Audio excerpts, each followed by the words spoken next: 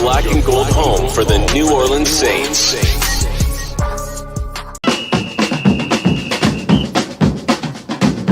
Who that say they gonna beat them Saints? Who that? Who that? Who that say they gonna beat them Saints? Who that?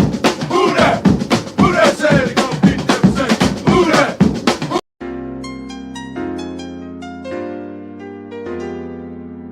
Yeah.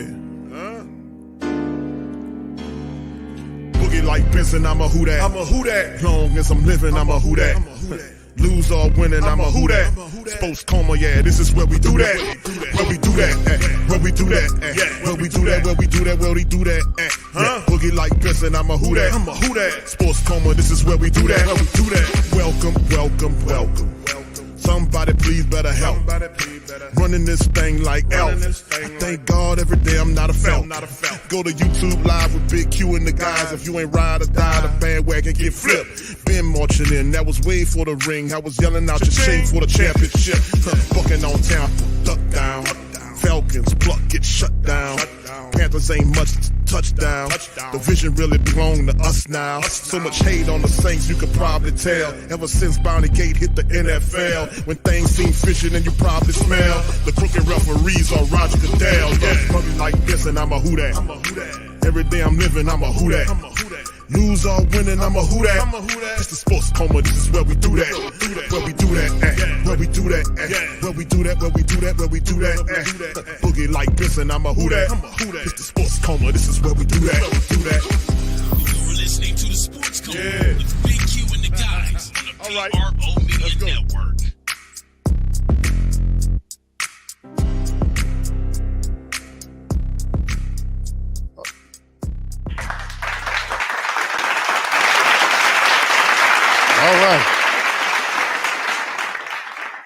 All right. Shout out to the mighty Who Dat Nation, man. We up in this thing, and it's almost game time, almost time for the game between the Saints and the Giants, man. It's going to be fun. It's going to be interesting all at the same time. Can the Saints show us something different? Could they show us some consistency, man, this time around in this matchup? The season is definitely before us. Can the Saints step up and seize the opportunity?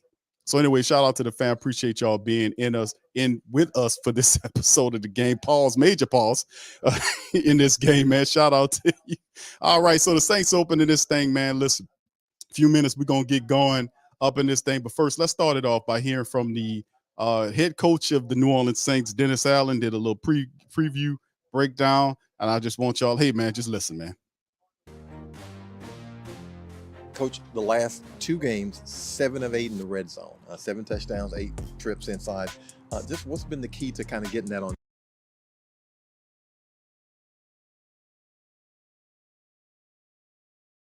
track?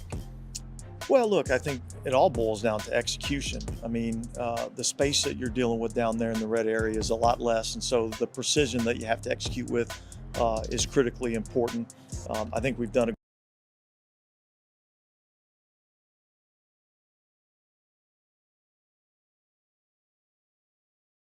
good job of running the football down there in the red area. And we've taken advantage of the passing opportunities that we've had. Certainly Jimmy's been a big part of helping us down there. We know this is obviously a next man up league. Didn't have Rashid Shaheed for a couple of weeks. Maybe Chris Olave a little bit dinged up, but how does it change an offense, I guess, to not have guys like that on the field? Well, look, I mean, I think anytime you're missing people of that caliber, it makes it challenging on whatever side of the ball that you're dealing with. And so, look, we're going to have some other guys step up. Guys that are going to have to fill in those roles are going to have to step up, and other guys playing other positions are going to have to step up.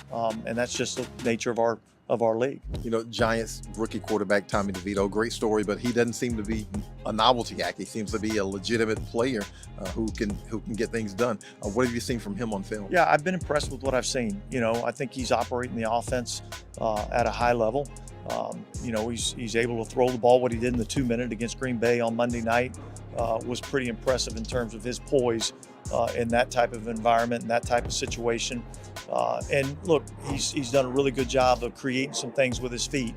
He's protected the ball over the last few weeks. So those are things that, with a rookie quarterback, that you have to stress and emphasize, and I think he's done a good job of doing those things. This is a game that has some implications. Obviously, you guys are 6-7, they're 5-8, but both teams kind of in the playoff hunt, scrambling.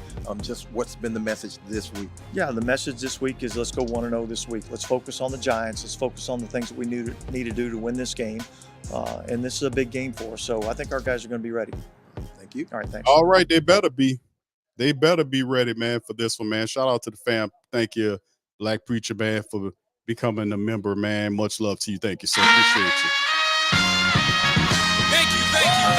Far too kind. And listen, man, and it definitely has implications. And we often talk about this, man. The Saints need this victory, bro. We don't need to lose any more matchups here, man, against anybody. 4 games remaining. We need them all. We want them all. A lot of family members said, Q, we good. We're going to chill. But I want that playoff, man. I want to be able to snap this 2-year playoff absence. We need to get over that, and we need to get over that lickety split. Anyway, let's move into the breakdown. Let's talk about some of the inactives for the matchups, or actually the actives or the call-ups that happened with the Saints. Saints announced roster moves.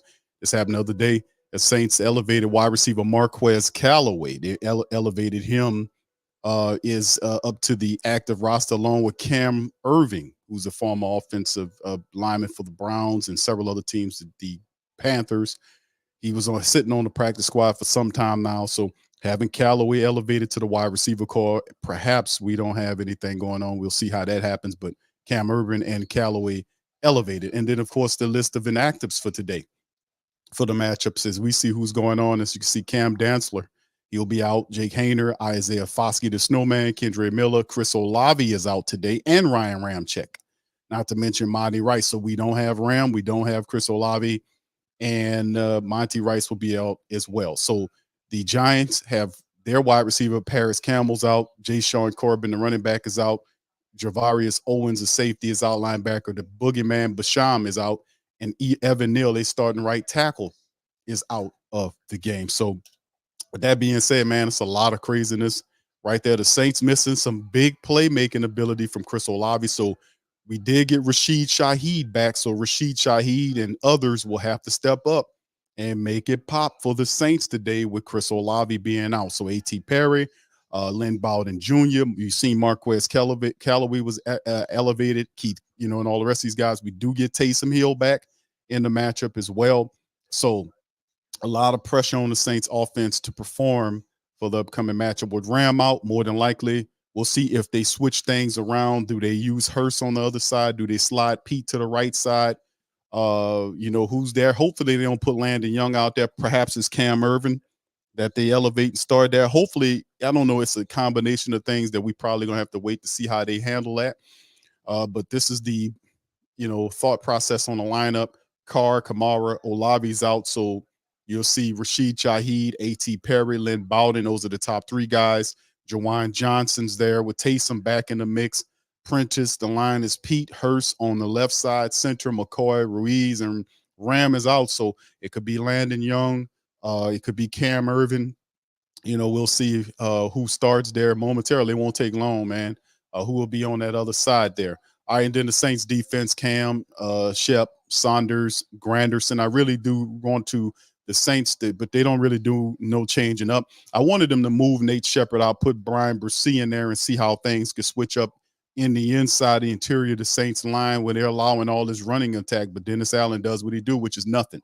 Pete Werner, Demario Davis, Nephi Sewell was elevated up to the 3rd linebacker position as Zach Bowen takes more of the backup special teams, situational pass rusher type, not situational because he's not going to be the 3rd guy in there. But, we'll see how all that handles going forward in the matchup. So Peyton Turner did get the call, and we'll see what's up with Peyton Turner because I know he came off the IR. But on the secondary, Paulson Adebo, Alante Taylor, Isaac Yiadom, Jordan Howden, and Tyrann Mathieu are the guys for the Saints. Now, before we get into the breakdown on the Detroit Lions, let's hear a little bit from their coach, man, because their coach was talking about what's going on because they do gain the big tight end Darren Waller back who killed the Saints when they played in the Raiders matchup. Here was what their guys had to say on the other side. Here we go. There today and see where everybody's at and talk about it after practice tomorrow morning, make some decisions. You know, how will you list Evan?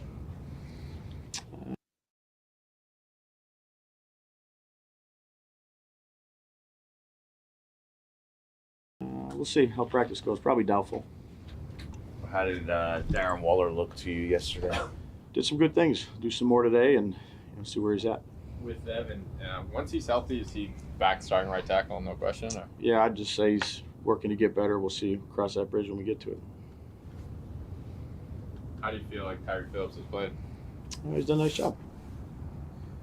Is there, how much benefit do you see to sticking with an offensive line when, you know, it has shown improvement, and this way, obviously, you know, continuity with an offensive line is something you guys talk about a lot? Yeah, I just say let's go out there and have a good day today and see where it goes. With Waller, are you leaning one way or the other in the optimism department about him for Sunday?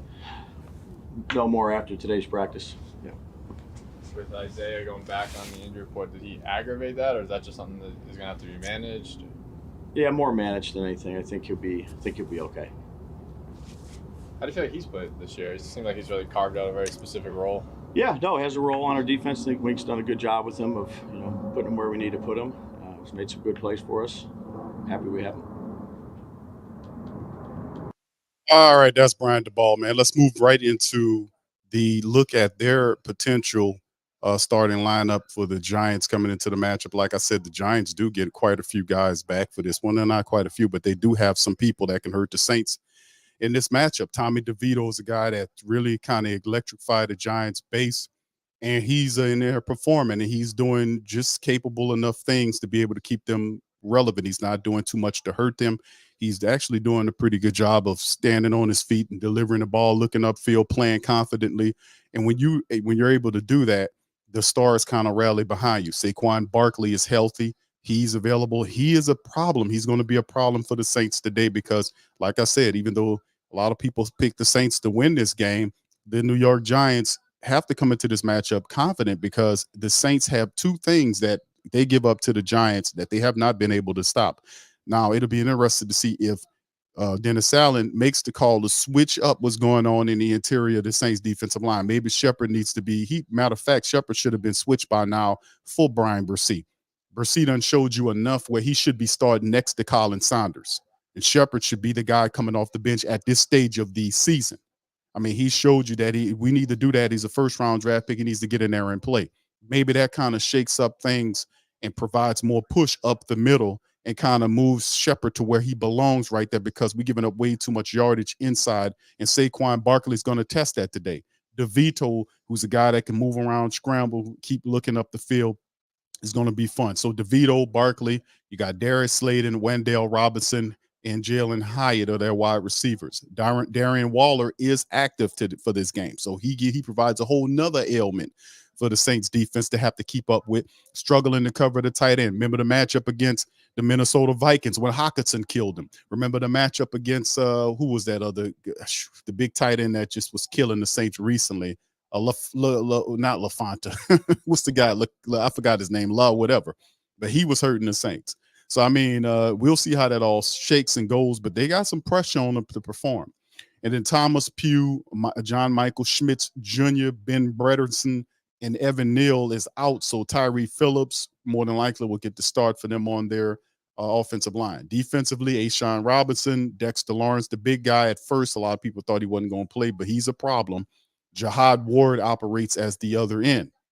Then you look at the linebackers, Will Ojulari, Okariki, hope I'm saying that right, Cam Brown, and Kayvon Thibodeau, who has like 11 and a half sacks on the season. So they're going to be setting him up in situations where they're going to try to be sending him in there to cause problems for the Carr. So Carr is going to have to get the ball out. He has to be more decisive. Perhaps he'll take shots up the field to kind of challenge the Giants secondary, who have Adoree Jackson, Deontay Banks, and Cordell Flott as the cornerbacks, and the Jason Pinnock and Xavier McKinney are the safeties for the team, with Bullock and Gillian as their specialist place kicker and the punter situation. So we'll see what goes on, man, as we get ready for this one, man. And hopefully And here we go with the hope, but hopefully the Saints could do something here, man, because we more than certainly, if we looking for playoff situation or we looking for an opportunity to move up and get a win in the building, the Saints need to handle their damn business tonight against today rather, against a Giants team that is really buzzing with excitement, man. And these are the type of teams we usually have problems with. So the Saints gonna have to take that, set the tone early on under this 3-and-out nonsense as we get ready to get going in the game. Black Preacher Man says, Q, why DA always see is a poor representation is our league. He says, always saying our league, he is a poor representation of the head coach in the NFL. His record speaks to that. And we'll see. He has this one game of 1-0 approach. It's very simplistic, and it helped them last week against the NFL's worst team. But the Giants feeling something, man. Their playoff lives are at stake. They are a team that is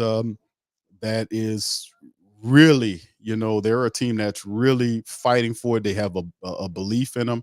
They have an energy around them, and they got and they're gaining some of their best players. They do have some of the better players back, like Darren Waller's. That presents a problem for the Saints defense. So the Giants offense is all based on how the young quarterback do today. But the reality at the end of the day, man, and this is not going to be as easy as we think. We did the Madden simulation earlier today, and here goes the kick by the Saints kicking off to the Giants. So the Saints kicking to the Giants from right to left, and it goes out the back of the end zone. So like they're showing clips of I'm about to say Tommy DeVito scrambling around, and he scrambles and makes plays. That's what he does with his feet. And you can't let him escape outside of the pocket, because when I was watching as much tape as I can watch on Tommy DeVito, and they do at times run DeVito out to one side of the field or the other, kind of make it simple for him to find people up the field.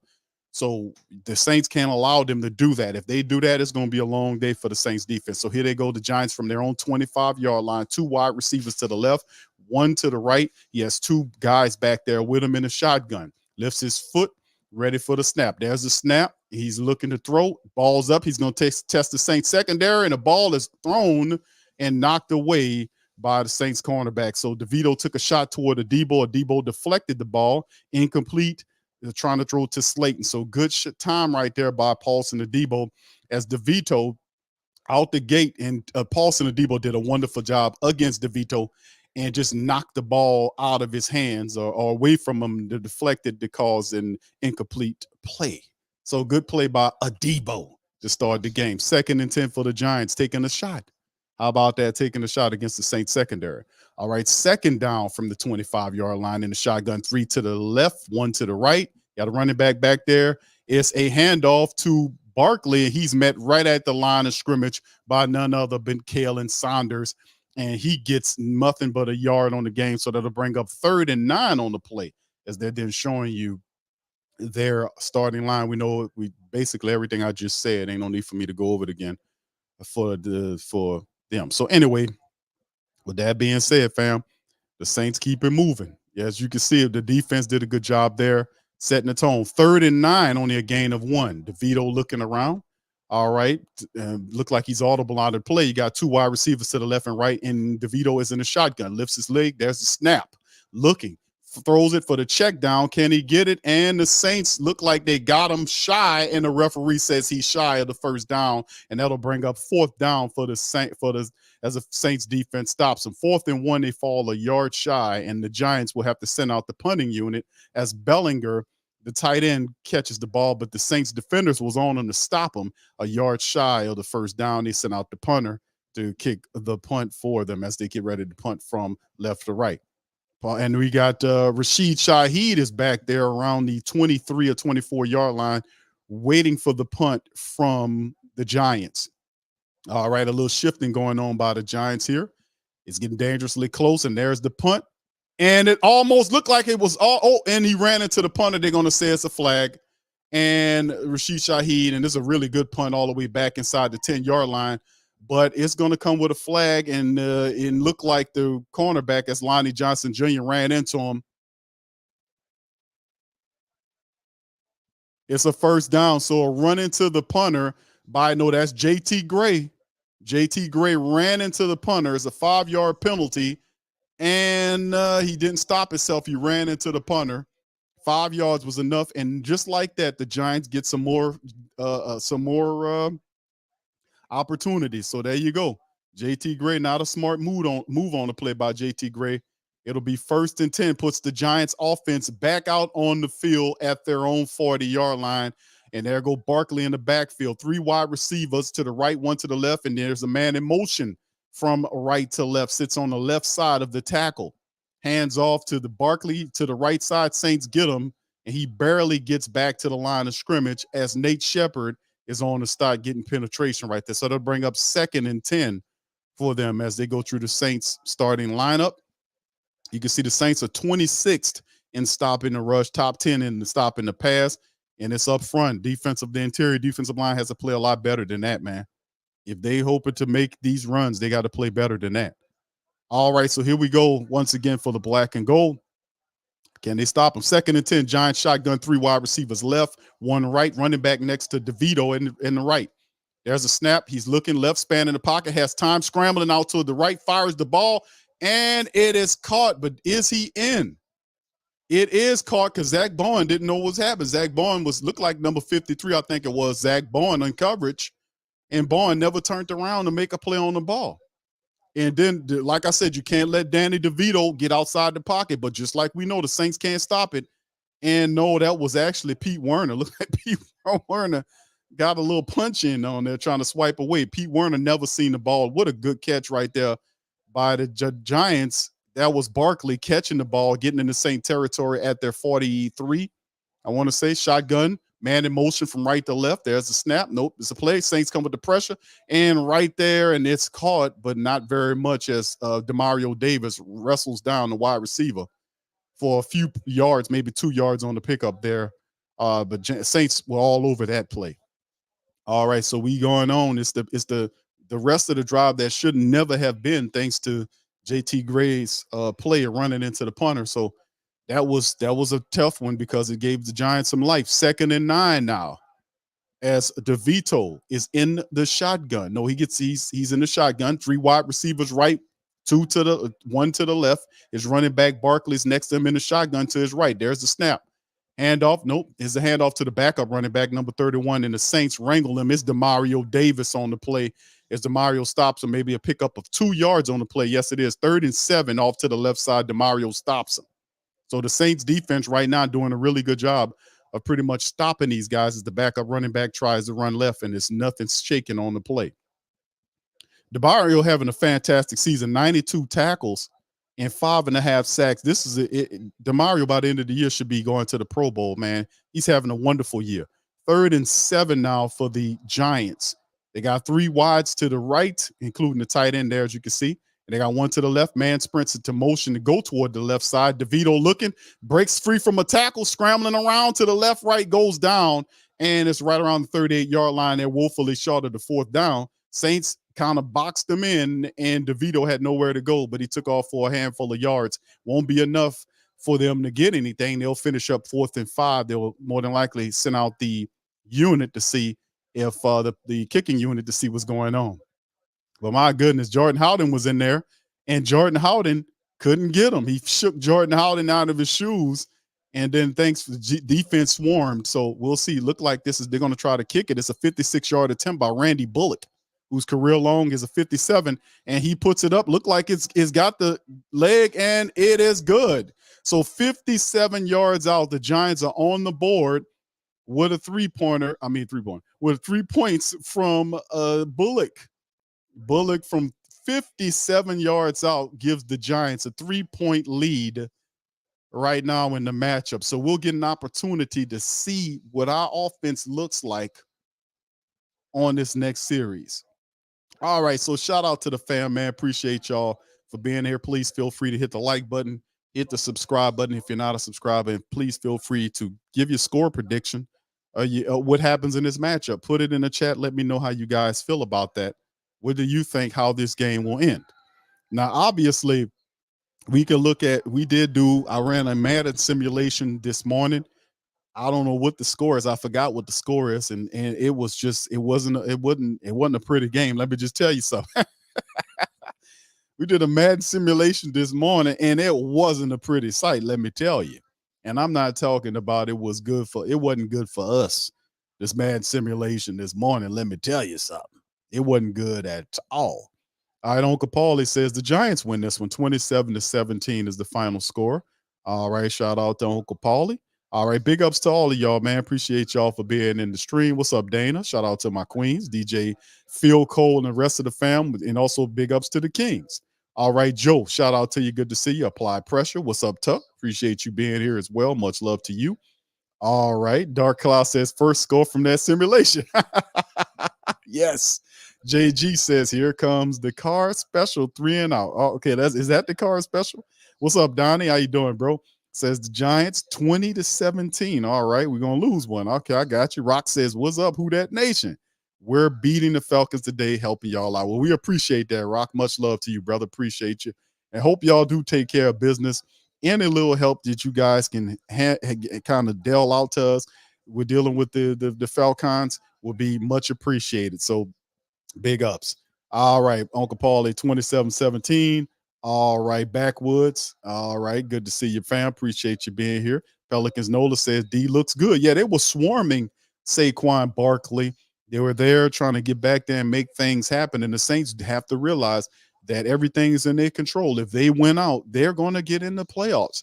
And it starts today. We don't want to lose anything. We have to win all of these games. So taking a week by week approach is a good mentality to doing it. Take care of business against the Giants this week. Short week against, the Rams on Thursday. Then we'll get an opportunity to rest up for Tampa Bay and then Atlanta. So this is going to be the season. As the kickoff and the ball retrieved from the 3-yard line, he trips down right around the 20-yard line. Who is that? Lynn Bowden Jr.? All right. So we'll see what happens, man, as they're showing a bad collage of Derek Carr, throwing the ball. And they showing one when he threw it to ATP. I thought they were about to show a bad collage, but they're showing him rolling out, making the throw to Jimmy Graham. And yeah, but the offense for the Saints, missing Chris Olave, he's out, and Ramczyk, their best offensive lineman, highest paid anyway. So we'll see how the Saints react to that. Shotgun for Carr, man in motion from left to right is number 18 is Keith Kirkwood. There's a snap. Carr throws it to Lynn Bowden, and right away the Giants defenders are on it, but he gains about 3 yards on the throw toward the left side to Lynn Bowden Jr. All right. So that's the first throw to kind of get Carr some rhythm going. Rams out. So the Saints have Pete, Hurst, McCoy, Ruiz, and Landon Young. I damn sure don't want to see Landon Young there, man, on that right side. My goodness, man. My goodness, Landon Young. All right, Kamara, Shaheed, A.T. Perry, and Taysom Hill, along with Jawan Johnson there.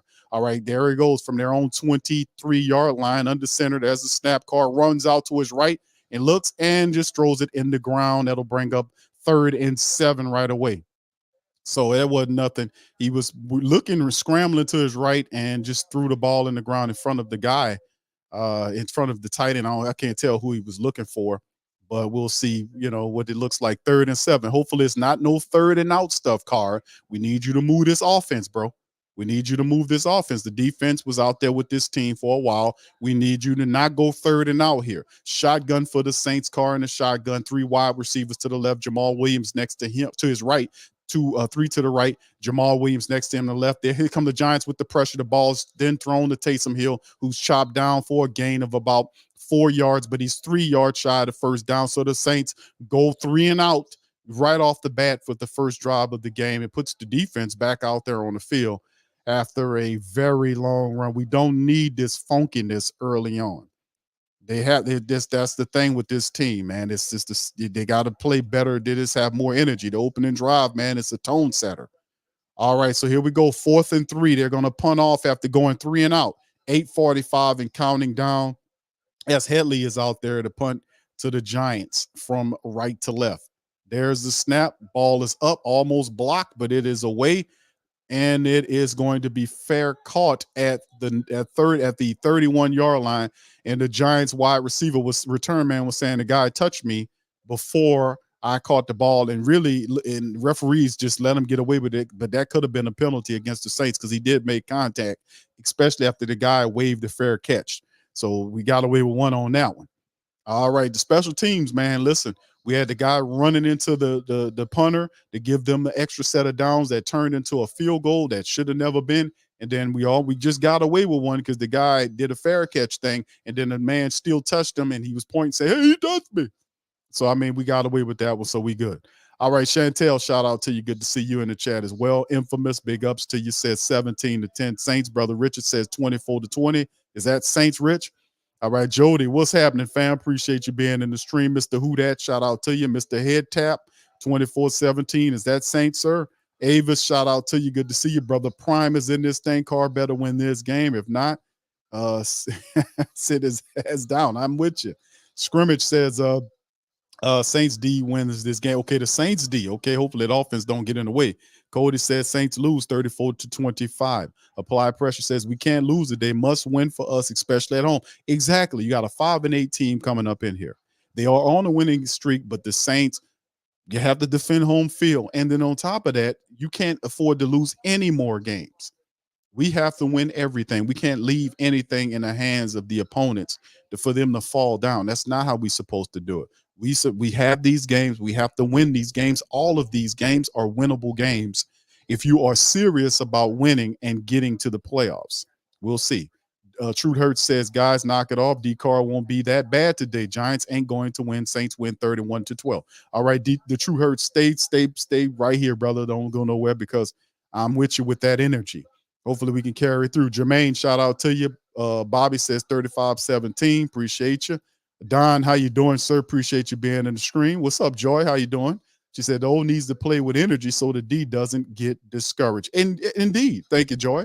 Tim says everybody keep talking about the Saints picking the QB in round 1 this year because Carr costing too much. But that youngster can sit a year to get ready. I don't see him doing it, my brother. Maybe they do. Me personally, I don't think they do because it looks bad for you to draft a quarterback with a first-round pick after spending $150-something million on and paying a guy $30 million a year the very next year. So he don't want to give Carr any more pressure over his shoulder to be looking at when people start booing and calling for the young quarterback to come in the game. Dennis Allen will not do that. All right, just a second as we get going. The Giants open up from their own 32-yard line. DeVito's under center. 3 guys to the left, 1 to the right. It's a play action. Saints coming with the blitz. They get him, and he goes down on the ground. It's Demario Davis with the sack on the blitz. Demario gets him down. You could tell it's going to be a wonderful day for Demario Davis. That's 6 sacks for Demario. He was able to get right there and bring DeVito down with the sack. Great play as the Saints get pressure and Demario gets the young quarterback on the ground. So Demario, man, 5.5. That's now 6.5 sacks for Demario Davis. I think he's tied with Carl Granderson. Shotgun for the Giants after losing about 8 yards on the play. DeVito in the shotgun. There's the snap. Ball quickly is batted down at the line of scrimmage by Big Kalen Saunders. It'll bring up 3rd and 18 as the Saints defense is ready to play. Colin Sanders bats the ball down from Danny DeVito at the line. Tommy DeVito. If Danny DeVito is out there, we got problems. They got problems. He gets it batted down by Kalen Saunders, and that'll bring up 3rd and 18 for the Saints against the Giants. All right, so good play by the Saints defense. A sack that knocked them 8 yards back, then a batted down ball. 3 wide receivers left, 2 to the right, 5 of them out there. In the shotgun is DeVito. He passes it, and the Saints get him down. It's a gain about 4 or 5 yards, not much pop, and the defense gets them 3 and out really easy behind the energy of Demario Davis. It's going to be a good day for Demario. Brent says, Carr checking down into the ground. Come on, man. Win, lose. Who that? Thank you, bro. Appreciate you for the super chat. Thank you very much. Picking me up and bringing me back to this world. All right, appreciate that, Brent. Here is the Giants. After the Saints defense forced them out, they picked up 4. Here's the punt unit. The ball is away, and it'll be received right around the 18. Bobbled. He grabs it, runs, picks up to the 25 down to the 32-yard line. Is Rashid Shaheed. So the Saints will start off at the 32-yard line after the commercial break. All right, so there you go. So the Saints defense did what they supposed to do. Yeah, if they got Danny DeVito back there, boy, they got problems. But the Saints defense might make Tommy DeVito look like Danny DeVito back there. Let me tell you, the way they playing early on, that defense is doing a hell of a job. All right, 504 Coach says, Q, when they asked D about Ram, he said the knee wasn't an issue, but we in a must-win situation, and he not in the field. What's going on? The truth is, bro, that knee, Ramczyk been dealing with that knee for a while now, bro. that is one of the reasons why his players suffered and why he just don't look the same like he was prior to getting paid. He been dealing with those issues, nagging issues, especially that knee for a while now. And that's why I was talking to the Saints. Is Ram really worth that kind of money right now, how he's playing? And I would say no. We got to, something has to be done in terms of that big old contract. And plus, we need to have Ram, on the plan where you protecting the blind side of the quarterback. Saints got a lot of issues offensive line coming up in the future. Hurst, Pete are free agents. Ramczyk appears to be deteriorating. He's constant knee issues. He needs rest with the knee and all that, so it's problematic. Um, it's a lot of stuff going on. We do have Nick Saldiveri. They drafted in the 4th round this year. I don't know where he fits, but at the end of the day, the Saints really need to kind of delegate resources and improving that line, that offensive line. Now, they wasted, I ain't gonna say they wasted, but they put a pickup on Trevor Penning, and Penning can't even play. And I'm like, damn, if anything, the right tackle position, wouldn't that be a good time to put Penning over there at the right tackle position when Ram can't play? That's really what Penning is supposed to be playing anyway, is the right tackle position, and Ram's supposed to be on the left side. They just do everything half-assed. That's why these results look like this. And then they know they're supposed to do that, and they stubbornly stick to it, and then they get their ass and their teeth kicked in, and then they sit up here and then complain about injuries at the end of the year. No, you doing stupid stuff with the personnel. Ram should have been moved to the left side, to the blind side position. That's the money position, and Penning should be the right tackle. But we're going to put Landon Young in there over Trevor Penning, and Landon Young gets beat all the time. Penning is a 1st-round draft pick, and Bullock, the kicker, is now walking out. He has some type of issue. Bullock looked like he should be the fullback, boy. He looked like he got a lot of weight. All right, so there you go. They pick up the run and nothing popping on the play as the Saints hand the ball off to Alvin Kamara, and it goes nowhere. So Bullock kicked it, and he pulled something. Bullock looked overweight, man. Overweight bad, man. He wearing number 46. You would think that dude was the fullback. But I think they got Graham Gano who was hurt, so that could be a problem if their kicker can't go on for the rest of the game. All right, so here we go. Carr's under center from the Saints 32-yard line. You got 2 guys to the left and right. Running back is Alvin Kamara waiting for the ball. It's a play action. Carr looking straight down the field and turns and fires it to Foster Monroe, who slips down, and maybe a gain about 4 or 5 on the play that'll bring up 3rd and 4 for the Saints as he fires right to Foster Monroe. 6:14 and counting down for the team. All right. So anyway, we'll see what's going on there, man. That could be problematic. That could be problematic if they lose their kicker right there. So we'll see what they do. All right. What's up, Bambino? Shout out to you, fam. Appreciate you being in the chat. All right. Here's a shotgun from the Saints now from their own 36-yard line. Man in motion is Bowden. He goes back to where he came from. 3 wide receivers left, 1 right. There's the snap out of the shotgun. Carr has time. Checks it down to Kamara. Kamara picks up the first down, gets slammed down about a yard past the first down. Actually, it's Rashid Shaheed gets slammed down on the play. So the ball fired to Rashid Shaheed, who was cutting right across of the vision of Carr. Carr puts it right on him. Nice pass by Carr. And Rashid gets slammed down ahead of a yard past the first down. First down, black and gold. 1st and 10. Carr right now 4-5 for 17 yards thus far for the team. All right, here we go in the shotgun. They got 2 to the right, 1 left. Man in motion from right to left.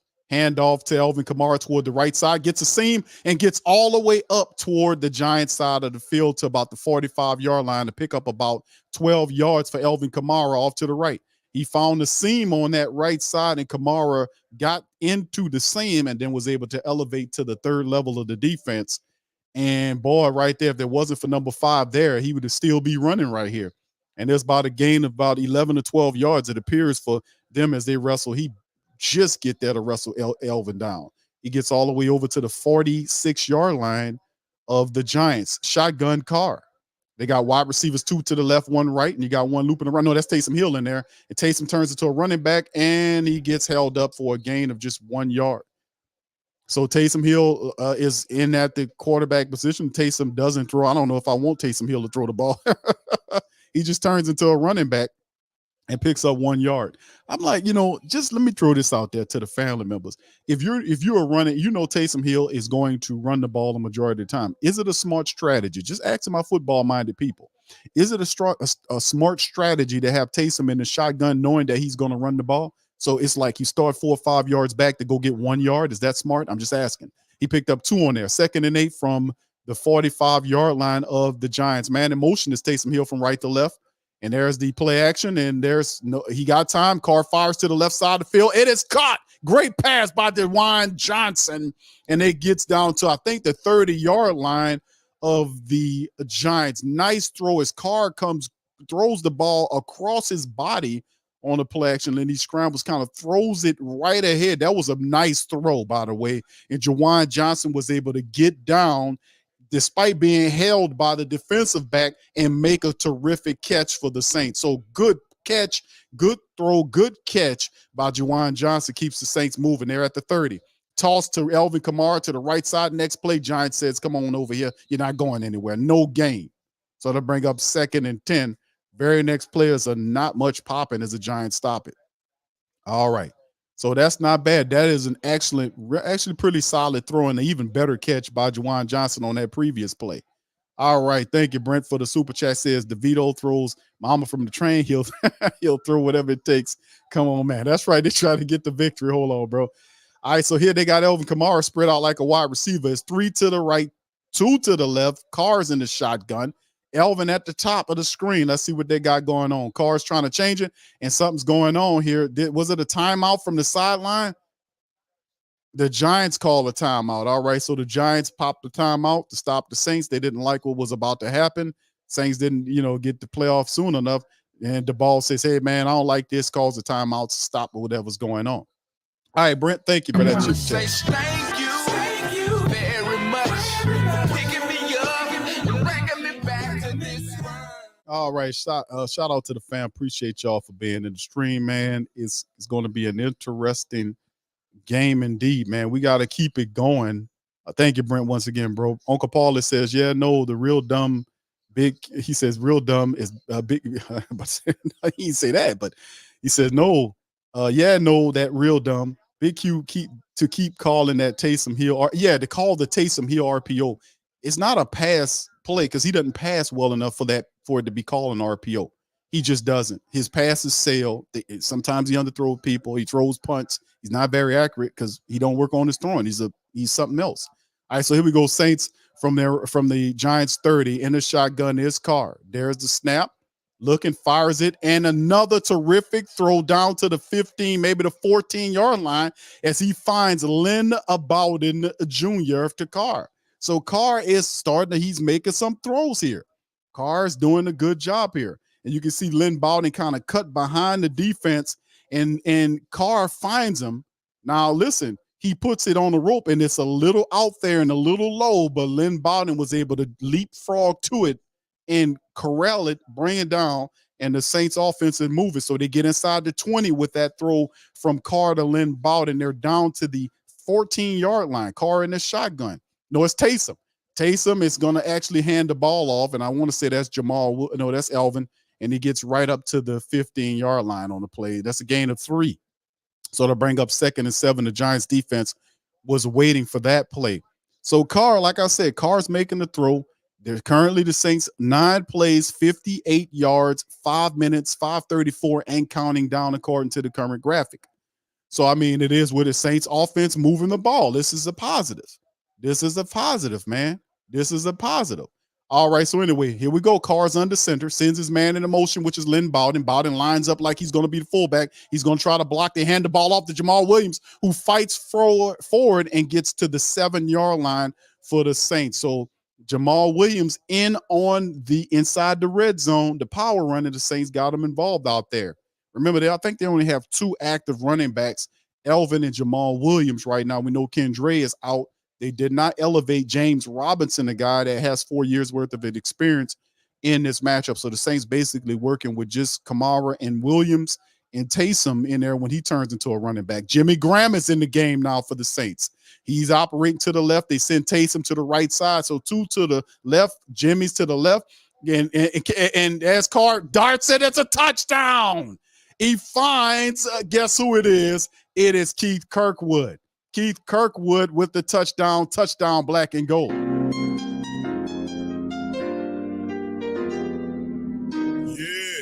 huh? Boogie like Benson, I'm a who that. I'm a who that. Long as I'm living, I'm a who that. I'm a who that. Lose or winning, I'm a who that. I'm a who that. Post coma, yeah, this is where we do that. Where we do that. Where we do that. Where we do that. Where we do that. Where we do that.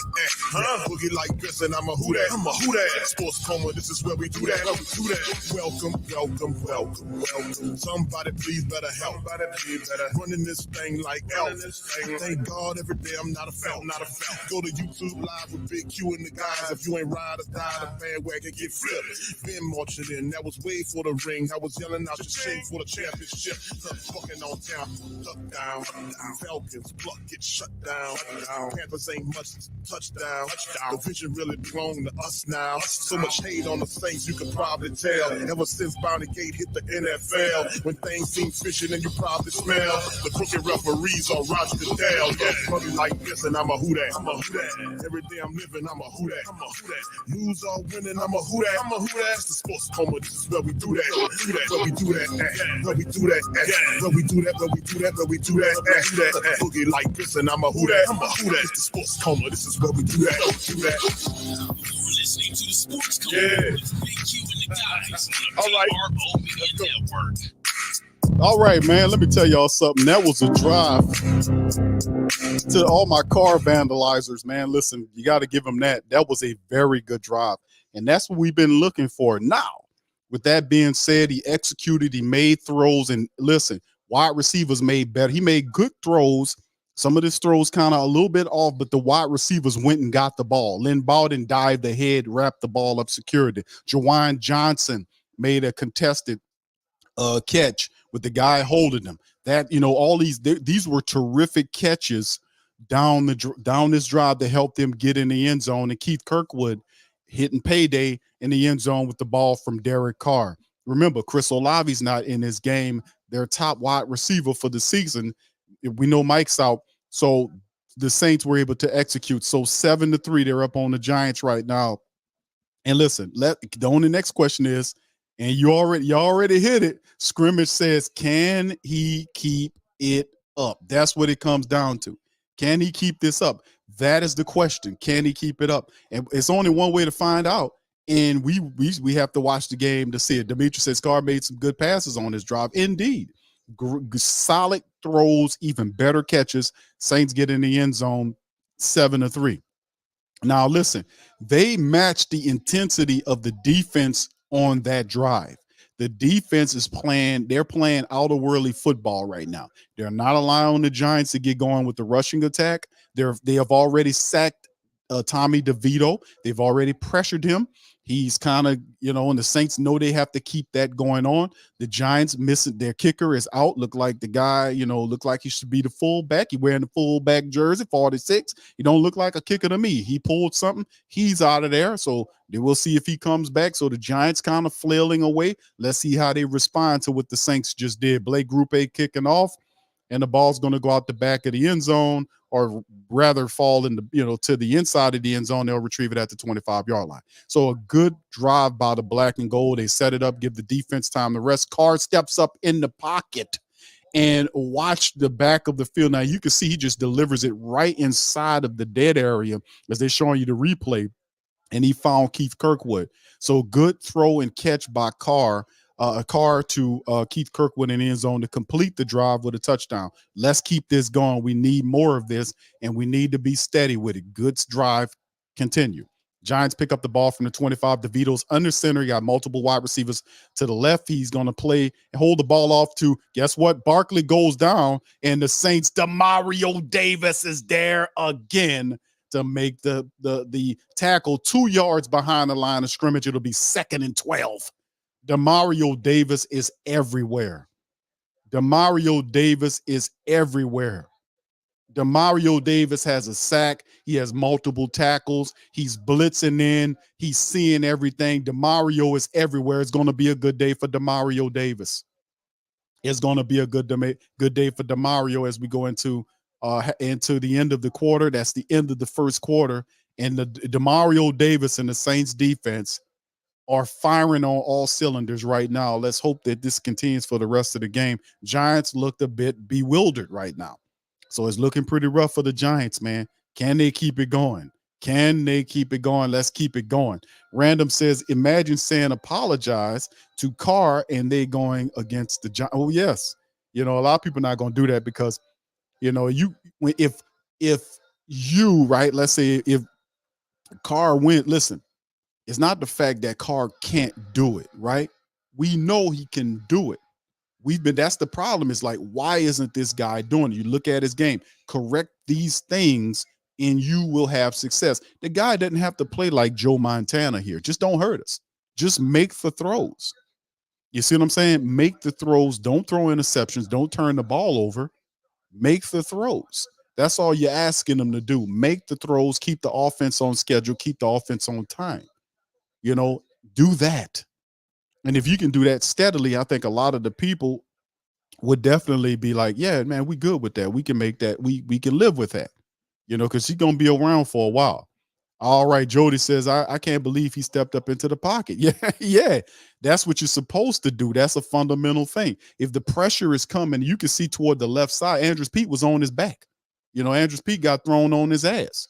So Carr stepped up into the pocket, kept his eyes downfield and made the throw behind the defenders and was able to find the soft spot in the defense to make the touchdown. That was what he was supposed to do. That's what the quarterback is supposed to do. Uncle Who says a little under the weather today, so I'm living vicariously through you today, Big Q. All right. Let's hope I will say it gives us a good game and a win. Shout out to you, Uncle Who. Hope you feel better, my brother. Shout out to you, my man. 504 Cole says complimentary football. Good job, Saints. Yeah, update now. Sir William says Saints 20. All right, he got update 28-24. All right, thank you. All right, appreciate it, Tom. Said DeMario is a madman out there playing good. I want to say thank you very much. Picking me up and bringing me back to this world. Yeah, he playing good, man. You got to give him credit when credit is due. You got to give him credit. And when they're not handling business, then you lay them out. But you got to give him credit when credit is due. And this is what we want to be. He needs to be consistent. This is the thing if you're going to be a pro quarterback. All right, here we go. The Giants picking up from the 23-yard line, man in motion from right to left, circles around the quarterback, heads back to where he comes from. DeVito stands in the pocket, delivers the throw to about the 31-yard line, and Isaac Yiadom is there to get him down. It'll bring up fourth down. He's shy of the first down. Actually, it's a 3rd and 12 right there on the play. And there you go. So I just think a lot of stuff that we're seeing with the Saints defense right now, the Saints defense looking really good. The Saints offense feeding off the energy of the defense. As long as they do this, they should be able to just kind of push on through. Because really, like I said, the Saints should beat the Giants. But we'll see. There's still a lot of game left to be played. DeVito's in the shotgun, 3 wide receivers to the right, 1 to the left, running back there by him to his left. There's a snap. Saints coming with the pressure, and they get him again. He goes down. Who is that? Nate Shepard? I want to say no. It is Nate Shepard. No, it's Passanio. Passanio is back there with the sack. So Passanio gets in there and gets DeVito right there again. He's lined up like a tackle, and boy, Passanio was able to push through his guy, Justin Pugh, or on that play they should call him PU, because that blocking sucked. And then of course Passanio does the gesture, the Godfather gesture. All right, man. Oh, hey, listen, bro, I'm part Italian over here, man. So all right, there's the punt, and it'll be fair caught right around the 32 or the 33-yard line by Rashid Shaheed on the play. All right, so there you go. So the Saints getting after it. That's multiple sacks of young DeVito already in the game. The Saints defense are swarming. Can the Saints offense keep this going, man? Let me tell you. Can they keep this going? Indeed. Yeah, Aaron says, all gas. Yeah, the Saints is fired up. The defense, the Mario Davis and the defense is going crazy out there. Let's see if they're completely flustered. All right, so here's Carr picking up from the Saints 32-yard line. Sends a man in motion from left to right.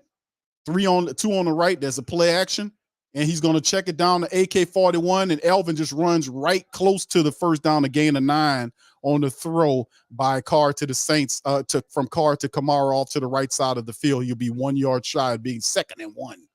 All right, then they flash forward to the Tampa Bay game. Tampa Bay right now is up on the Green Bay Packers 10-7 in the game. Of course, we want Green Bay to beat Tampa Bay. We want Carolina to help us out with Atlanta. That'll help us out. The Saints got to help themselves out. They got to win today. And by this energy, if they can maintain this, we'll be all right. Carr kind of bringing people in. Carr pointing to his helmet saying he can't hear no play. So time is kind of working down, and Carr saying he needs a play. He must have got it because he's going to the line and he's calling it. He breaks the huddle with 16 seconds remaining. 2nd and 1 for the Saints. Should just be a simple running play just to get the first down if there's any confusion. Carr's under center. It's going to be a run. Hands it to Kamara toward the left. Kamara moves toward the inside and toward the right and picked up not only the 1, but another 6 or 7 yards as he gets right around the 48-yard line, close to midfield. Nice play by AK-41. Hands the ball off. Elvin was going left and went center and cut back toward the right with a little jump cut, little move there, and they tackle him. And he picked up more than enough to keep the Saints going. 1st and 10 as they get down to the 48-yard line around there. So the Saints offense right now look like they've catching the energy from the defense. Kamara with a nice run. All right, here go Carr. It's under center. Man in motion here for the black and gold from left to right. There's a handoff to Kamara to the center side of it. Runs. It gets into the Giant side of things all the way down to their 48 or 47-yard line to pick up about 3 or 4 yards. They're saying 3. It'll bring up 2nd and 7 with Kamara with the run up the center.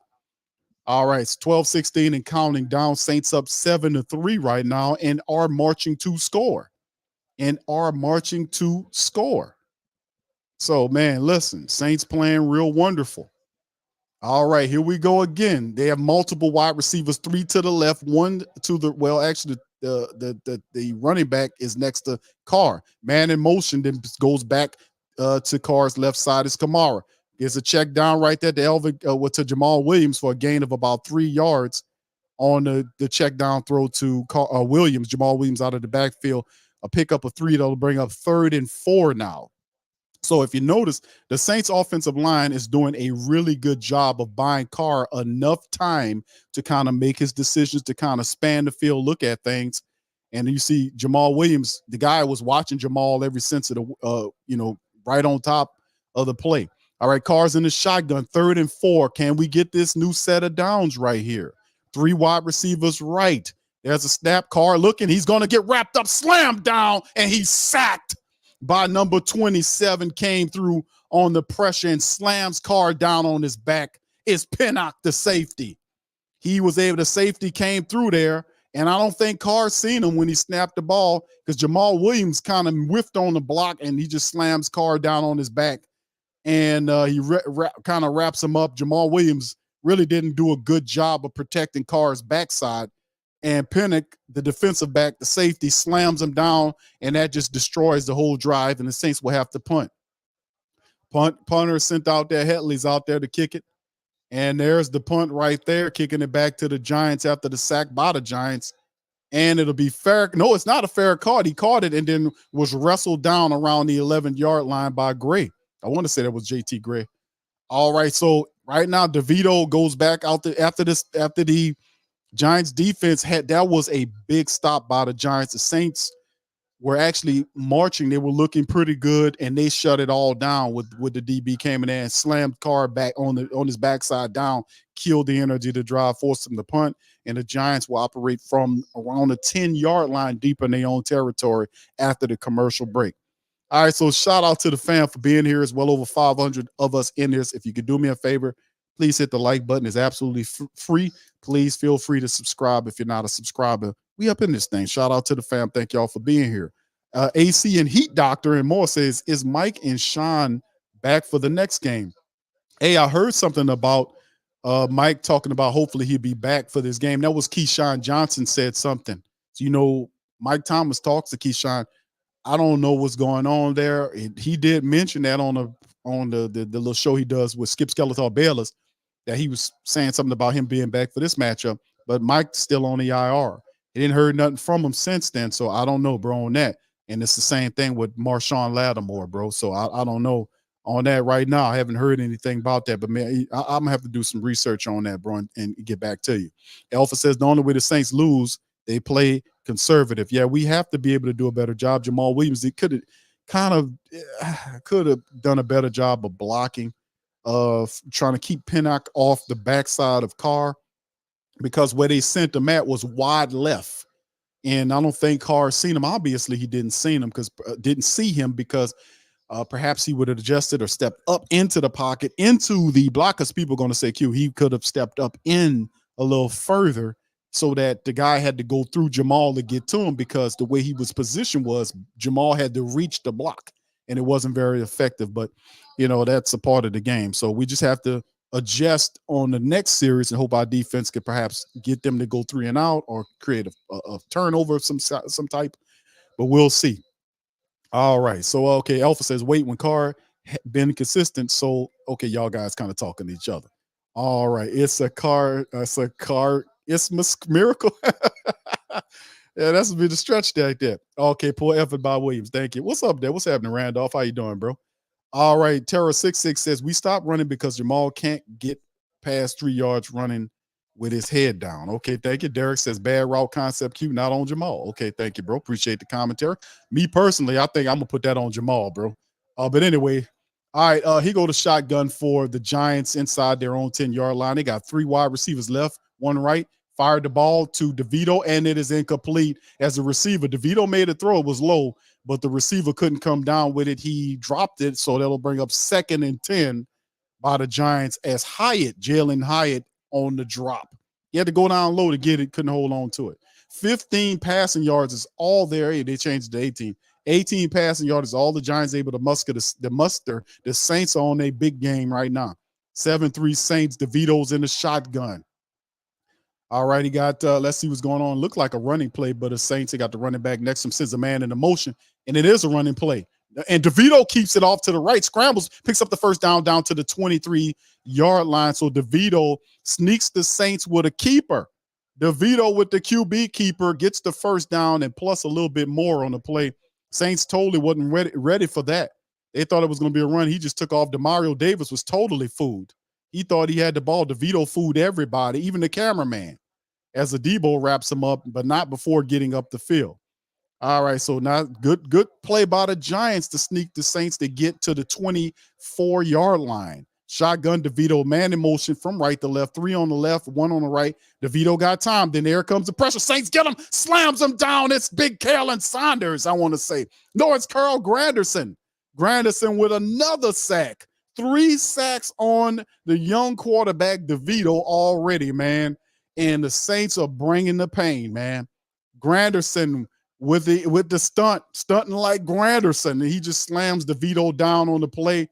And there it is. Saints multiple sacks on the Giants quarterback, the young undrafted rookie early on. It's the Saints bringing the hell. They bringing the pain. With that play, that just kind of neutralized the little run right there, 2nd and 18. In the shotgun is DeVito. 3 to the left, and he got a couple of them to the right. They fire down. There's a flag down on the play right away as the Saints gang tackle Barkley, and he's severely shy of the first down. But let's see what the flag is by the officials. Flag came out right after the ball was thrown, so it's more than likely going to be on the Giants. It's against the Giants. Referee points at the Giants, and he's going to give us the call, but it's against the Giants, whatever it is.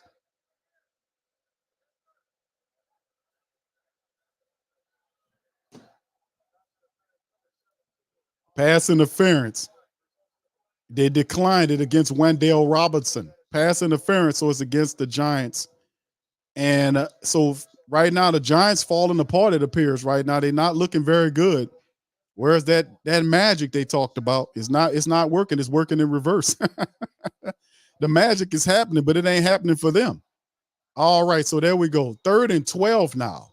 For the Giants now. DeVito in the shotgun, 3 to the right, 1 to the left. There's the snap. Saints coming with the pressure. Ball quickly out, and it's caught by number 12. He's still on his feet. Breaks a tackle down to the 50, slides down inside the Saints side of the field for a gain of about 4 to the Saints 47-yard line. Is Big Darren Waller. It's Darren Waller, the big tight end, got behind the Saints defense. Saints was sending the pressure.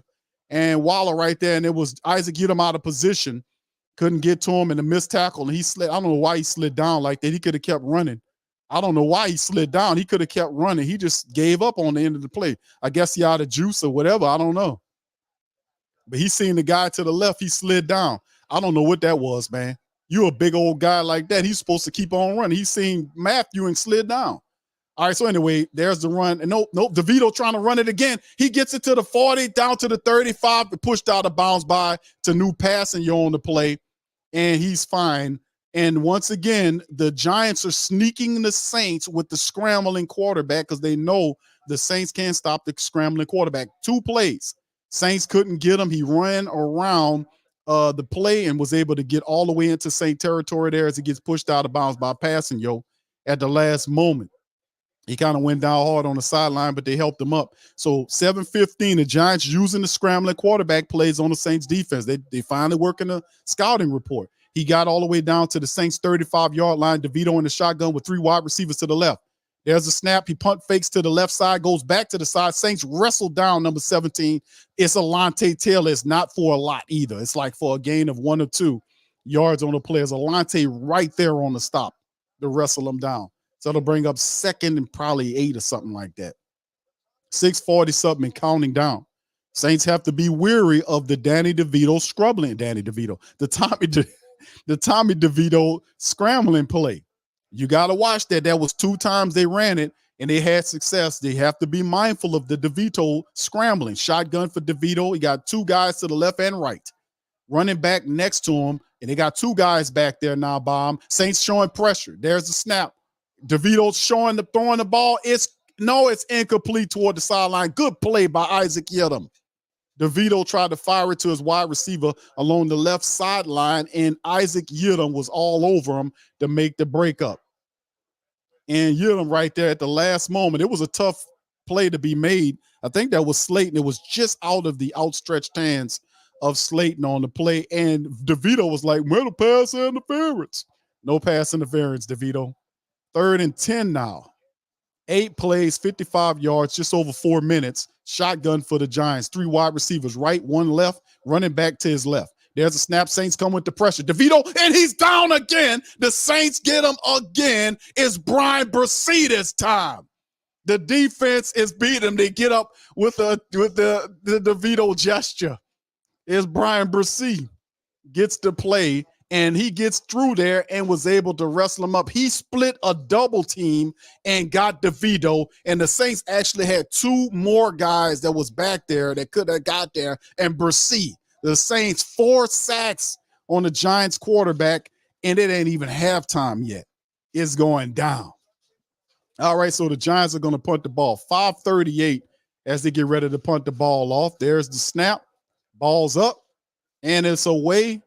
And it's a fair catch right there by Rashid Shaheed at the Saints 14-yard line. So everybody, passing was back there. Pete Werner was coming. Breesy got to him first and dragged him down on the play.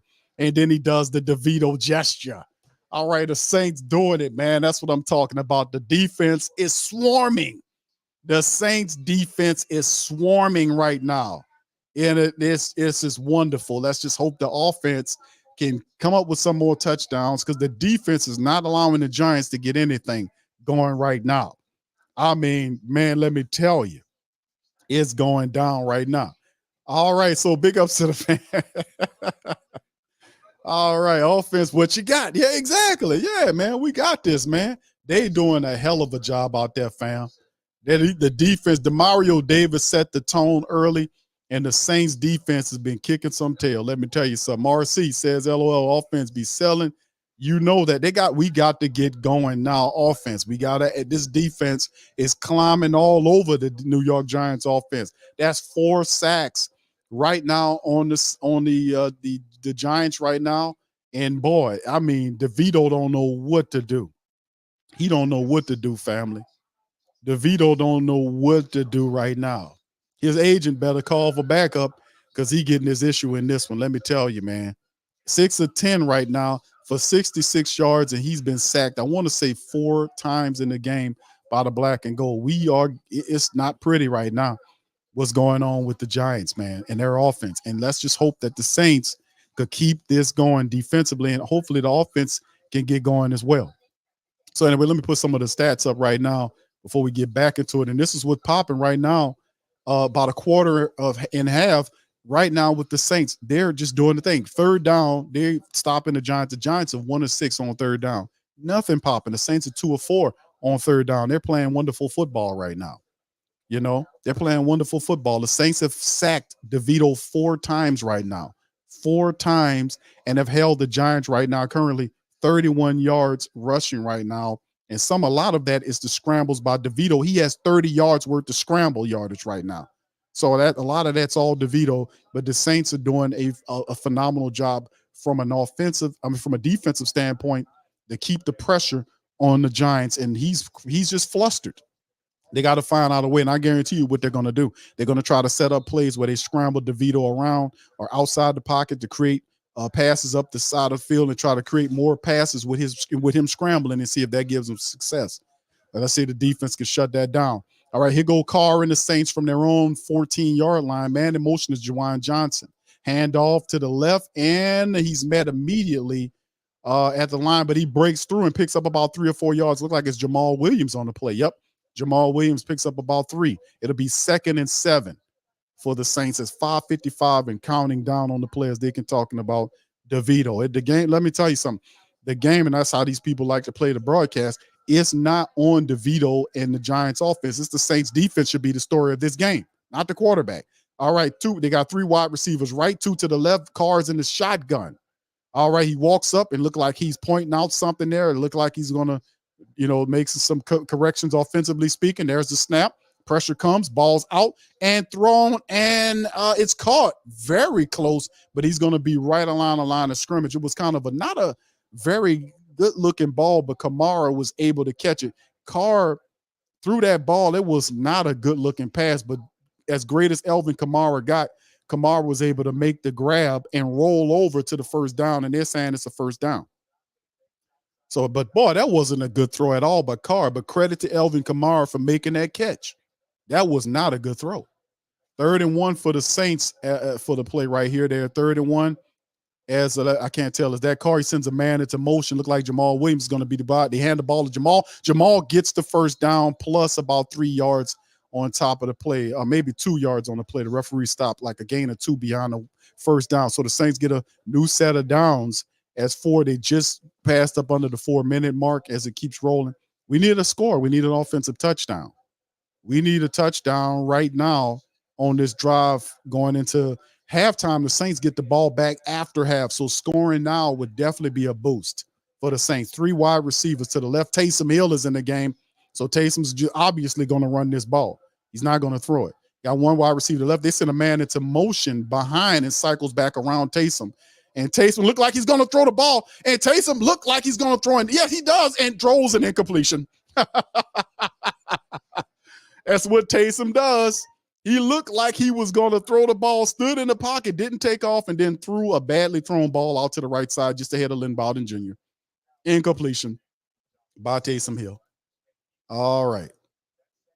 Oh, there you go. 2nd and 10 now for the Saints right there after the play with Taysom in there. Oh, you think I can't throw the ball, Q? I heard what you said. Now watch it. Oh, never mind. All right, so here we go. Saints, multiple receivers to the left side of formation. Man in motion from left to right, makes 2 against 2, opposite side. 2 on 1, 2 on left. And there's a shotgun by Carr, and there's a flag down on the play. It looked like it might be. Is it against the Saints? Let's see what it is. Usually when that happens, it's a timeout. All right, by the Giants. No, the Saints call a timeout and stop the play before they can get it off. So that's a timeout by the black and gold, no penalty. All right. Yeah, you seen that, fam? Yeah, man. We don't just be whistling Dixie over here, fam, right? You know what I'm saying, fam? Taysom Hill in the pocket. Taysom looking like he gonna throw the ball. Taysom looking downfield. Dang, he checks it down a yard or 2 ahead of the. Oh, okay, never mind. Yeah, Taysom has to work on that, man. It's like he's a runner all of the time. His accuracy is not that good, man, as a quarterback. All right, Carr's in there at the shotgun. Kamara to his right. You got multiple receivers on both sides of the formation. The Giants are showing blitz. Carr sees it and points it out. There's the blitz is coming. Carr has time and then throws the ball. I don't understand. Carr, you've seen a guy showed blitz, and then he's the same guy that showed blitz that he's seen. Still, he allows him to get in there and gets it. See, that's when you're supposed to. You see, he was showing you what he was doing, bro. You were supposed to. My goodness. And it's just, I don't know what was that, man. Elvin went up there like he was going to try to block him. It was all busted to hell. And then it's a grounding play. They're saying it's a grounding play. So they're looking at it as a possible grinding. Carr is trying to say, hey, man, I was trying to throw the ball. So I don't think it was a grounding. I think he was trying to throw the ball and the guy hit him. So anyway, yeah, that Carr seen the blitz and it just all busted to hell, man. You can see Kamara was trying to get there, but the lineman got pushed back into his face. He couldn't get to the guy he was supposed to cover on the play. He was trying to get to him. All right, 3 wide receivers left, 1 right. There's the throat. It's just a check down, the screen down the field, and the Saints just shy of the first down. And looked like, was that a flag? Another flag down late. So we're starting to get a little sloppy here, 3rd and 22. And I think Lynn Bowden was the guy that was able to make the play, but he didn't get enough, and it's holding against the Saints. It's holding, but it's declined by the Giants, and that'll because it's turnover. Not turnover. That's 4th down. It's 4th down, so that wasn't a very good offensive series by the Saints. So that's what we talk about with being consistent. And you can see there's the throw to Lynn Bowden. He got behind his blockers, and right there they're saying by Juwan Johnson throwing the guy down, but it don't make a difference because the Saints didn't really do anything. They didn't get the first down anyway. So 4th and 11 after the penalty there. And there's some switching going on for the Saints there before the punt. And there's the punt. It's up by Hetley toward the center of the field, and it'll be received at around the 27-yard line. He gets to the 35 to the 40-yard line, and they'll pick up from there a return man around the 40, maybe the 39 to 40-yard line of the Giants. All right, DeVito march out there. This is just under 3 minutes left to go in the game. There's still plenty of time in this contest for the Giants to catch something. And the Saints offense, once again, kind of die off. They had a hot drive and they died off again. So that's one of the things that we often talk about in these type of matchups. It's like, okay, the consistency is a big factor in winning things, and let's see if the defense is playing very, very consistently, but the offense is something that we got to watch out for. The offense has to do a better job here. All right, so anyway, the Saints punt off to the Giants, and right after the commercial break, we'll get back to it. Gundam says Carr's just freaking awesome, atrocious. What you're watching is just straight up inconsistency. That's just what it is. Like you flash and then it just disappears. You flash and you disappear. That's just how it's been with the Saints offense this entire season. And until that goes away, I can't foresee them having extended success playing like that. I mean, you're gonna either play football or you're not. It's just that's the weirdness of the Saints offense over. That's why the frustration is so high, is because these guys, you can see what they can do when they do what they do, but then it's so far in between than what you would want to act, to how they want to do it. The defense can play consistently, but the offense is so radically inconsistent. That's where the frustration kind of hits you. Sean says Saints offense keep them people in the damn game. They are keeping them in the game. And remember, that's what I was saying. If the Saints offense gets going and they are at least able to get upfield and get a field goal, at the very least get a field goal, get something out of it. Wasting time and not getting nothing out of it doesn't help the Saints unless they're very far ahead. They're not really doing that. They punting the ball. They funky. They punt the ball off to the Giants, and the DeVito them need to do a handful of things to get back into this contest. So we'll see how it all apps. But the defense is really playing really well. If the defense can keep this up, we might be all right. But we still need the offense to give us at least 2 more touchdowns in this matchup. They need at least 2 more touchdowns. All right, Dr. Drew says Carr knockers. No, that's why people are frustrated. He gives you this and then pulls it back. Terribly. This the whole year has been the same way. Funky, stanky inconsistentness. That's how it is. All right, but the Saints haven't been, in terms of this game, they've been very consistent. All right, so DeVito's in the shotgun from the Giants' own 40-yard line, sends a man in the motion from left to right, and there's a snap. He looks left, fires center, and the ball is incomplete. Good play, as Isaac Yiadom was right there in the vicinity, making it difficult for him to get the ball. So like I said, they're pumping. The Giants market right now is on fire. It's the largest market in the country in terms of media. Los Angeles is second, so they're going to kind of cater to the Giants market. The Giants market is very large. The New York market is the biggest in the country.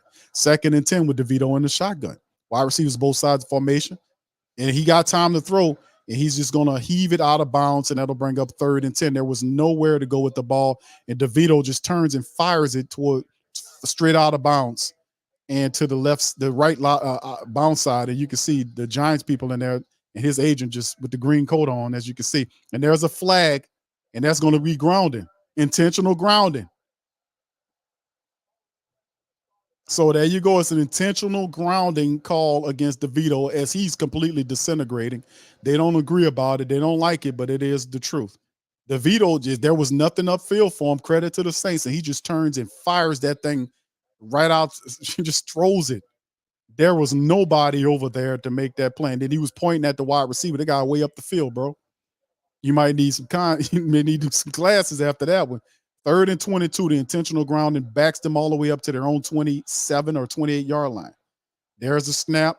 Looking, the Saints coming with the pressure. DeVito has time, and he's just going to check it down. And boy, Alontae Taylor blew up that tight end back there for a gain of 4 yards or so. But boy, he got blown up. Alontae Taylor steamrolled the guy. There's a flag down, and they're pointing at the Saints. They're saying it's a flag down on the play. They want to, is it against Alontae Taylor? And they want to say it's helmet to helmet. Is that what's going on?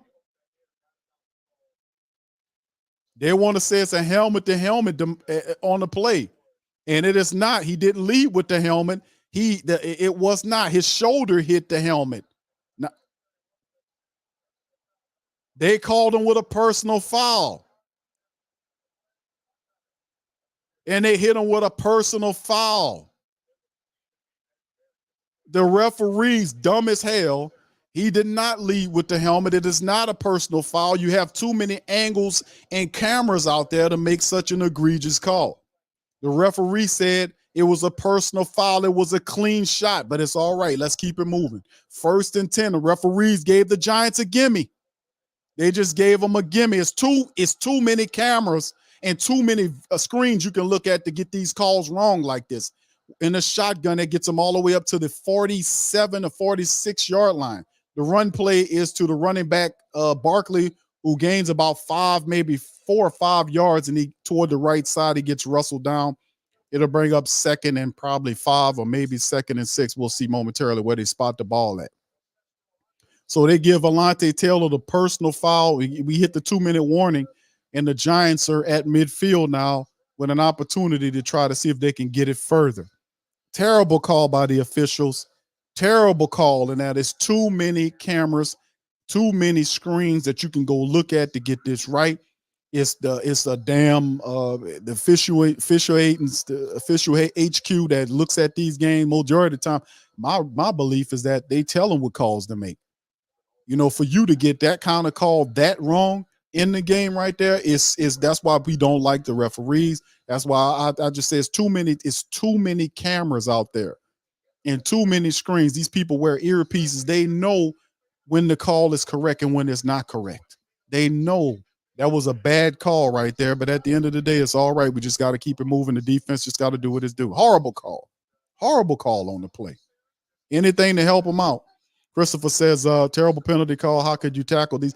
And it's gray area with the tackles and all this kind of stuff. So that's how they manipulate. And like I said, it's a corruption area. Professional sports, they're all corrupt. It's a corrupt angle. Anytime you got the casinos involved in lines and all this kind of stuff, they got to have a way to manipulate the games.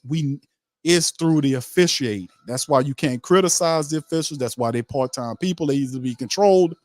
So, I mean, if anything that is corrupt is going to happen, it's going to happen through the official. It's too many screens. It's too many people in their ears at a higher level that can tell them if this is a wrong call or a right call. It's too much of that for this type of egregious call to happen like that. Too egregious.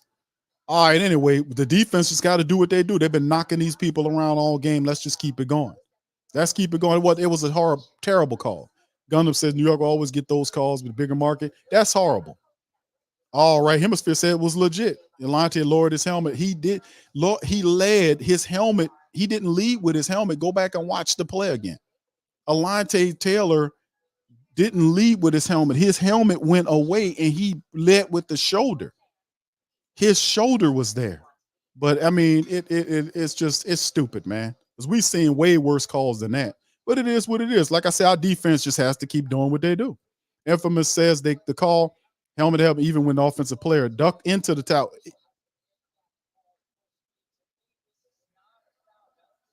Blandino said it wasn't a foul.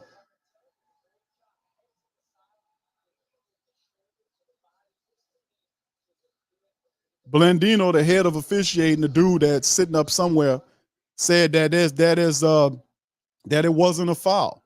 So I tell you to make the call, then say, oh, it's just stupid. Anyway, from the 49-yard line, Saints side, they hand the ball off to the running back Barkley. He stopped about 2 or 3 yards past the line of scrimmage to bring up 3rd and 5 on the play. But he says a bang bang play, but it ain't about that. They have people that can make the call. They have screens and things that they look at many times. Like I said, it's very rarely that these officials are making all these calls on the field. It's a tightly controlled game.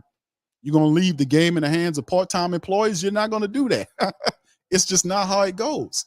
It's too many screens for this type of nonsense. All right, anyway, shotgun, 3rd and 5, receivers on both sides of the field, and then there's a timeout now for the Saints. They're going to get in the timeout to get the personnel straight, 3rd and 5. All right.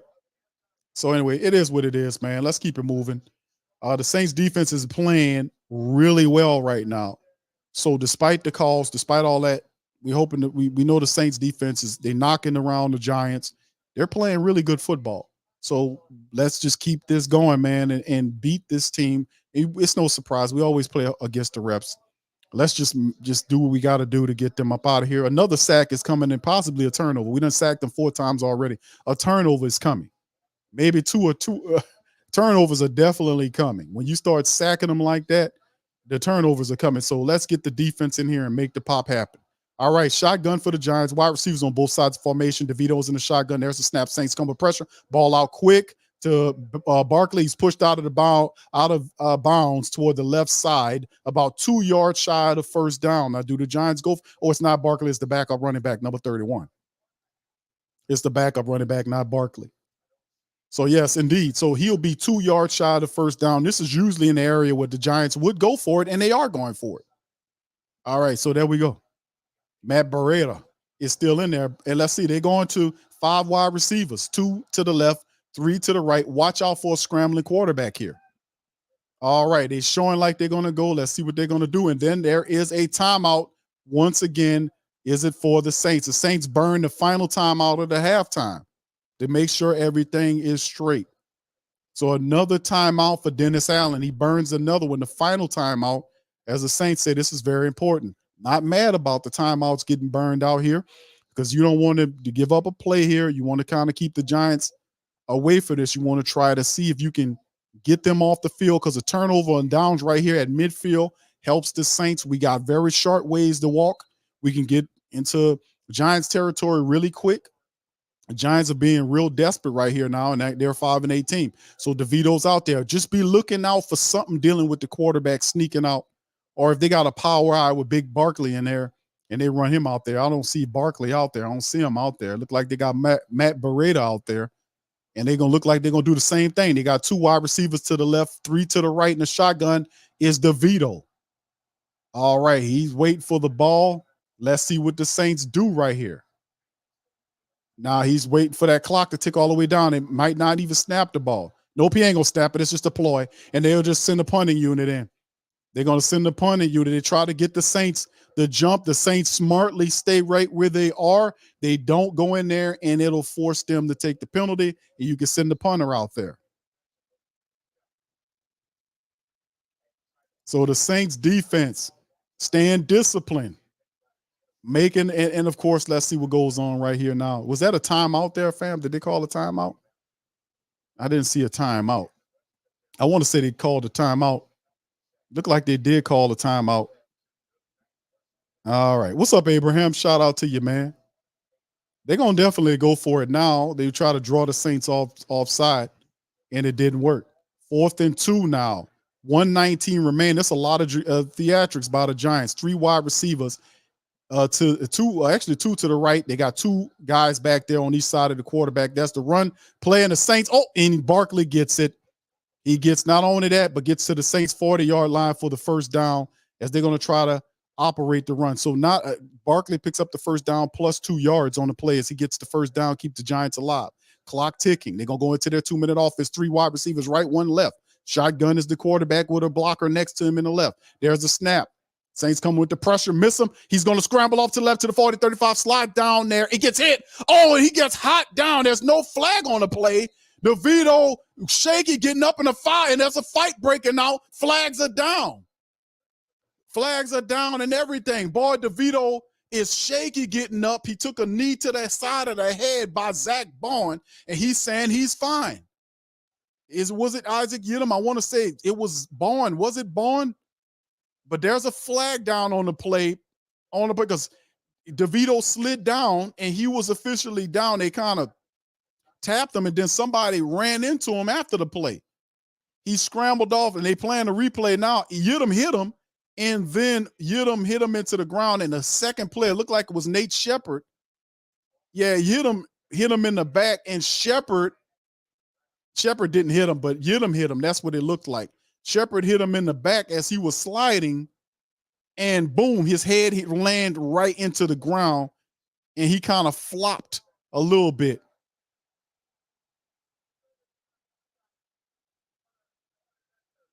So it's no foul on the play, clean shot, good call. Now, you know what? Let me ask y'all this. And if the play wasn't called, if the bad call didn't happen earlier in this drive, would they have made that call there? They used a horrendous call. The officials used a horrendous call early in the drive with the play on Alontae Taylor. If that had not happened, would they have flagged Isaac Yiadom for hitting the sliding quarterback right there? Question to the chat. Just asking. 2nd and 4, DeVito scrambled, picked up 6 yards on the play, but boy, did he pay for it. A lot of stuff is going on with 43 seconds left to go in this game between the Saints and the Giants. My goodness. So anyway, yeah, if right, and the family, like, just asking. If right, no foul. So if just asking, they had the terrible call on Alontae Taylor early on. If the Alontae Taylor call wouldn't have happened, would they have made the call against DeVito on that play against Isaac Yiadom? And DeVito goes into the medical tent now after he just got boom, bam. It was like he got popped and that head bounced off the ground, man, and he just rolled. And he said he was fine, but you got to get off the field, brother. You got to get off the field. And they walking DeVito getting tore up out there, man. The Saints defense are swarming. They are swarming, and now they got the backup quarterback in the game now. Is that Tyrod Taylor? They put Tyrod Taylor in the game, and Tyrod Taylor about to get tore up. The way the Saints defense are playing. So Tyrod Taylor's in the game for the Giants now. Oh, Pelicans Nola says no. Right. That was the thing. Makeup call. Yes. Yeah. So DeVito's out. So 2nd and 4 now for the Giants with 46 seconds remaining. They have 1 timeout. I don't want to say no timeouts remaining. There are no timeouts remaining. Oh, actually 1. Giants have 1 timeout. I apologize. They're from the Saints 34-yard line, shotgun Tyrod Taylor. 3 wide receivers, right, 2 left. There's the snap. Tyrod throws the ball, and it's for a completion as the wide receivers Kibosh. He gets the throw for the first down, just past the first down to keep the drive going. The timeout they'll burn a final timeout of the game. The Giants would. So there you go. They're showing the starters, Tyrod Taylor 1 and 2. So I think DeVito will be back. He eventually will be back into the contest. Yeah, that's what I'm saying. And I'm asking the family members, yeah, he could be the way. Yeah, I know he kind of flopped, and see, it worked against him because he kind of flopped to try to draw the call. Had he not flopped, he probably would still be in there. But the fact that he flopped, he didn't get the call, and then he got to come out the game. He kind of flopped. It worked against him. All right, shotgun for the Giants. 3 wide receivers to the left, 1 right. Tyrod's in the shotgun. Another throw. He got time and checks it down. Almost incomplete. Was off the hands of the wide receivers, and it went just ahead of Adebo. He almost intercepted it, man. But Tyrod Taylor threw the ball to the tight end. To the running back, Beretta, and it was just just outside of his outstretched fingertips. And it was close to being picked off by Paulson Adebo, but he was just a little too far away. All right, here we go again. 2nd and 10. Tyrod Taylor, 2 pass attempts for the Giants in the game from the Saints 29-yard line. Wide receivers, 2 left, 1 right. There's a snap. Tyrod taking another. There's a check down play, and he's wrestled down to Barkley, who's tackled front. No, that's Beretta, who's tackled behind by a defensive player for the Saints. 34 seconds remaining. Tyrod Taylor trying to run the Giants 2-minute offense right now. It's a lot of discombobulated confusion. Tyrod's under center, and then he's going to snap the ball. I don't know what's going on right now. And look like they just gave up on it. Look like and DeVito's running they're going to send him to the locker room. He probably got concussed. DeVito's running to the locker room, coming out of the blue tent and running to the locker room. He probably got concussed. So that means DeVito more than likely is going to be out of the game for the rest of the game. So the Giants, they lose DeVito, it appears. 41-yard attempt by the kicker. Let's see if he can get it up. And that's the actual punter. Wasn't that the punter kicking the ball? That's the punter. The punter made the field goal at halftime. This is crazy right now. The punter made the field goal. And there you go. He got it through there. He kicked the field goal. So the punter made the field goal kick. 7-6. What a crazy game is right now, man. The punter made the field goal. There you go. So they are, because they got all kind of issues right now with the Giants. DeVito running off then again, him running off to the sidelines or into the into the locker room. It was right before halftime. So let me just correct that. Right before halftime, maybe he got the thing to just run in there. But then again, we'll see. We'll get a halftime report on what's going on with DeVito, because DeVito looks like a bit in trouble. He's in trouble, period, family. The Saints defense is tearing DeVito up back there. They're tearing him up back there. So anyway, let's get into some of the halftime stats right now, fam, for the game. The Giants leading in first downs 8-7. But if you look at the third downs, they are dreadful, horrible 1 of 9 from third down. The Saints they're 50%, 3 for 6. They do have that 4th down, 1 for 1 situation, but 1 and 9 on third down. That's horrible. 35 plays to 25 plays. They have that advantage. Total yards, the Saints 112, Giants 99 at half. Total drives 5-4. Advantage Giants in the game. Very close game. The Saints offense really needs to wake up. The Saints get the ball back after halftime. They got to do something with it. Yards per play. The Saints 4.5. The Giants just under 3 yards per play. That's horrible. The young quarterback, DeVito, sacked 4 times. He got his bell rung that last time. He could be concussed. Or then again, they just ran him out of there. It was right before halftime. We'll get the report on it. Kind of hard to gauge that, right? All right, anyway, rushing yards right now, 46 yards for the Giants. They're averaging just over 4 yards per rush on 11 attempts. A lot of that is from DeVito. He had like 30 yards worth of the 46 yards scrambling on the Saints. And, of course, you see the Saints rushing at 37 yards on 10 carries, under 4 yards per attempt. So you look at the passing attempts versus the rushing attempts. The Saints 14 passing attempts versus 10 rushing attempts for the black and gold balance. All right, and of course, red zone. Saints been in the red zone 1 time. They're 1 for 1 in the red zone. Penalties, 1 penalty for 12 yards for the Giants. Saints, 3 penalties for 33 yards. Time of possession, 15:40 for the Giants versus 14:20 by the black and gold. So right now, it's too close for comfort, but a lot of stuff kind of going wrong for the Giants. A lot of their guys, their kicker pulled something. That's why the punter was kicking for the kicker. Their kicker is out of the game, it appears. And then now we're looking at what's going on with Tommy DeVito. He getting his bell wrong. He getting beat up big time. And the Saints defense, it just taking it right to the Giants offense. Derek Carr, 11 of 13 for 84 yards, has a touchdown. He was sacked once. His rating is 119.2.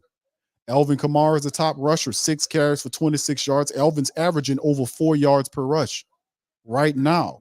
So, we got to get AK-41 more involved in this game right now, man. We really do. Top receiver right now is Lynn Bowden, 3 catches for 31 yards off of 4 targets. And, of course, we know Keith Kirkwood, 1 target, 1 catch for 7 yards, and he gets the only touchdown of the game currently. You look at the defense, Demario Davis is setting up for what could be a career day for him. He has 7 tackles and a sack in the game. The Saints have sacked DeVito 4 times before the halftime period. That was amazing. It's amazing to just see how many times they're going to get to the quarterback in the second half. Then the turnovers start coming. When you start sacking them like that, here come the turnovers. Here come the interceptions. The turnovers start coming. DeMario has a sack. Passanio has a sack. Granderson has a sack. And Brian Brissy has a sack. But DeMario is having a fantastic game thus far. And, of course, we know right now the Saints not much popping in terms of the special teams. Over to the other side, Tommy DeVito, 9 of 16 for 73 yards, 4.6 on the average. He was sacked 4 times, 68%. He got beaten up. Tyrod Taylor, 2 of 4 right now for 13 yards in the matchup. And you look at the rest of them. The top rusher for the Giants is DeVito. His scrambles is how they were able to get the yardage up. I'm so proud of how the Saints right now are handling Saquon Barkley. 6 carries for 8 yards. He's averaging 1.3 yards per rush. Now, DeVito is the guy with all of the running stats because we know the Saints stink at trying to stop the scrambling quarterback. Right now, 4 for 36. Waller, not much shaking anyway through the passing attack. The Saints defense is climbing all over the guys. They're knocking these guys around and doing some stuff. And the offense has to catch. The offense has to kind of get it going, man, for real. The offense really has to get this stuff going, man. For the Giants defense, Jason Pinnock has 4 tackles, and Ojulari has 3 in the game. 1 sack on the game, and that was by Pinnock, who got through there and knocked the Saints down on a promising drive. But nothing else to really talk about with the Giants because they're really having some serious issues because the Saints defense is for real. They're playing some knockdown, drag-out football right now. You see what I'm talking about? So anyway, and then, of course, at halftime, fam, let's go over a few stats right now. At the scoreboard right now for the NFL. At halftime, the Bears right now are tied 7-7 with the Browns right before halftime, 54 seconds remaining. Bears with the ball marching. The Buccaneers are up on the Packers 13-10. We, of course, need the Pack to beat the Bucks so the Saints can be able to beat the Giants so they step ahead. So we need some other teams to kind of fall as we take care of our business. The Buccaneers are handling their business right now. They're up 13-10 at half against the Packers. The Texans trailing the Titans 13-3 right now at half. The Jets are getting destroyed by the Dolphins 24-0 right before half. The Chiefs right now are beating the Patriots 14-10 at half. You know the Saints matchup, and of course the Falcons are barely beating the Panthers 7-3 at halftime. So right now, both of the people we need to lose so the Saints can jump ahead are actually winning right now. The Bucks and Bucks and Falcons rather are winning their games, and that's just what is popping now. Then of course later on you see the rest of the games, the afternoon games: Commanders, Rams, Niners, Cardinals, Cowboys, Bills, which is a pretty good one, and Ravens and Jags. It's not a bad one either. All right, so anyway, that's what's going on right now for the squad, man. Right now, and to kind of go over it and kind of get back into what the Saints really need to do to keep it going into the halftime period or keep it moving. We all know what they need to do. We need the offense to step forward and handle the business. We really do, family. We need the offense to really get going and make some things pop. All right, Thomas, thank you. Said Demario Davis Yeah, yeah. Okay, I got that one already. All right, he's a madman. Yeah, he definitely. I got that one early, but he did a really wonderful. Demario Davis is just doing it, and he's leading the charge. And the Saints defense are getting to DeVito. They're beating him up. They're beating him up pretty bad. I don't know if he's concussed. We'll get the halftime report, and he's like, "Man, I'm fine. I'm fine." But see, the thing about it is, when he flopped around on the field, they just showed the replay of it. When he flopped after the hit, like he was trying to flop like that to draw a late shot, a late penalty. It didn't work because the referees gave their bad call on the previous play to Alante Taylor, so they couldn't use it twice. That was too obvious. So he had to eat that play, and then it backfired because they said, "Now we got to pull you out the game. The way you fell and flopped like that, looked like he was hurt." And he said, "No, I'm fine. I'm fine. I'm fine." No, you got to get up out of there. So it backfired on him. So anyway, okay, this is the thing going forward into the rest of the game. What we got to do? The Saints are up 7-6. Despite all of the fact the defense is 4 sacks on DeVito, the Saints offense, one really good possession. We haven't been able to get down there to even attempt a field goal. The Saints offense have to do a better job than this in the second half. They've got to put up a touchdown.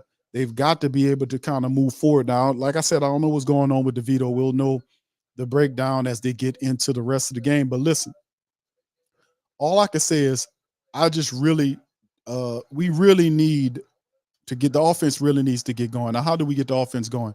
Take the ball out of Carr's hands, give it to Elvin Kamara. Elvin's averaging over 4 yards a rush. Maybe we can use the fullback out there, but let's use Elvin. Let's use some Taysom.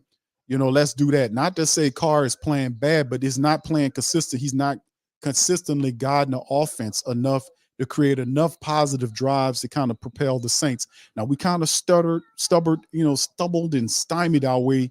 We had the one touchdown right there, but really, truth of the matter is the defense has really been doing knockdown, drag out style of play.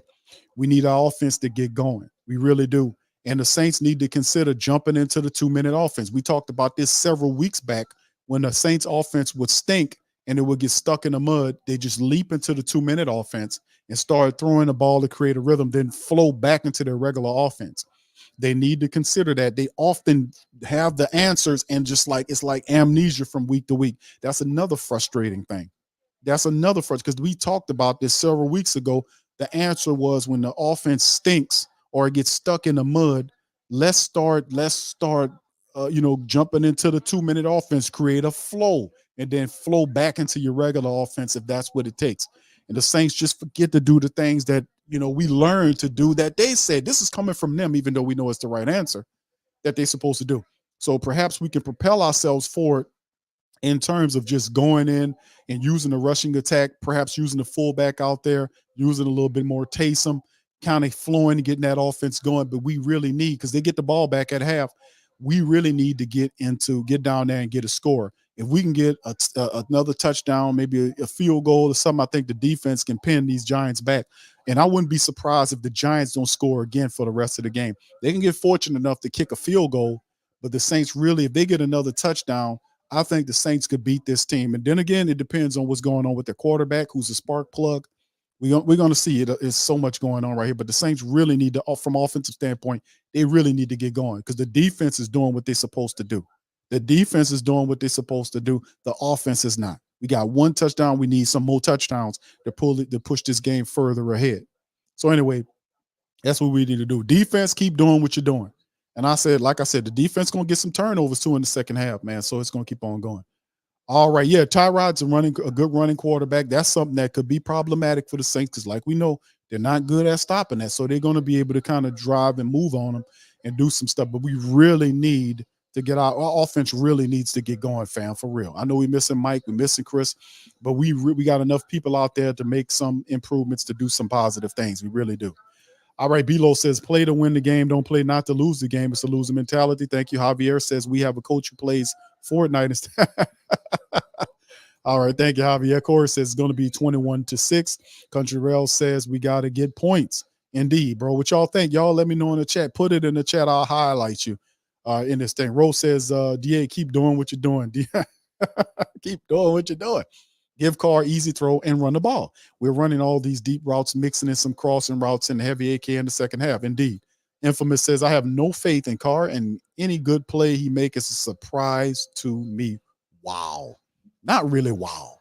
But, it's just the fact that the family member saying, man, well, that's something you have to be able to be a person, right? They have to be able to give you something for a reason to say, yeah, I have faith in this because they exhibited the ability to be able to play consistently. The offense has not. That's why a lot of people are looking at the Saints offense saying they stink because they can't flow like they're supposed to flow. They can't move like they want to do, move and score like they're supposed to score despite the fact that they have all these people here.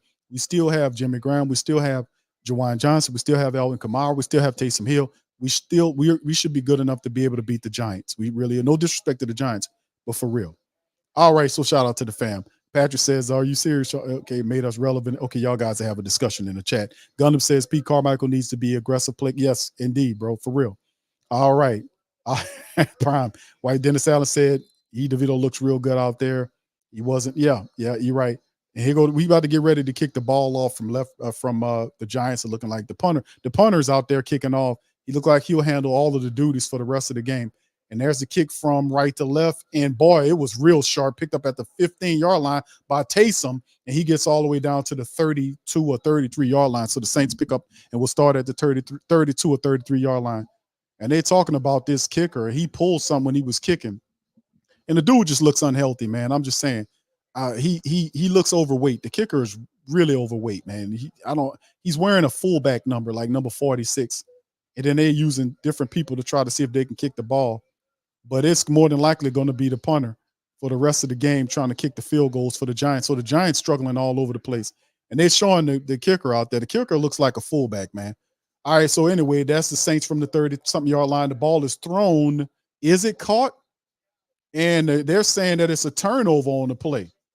And they're saying it's an incomplete play on the – what a terrible throw by Derek Carr.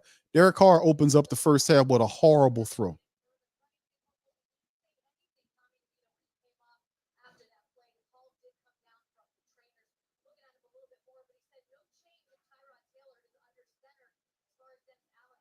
All right, so they're saying that DeVito they're going to keep Tyrod in there, so DeVito might have suffered a concussion.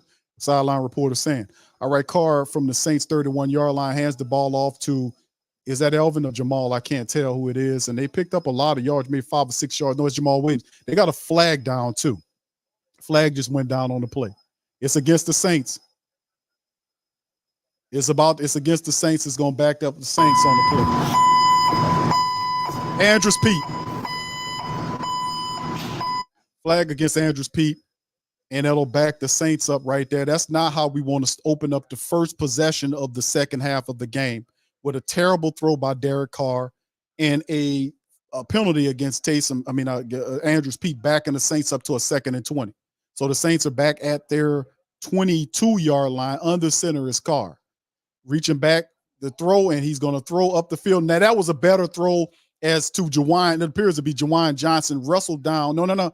It is Rashid Shaheed with the catch, and he was thrown forward. Looked like it's a first down. So good throw that time by Carr as he found Rashid Shaheed up the field, and Rashid got all the way down after the guy threw him forward to the first down, which is around the 43-yard line. And that time, Carr delivered the ball right center mass to Rashid Shaheed, who was thrown forward to the first down. So the Saints, they say he's sharp. Wow, he looked like he never touched the ground. But anyway, 3rd and 1, the Saints under center right here. They got 2 guys right, 1 left, the handoff to Kamara. Kamara gets forward, and he gets the first down. Enough for the first down for AK-41. A yard past the first down. So regardless or not, first down for the black and gold, new set of downs. All right, so the Saints really do a good job after the penalty by Andrews Pete. The Saints make the penalty up. They get the yardage back, and they back on course. So let's see if they can keep this drive alive. We need another touchdown. We need 2 more touchdowns before the offense goes into hibernation. All right, so here the Saints go. Carr's under center, man in motion from left to right. And there it is. Looks like a running play. They turn, and it's a play action. Carr looking. He has time, and he's going to check it down. This time it's to Foster Monroe, who runs over a DB forward and picks up about 8 yards. He'll be a couple of yards shy of the first down as they enter into Giant territory. So, boy, now listen, credit to the offensive line on that last one. Boy, they bought Carr a ton of time back there. he had all kind of time back there to make this throw to Foster Moreau. All right, so 2nd and 2 for the Saints on the play. Like I said, Foster picked up about 8 yards on it for the throw from Carr. Carr's under center. You got man in motion from right to left, and there's 3 to the left side of the field. It's a handoff to Jamal Williams, and Jamal gets stopped right at the line of scrimmage. Nothing popping on it. It'll be 3rd and 2 as Nunez Roches, whatever, he gets there and says, man, what do you think you're doing?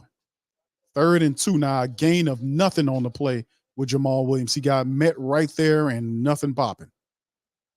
So that'll bring up 3rd and 2 for the Saints. All right. Shout out to the fam, man. Appreciate y'all being in the building. Y'all hit the like button, fam. We got over 500 people in this thing. Hit the like button. Yeah. All right. 3rd and 2 now. Now, DeVito's walking back out there now. He's back out there. I don't know if he plays or not. But here goes Saints in the shotgun, his car. And there's going to be a flag down. It's a false start. Who is against? It's against Hurst. False start against Hurst. My goodness. Come on, people. Hurst picks up the penalty.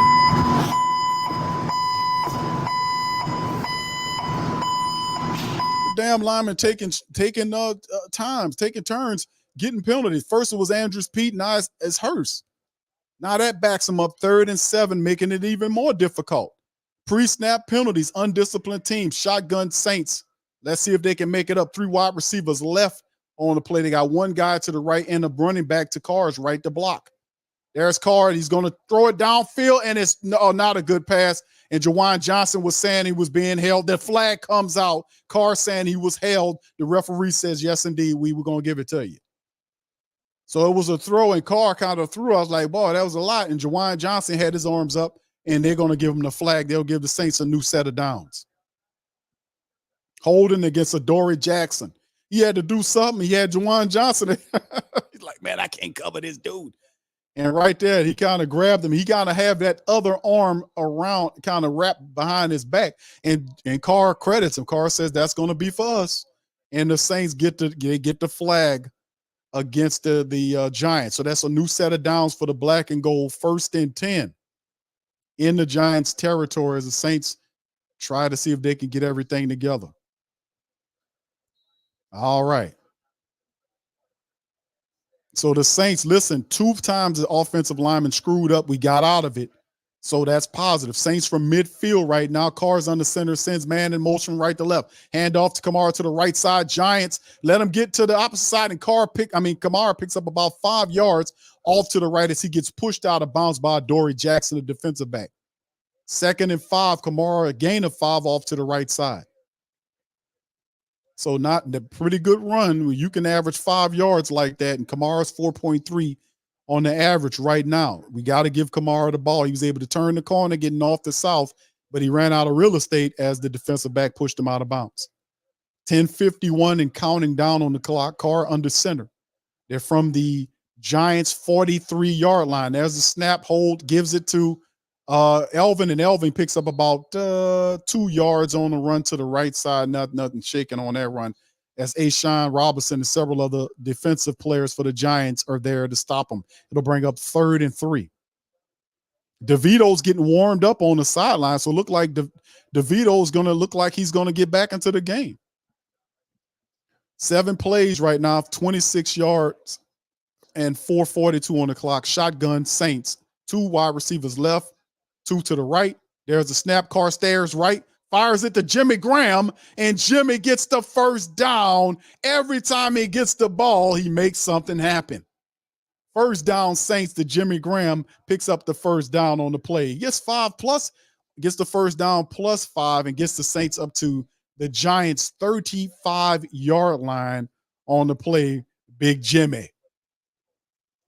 Jimmy, right? That like they got to get him involved. You got to get Jimmy Graham involved more. He's a weapon. Every time he gets the ball, something positive happens. He's out there again. All right, so they're from the Giants' 34-yard line. On the shotgun is Carr. There's the snap, looking right, fires the ball to Kamara, and he gets on down to about the 23-yard line. No. Rashid Shaheed, that is. On a little crossing route toward the center of the field. Carr stared him down, then fired the ball to him, and he was able to get up the field, make a play. So not a bad play right there by Derek Carr, finding and putting the ball right up on him. So credit to Derek Carr for making a good throw. You know, you got to give him credit. Maybe that'll encourage him like that, or make him make more completions. I don't know. All right, so anyway, Rashid Shaheed's playing really well for us on the offensive side. Saints feeling pretty good about this march to get on down to the Giants' 23-yard line. Under center is Carr. There's the snap, looking, fires right, and it's got touchdown. Jawan Johnson with a touchdown grab, and the Saints are on the board. Another touchdown. Boy, can we just put these plays together? Shout out for the fam. Yeah, huh? Boogie like Benson, I'm a who that. I'm a who that. Long as I'm living, I'm a who that. I'm a who that. Lose or winning, I'm a who that. I'm a who that. Post coma, yeah, this is where we do that. Where we do that. Where we do that. Where we do that. Where we do that. Where we do that. Huh? Boogie like Benson, I'm a who that. I'm a who that. Sports coma, this is where we do that. Where we do that. Welcome, welcome, welcome, welcome. Somebody please better help. Somebody please better running this thing like Elf. Thank God every day I'm not a felt, not a felt. Go to YouTube live with Big Q and the guys. If you ain't ride or die, the bandwagon get flipped. Been marching in, that was way for the ring. I was yelling out the shame for the championship. Fucking on town, duck down. Falcons, pluck, get shut down. Panthers ain't much touchdown. The vision really belong to us now. So much hate on the Saints, you can probably tell. Ever since Bounty Gate hit the NFL, when things seem fishy and you probably smell the crooked referees on Roger Goodell. Yeah, money like this and I'm a who that. I'm a who that. Every day I'm living, I'm a who that. I'm a who that. Lose or winning, I'm a who that. I'm a who that. It's the sports coma, this is where we do that. Where we do that. Where we do that. Where we do that. Where we do that. Where we do that. Boogie like this and I'm a who that. I'm a who that. It's the sports coma, this is where we do that. We do that. You're listening to the Sports Coma with Big Q and the guys on the PRO Media Network. Let's hear it for Carr, man. Let's hear it for Carr, man. He made some completions. He's still got to be more consistent. This game is far from over with. 2 touchdowns won't be enough. We got to score again. We need another touchdown and as many touchdowns as we can get. But a positive throw. Jawan Johnson running free, wide open, and he was able to make a terrific catch on the play. So excellent move by the Saints. He located Jawan Johnson running down the field wide open, made the proper throw. Jawan made the catch, touchdown, black and gold. We in this thing. All right, 14-6. Saints are up. And this was a long drive for the Saints. And they completed this, and they did a hell of a job completing it. Like I said, we need to have more of these. We have to be able to put these type of drives together. Carr right now, numbers 6 of 19, $153, 2 touchdowns. And even though we getting it, we need to finish these people off, man. These people are begging to get for the KO punch. We got to finish these people off, man. Anyway, the last drive out of black and gold was a very, very positive drive, man. We put some positive things together in that. So good drive. 10 plays, 68 yards, 621 with the touchdown. We get a ball back to the Giants with 8:39 on the clock. DeVito appears to be getting ready to get back out there. So, man, we need some more touchdowns. Let's keep this going. The game is far from over with. Still 8:39 in the third, and they got a full quarter in the fourth quarter. The defense had a long time to rest. We need to keep this going right now as Blake Groupe gets ready to kick the ball off. Black Preacher Man says Carr finally went through his progression. He did. I want to say thank you very much. Picking me up and bringing me back to this one. All right, thank you, Black Preacher Man. Kickoff by the Saints from left to right out the back of the end zone. DeVito marches back out on the field for the Giants, and we'll see what he can do here on the flip side of things. As the Saints have been really, listen, the Saints defense set the tone for this game. Let's make that understood right away. The Saints defense set the tone for this game. DeMario's been playing lights out. They have 4 sacks on the quarterback at halftime. And let's see, we still a lot of time here as DeVito gets back out there. They're picking up from their own 25. He's under center for the Giants to see if he can work some of this giant magic. Saints won't let it happen. Under center. Wide receivers left. They got a man going the most from left to right. Hand off to the right to Barkley, and he gets really nothing. And there's a flag down on the play So we'll see what's going on. Could be holding. We'll see what the refs call on the play. A flag down. What's the play? Glowinski's saying it's against them. It looks like it's against the Giants. We're going to see what's going on. Glowinski's arguing. Why are the referee talking to Glowinski, the offensive lineman for the Giants? Dude, a legal formation against Glowinski and the Giants, and that's going to be a penalty against the Giants on the play. And there it is. Giants hurting their own selves with this undisciplined play, man. As they flash to Tampa Bay. And Baker Mayfield is reverted back to his Heisman form. And right now, the Tampa Bay Buccaneers are up 20-10 on the Packers right now. The Bucs feeling themselves, man. They playing free. They're not even supposed to be in that position. They're playing free football right now. 1st and 15, they back them up 5 yards on the play. Hold on, family, give you a shout out. DeVito's in the shotgun, wide receivers, both sides of the formation. Quick throw, right quick, and it's a blown. There's another flag on the play. It's going to be against the Giants. All-star Giants. Backing the Giants up. So that's 10 yards being backed up by the Giants on the play. They're imploding. Yoshi says it's amazing what happens when you put all the weapons in the field at the same dang time. It shouldn't take jobs on the line for this. Shaking my head. Who that cute? Thank you, bro. I want to say thank you very much. Picking me up, bringing me back to this world. I appreciate you, bro, for that. And shout out to brother Derek for becoming a member. Much love, fam. DeVito in the shotgun.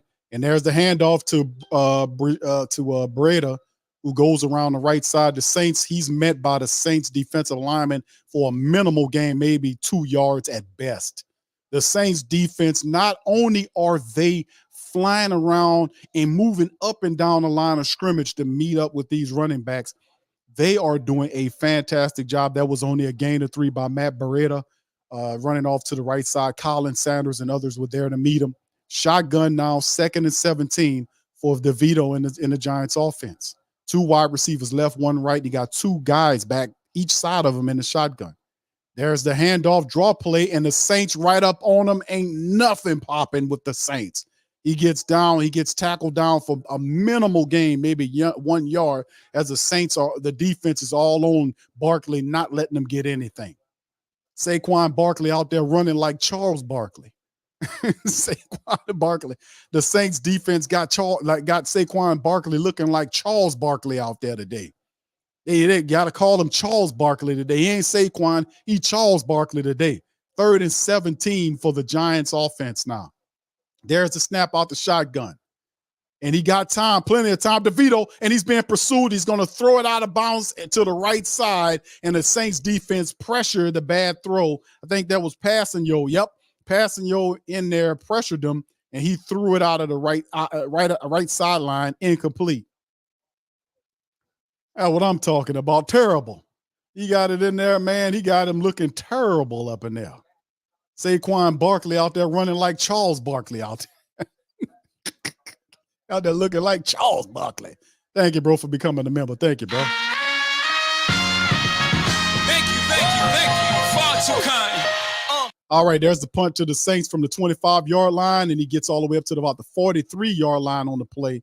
It's Rashid Shaheed. So Rashid Shaheed doing everything, man. He's making plays for the Saints. He's returning, making returns for the Saints. His car kind of waters himself up to get ready to get back out there. We need the defense had another phenomenal stop on the Giants offense. We need the offense for the Saints to get out there and get another touchdown and blow this damn thing wide open.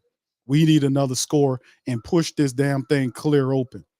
Yes, man, it's terrible how they doing Charles Barkley out there, man. Got Saquon out there running around like Charles Barkley.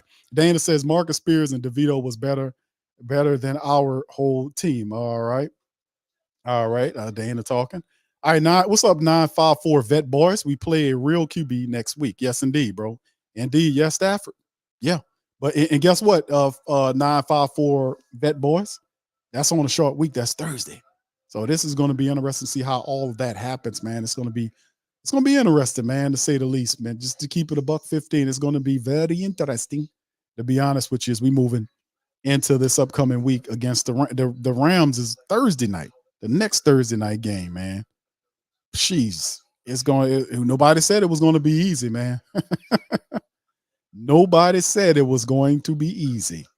And of course, the Rams play us Thursday, and they got a late game against the Commanders. So at least they don't have to travel. That game against the Commanders at 3:05 today is in SoFi Stadium. So they don't have to travel there. At least they don't have to travel from that side to another, and all this kind of stuff. So it's going to be a home game scenario. All right. Shout out to the fam, man. Appreciate you. Yeah, for being here. Hit the like button, fam. Saints are doing the thing. Let's see if Derek Carr can ride off that. Yeah, a touchdown will finish him here. Let's see if they can get. We just need another score here. Another score wins the game. The Giants are reeling right now. They are reeling. DeVito's getting it handed to him. There's no running attack happening. There is zero running attack for the Giants right now if it's not started by DeVito. And I'm kind of looking at DeVito. He don't want to really scramble after the Saints kind of popped him around. I don't see him really wanting to scramble on nothing right now. So the Saints really have this offense for the Giants discombobulated. They are totally discombobulated. The Saints need to give that KO punch. They need to walk through this defense because sooner or later the defense is going to start falling apart too. The only reason why the Saints need to take advantage of the energy. They got the momentum on their side. Carr under center from the Saints' very own from their 43-yard line. Man in motion from right to left is Lynn Bowden. Carr fires up the field and he finds, who is that, Elvin? No, it's A.T. Perry. So Carr has it going. He looks upfield, finds A.T. Perry for A.T. Perry's first throw, and that gets into Giants territory. So it's a little play action, Elvin Kamara, and Carr just rips that thing out. It was a little behind him, but still a really good catch by A.T. Perry into Giants territory. Quick throw ripped out of there by Carr. A.T. adjusted, made the catch at the 40-yard line of the Giants. Carr under center. This might be a running play since Keith Kirkwood into motion from right to left.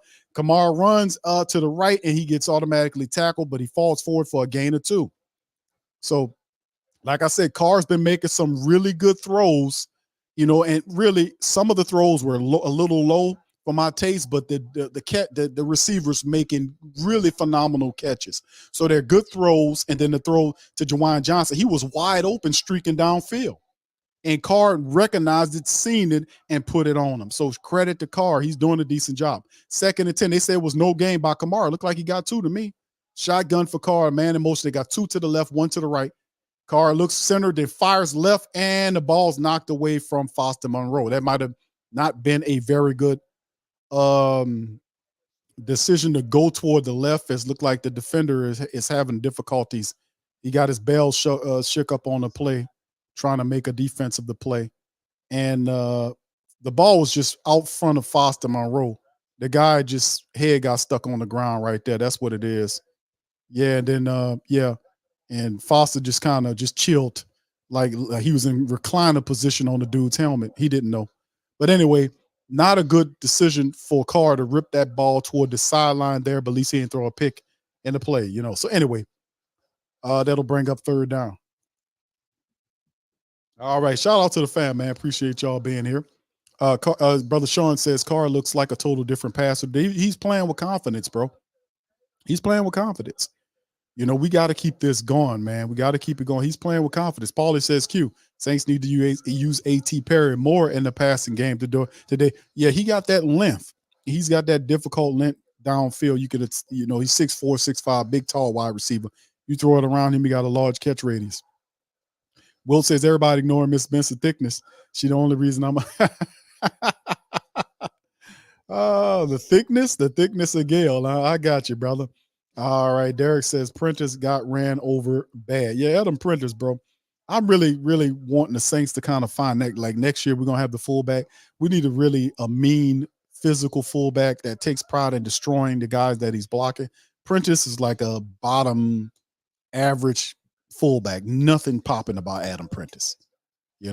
Seriously, I would have been happy going with Jake Bacchus over Prentice, but Prentice, really nothing exceptional about Prentice. It's just, it is what it is, man. Gundam says Monroe tight end got to make that catch. The ball was strong because he was reaching out for it, Gundam. It was right off his fingers. It wasn't a good throw by Carr. because he was reaching for it. It was right off the outfit, the fingertips of him.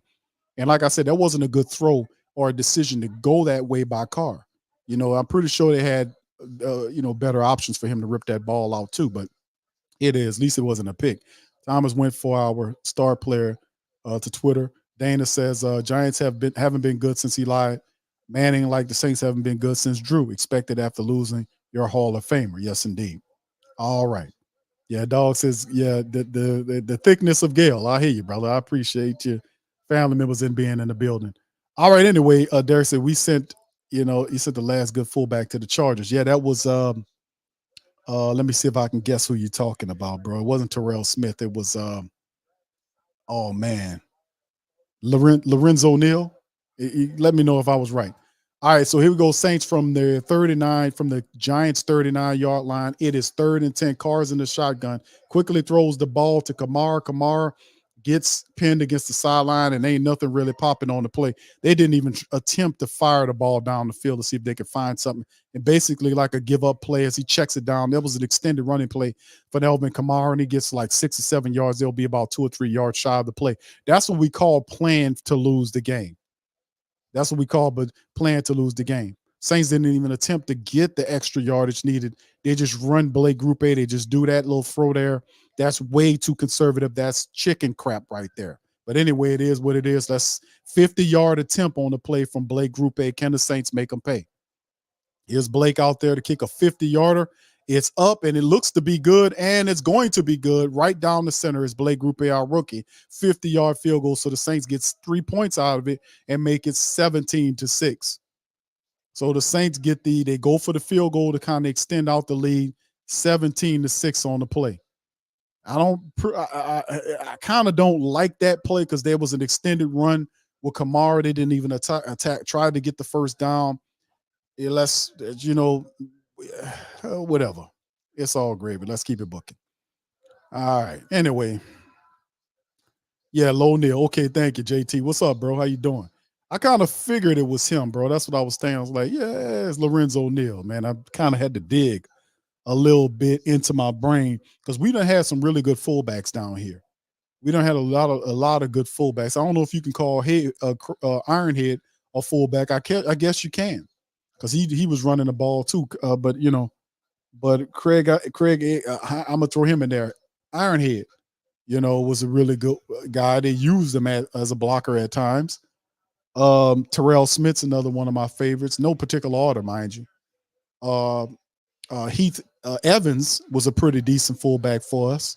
Lorenzo Neal was a good one. That's just some of the guys that I like that played the fullback position for the Saints. We had some pretty damn good fullbacks over the years, man, to be honest with you. All right, anyway. What's up, Greg? Says, yep. All right, Damien, what's up, bro? Says Q, the Saints was dominating the Giants 2 years ago in a dome and let them come back. I remember that was Kadarius Toney that got cooking on the Saints. In the second half, Kadarius Toney got cooking on the Saints. They tied the game up in the fourth quarter, and then they went into overtime, and the Giants beat them in overtime. I was upset with that game. That's probably was the most distasteful, disgusting game in recent memory, besides the Green Bay Packers game of this year when the Saints was up by 17 and let them people come back with 11 seconds to win the game 18-17. Those are two of the worst games that are in recent memory. There's a bunch of them. But shout out to you, Damon, for having that good Saint knowledge there, that good Saint history, baby. All right, big ups to the fam. Yeah, Heath Evans. Don't forget Heath Evans. He was a good one. That's some of the guys, man, that I really from our fullback lore. That's probably all of them right there. If you go back a little further, but that's some of the ones from the reason. Yeah, Heath Evans was. Don't forget about Heath, man. We talk about Terrell Smith. We talk about Heath Evans. Talk about Craig Haywood. You talk about Lorenzo Neal. Those were some of the really good ones. This guy Prentice is way, way to the bottom of whatever we got. We need to, because we don't really kind of look at going after the best fullback in free agency or even drafting the best fullback. He's just an oddity there for the Saints. Here go the Saints kicking off after the field goal from right to left. Group A kicks it out the back of the end zone. Giants will receive at the 25-yard line. All right. Shout out to you, Tasha. Appreciate you. Please hit the like button. Do what Tasha says and hit the like button, family. Subscribe to the channel if you haven't already. Appreciate you, Tasha. Appreciate you for that. And thank you, Brother Yoshi, for being a member for the last 9 months. Hey, too kind. All right, here we go with this. The Giants offense is on the field at their own 25-yard line. 4:17 on the third quarter clock. We still have 4:17 and a full fourth quarter to play. Still a lot of time. Giants pick up from the 25. DeVito's under center man left, and he got guys to the left and right. And he's showing the running back fake toss to the running back. It's a play action play. He's scrambling to the right, looking right, and he's going to throw the ball out of bounds. Saints got it all covered. That'll bring up 2nd and 10. Nothing happening on the players. They try to roll out DeVito to see if he can shrink the field or make throws. Saints got it all covered up. Nothing going on. So, very positive, man. Very positive what's going on right now for the Saints defense. Saints got this team completely figured out. That's what's really going on here, fam. The Saints have this team completely figured out. They really do. They got them completely figured out. All right, there you go, man. And most from left to right. 3 on the right side, 1 to the left. Quarterback in the shotgun with the running back next to him. There's a snap, gives it to the running back. Barkley runs and trips forward for a gain about 3 yards on the play, gets to the 30 to the 29-yard line as Cam Jordan's on the stop. That'll bring up 3rd and long for the Giants. The Saints, the thing is, when you see this happen, the Saints totally got the Giants offense figured out.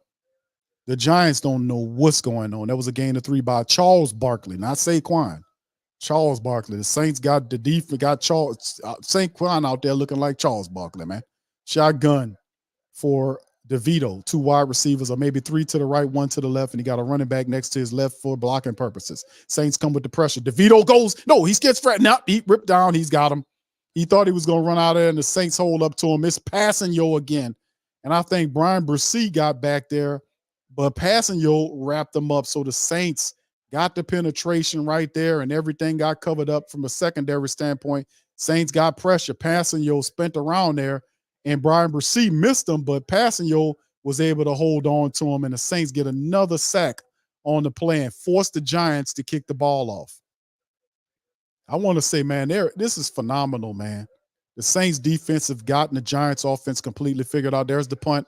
It'll be returned from the Saints 25-yard line. Rashid Shaheed to the 30, to the 35. He spent down right around the 34, 35-yard line. So the Saints have a little extra something on it as Carr and the rest of the Saints offense makes it out there. Saints offense right now, it appears if the defense keeps it going, they're going to win this game. But we need some more help here. We really do. We need another touchdown to kind of put this thing out of the way. Let's get another TD. All right, Bronze Flat Power God became a member. Thank you. Appreciate you, bro, for doing that. Thank you. Thank you. Far too kind. All right, appreciate you. Hebrew says, Q, you speaking too soon. I just said, bro, we need to get another touchdown. We need right now the defense playing really well, right? They Giants don't have anything for us right now.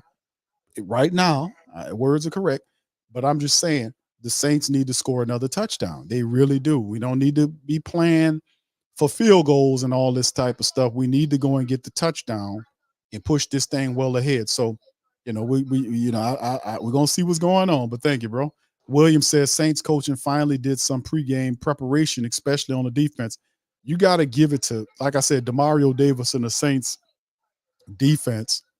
Man, they were firing on all cylinders right away. I'm gonna be real with you. They're firing on all cylinders. Demario Davis started it off. Demario got the sack early. He was tackling, blitzing, and they set the tone early on. And the Saints offense finally got one touchdown. Then about several drives after that, they got another touchdown. So we expect it's like every 2 to 3 drives in between, they'll score a touchdown. Got to be something in that range. But we would like the offense just for practice purposes. You're getting these live game reps. Get this stuff together against the Giants who are flailing. They're flailing away because whatever we do now, remember, there's not a lot of preparatory time you're going to have for the Rams matchup. A lot of stuff that you practice this week leading into this matchup is what you're going to have to take into the Rams game. They don't have a lot of prep time for the Thursday night matchup. So whatever they're doing right now, a lot of this is going to have to carry into the Rams matchup. So if Carr has wrinkles and stuff that he needs to iron out, he needs to make that count right now while you have the hot game reps, while you got the live game reps. That's just my take on it, But anyway, shout out to Tasha, man, for being a member for 35 months. Shout out to you, Tasha. Thank you. Thank you. Far too kind. Shout out to Muse. What's happening, fam? Boss mode for real. Gonna do my side hustle on top of running the steakhouse. Who running my game until I can't no more. All right, shout out to you. Good to see you, Muse. Hope everything's good. All right, here go the Saints picking up from the 34. And that's Kamara right through the lane and gets all the way down to the 50-yard line. AK-41 found a seam. It was a seam, and Kamara popped right behind the blockers and was able to elevate into the third level of the defense as Xavier Pinnock was able to brag him down, but not before he got to midfield. He found a seam. It wasn't even a hole. He found a seam and got right through it, and AK-41 picked up a chunk of yardage getting down to the 50-yard line as the Giants' defense is starting to kind of fall apart. Saints at midfield, Carr's under center, man in motion from right to left as a tight end. It's going to be a handoff to Jamal Williams, and Williams runs right into the defense, and not even a gain. Not even a gain. The Saints man, they can't open those lanes up. All right, in Tampa Bay, Baker Mayfield, man. Right now the Bucs up 27-17 on the Green Bay Packers. The Bucs are not going to relinquish the NFC South like that. So we're gonna have to watch all that. But anyway, all right, 2nd and 10 now after the play went nowhere by Jamal Williams. Carr's in the shotgun with 3 wide receivers left. They send a man in motion from left to right is Rashid Shaheed. He stares down right, then goes back to the screen play to Kamara, and Kamara gets to the 40, down to the 35, 34-yard line, still on his feet, pushed out of bounds on the play at 1:25 on the clock. Great run on the play. You're seeing Juwan Johnson throw his hands up like he did something wrong. Referees didn't throw him for nothing. But Carr stirred right, then fired left, played it really well. The little screen play to him, and now that was Keith Kirkwood. I'm sorry, I thought it was Juwan Johnson. Keith Kirkwood put his hands up, and you're seeing Elvin Kamara along the side gets pushed out of bounds. So great play by Carr to sell it like he was going right, then threw it to the left side. That's how you do it. Some good plays right here. All right, so they get all the way down to the 33-yard line. Carr under center. He's in the shotgun, hands the ball to Kamara, dances to the left, and falls forward for a gain about maybe 5 yards for AK-41. There's a flag down on the play. It might be coming back. And it is. It's damn Andrews Pete again.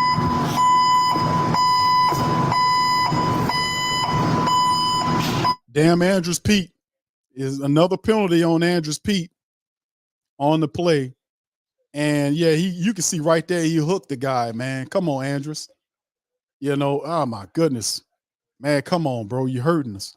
All right, so that backs the Saints up, make it 2nd and 20 now as they're back to their 40 to the Giants 43-yard line or somewhere around in there. Carr's in the shotgun, wide receivers both sides of the field, looks left, stays left, and then checks it down to Kamara. You got an open guy up to the left side of the field, Carr. Come on, bro. Too quick to check it down. There was a better option route toward the left side of the field. I seen it here. Looking at it, I ain't have to look at the all 22. Too quick to check it down, bro. You got to be a little bit more patient. You had another guy up the field toward the left side. And that'll be the end of the quarter right there. But too quick to check the damn thing down. Damn, they had a better option but anyway, man, that's what he does. All right, anyway, Carla, shout out to you, Carla. Thank you for the super chat, Queen. Appreciate it. I want to say thank you very much. Picking me up and bringing me back to this world. I know, bro. Everybody, Juwan Johnson, bro. I just want Juwan.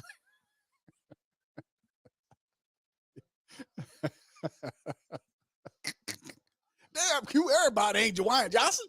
I know, hey, bro, come on, man. This ain't. I know it sound like it's easy, but you know what I'm saying. you know what I'm saying, brother. Damn, brother. All right, yeah. I'm there. It's either man. Look, Andrews Pete tripping, brother. Yeah, he definitely tripping, man. Yeah, man. Yeah, if I were focused, it's like Pete is listening to us. Q. Yeah, we've been saying the same things. Like that type of stuff we've seen. We're surprised by. It's 4 games left to go in the regular season. The way Carr sold the screenplay, he went right, like he was staring right, and like he was going right, and then he just changed and went back to Kamara to the left side. That's something that the dude don't do. So that's a positive how he just sold that play. He sold it. But it's like I said, these plays are so far in between, it's hard to kind of get any confidence with him because they're far and few in between these plays of that type of stuff happening. Almost like it's random. It's not like a staple of the offense, like they operate that way. But it is what it is.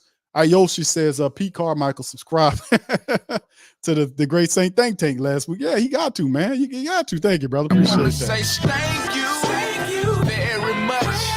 Picking me up, bringing me back to this world. All right, shout out to you, man. Shout out to Brent, man. He says, Q, you gonna give Mickey's Chowder to Johnson? Nah, bro. Bro, listen. This was supposed to be a big year for Jawan Johnson, bro. And I just want the brother to ball out. He got the contract. He started. It's his position. And I just want to see him ball out, man. You know what I'm saying? But he made the touchdown catch early. He made some terrific catches in the game. He's been out there blocking and doing a really good job. So, I can't. But shout out. Thank you, bro. Appreciate you, Brent, for the super chat, man. Thank you, bro. Thank you very much. Picking me up, bringing me back to this world. All right. Thank you, Carl. Appreciate you, Queen. Much love to the fam. Y'all hit the like button, man. We up in this thing. Infamous says, Q, they done changed Pete first name to Dan. Oh, yeah, he's thinking it, man.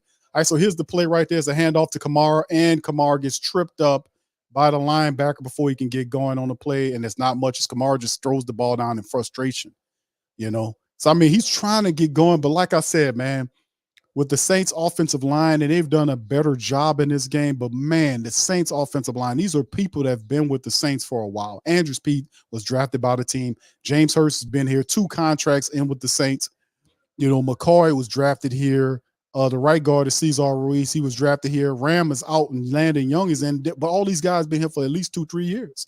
The line should be a lot stronger than this. Shotgun for the Saints around the 40 for the Giants 40-yard line. Carr taking it, throws the ball. It's caught by A.T. Perry, fights for it, and gets the first down. A.T. Perry. I hope that's A.T. Perry. Isn't it A.T. Perry? Yes, it is. All right. Somebody was going to say, Q, that was Juwan Johnson. I was like, God damn. All right. So anyway, Carr, look at Carr. The pressure, the pocket was wrapping around Carr. Carr stood in the pocket, delivered the ball, and the guy just popped him on his arm, but he was able to get the ball upfield to A.T. Perry. A.T. Perry made a good catch and then fought for the first down, had the awareness to know where the first down was at and the fight for it. That's what I'm talking about.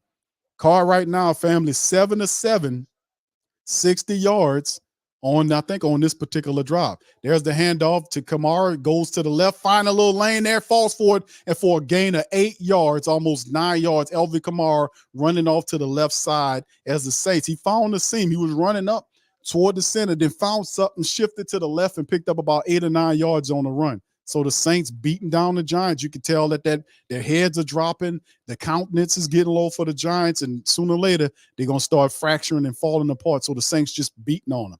2nd and 2 after the 8-yard pickup by AK-41. He's back there again. The Saints send a man in the motion from right to left. Kamara gets the ball, gets the first down to the 10, to the 8-yard line. He gets pushed forward, then dragged down. So it's about 8 yards, maybe to the 7-yard, but he gets the first down. Black and gold, 1st and goal. Saints beating on the Giants defense right now, driving them down, and eventually they will implode and surrender the touchdown. Let's get the score. The Saints marching to score. They got a graphic saying the 7th season with 1,000 yards from scrimmage, most in franchise history for AK-41. Shout out to Kamara, man. 8 plays, 57 yards, over 5 minutes, 5:20 to be precise, for the Saints. They're moving the ball. Carr's under center. Kamara is in the backfield. They send a man in motion from right to left, and there's a handoff to Kamara again, dances around and gets grabbed and dragged down for a gain of maybe 2 yards on the play. Saints can't get any push up off that line, and Kamara gets only a couple of yards on the drive. Right now, Elvin, 14 carries, 64 yards rushing. He's averaging 4.6 yards per rush right now in the game against the Giants. Let's keep this going. Give it to Kamara. He's also the team's top receiver with 5 catches for 44 yards so far in the matchup. So anyway, Elvin's doing this thing, averaging. Elvin Kamara is doing a wonderful job. 4.3 yards per rush. All right, so here we go, Saints. 1st and 2nd and goal here. Carr's under center, turns, note, play action to Kamara.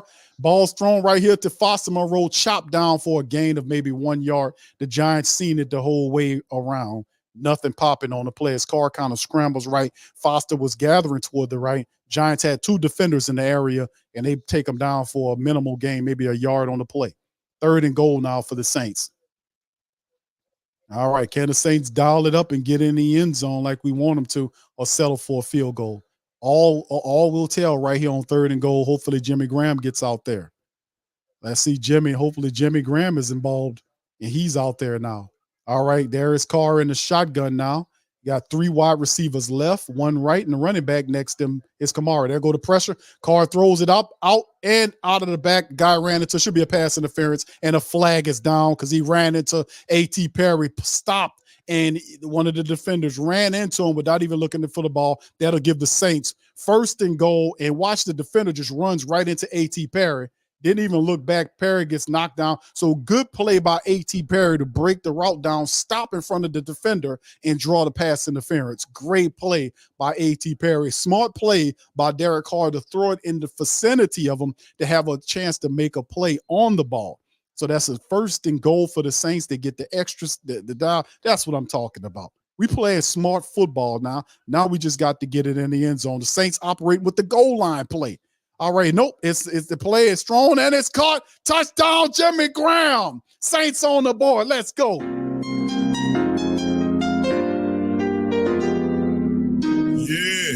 huh? Boogie like Benson, I'm a who that. I'm a who that. Long as I'm living, I'm a who that. I'm a who that. Lose or winning, I'm a who that. I'm a who that. Post coma, yeah, this is where we do that. Where we do that. Where we do that. Where we do that. Where we do that. Where we do that. Boogie like Benson, I'm a who that. I'm a who that. Sports coma, this is where we do that. Where we do that. Welcome, welcome, welcome, welcome. Somebody please better help. Somebody please better running this thing like Elf. Thank God every day I'm not a felt, not a felt. Go to YouTube live with Big Q and the guys. If you ain't ride or die, the bandwagon get flipped. Been marching in, that was way for the ring. I was yelling out the shame for the championship. Fucking on town, duck down. Falcons pluck, get shut down. Panthers ain't much touchdown.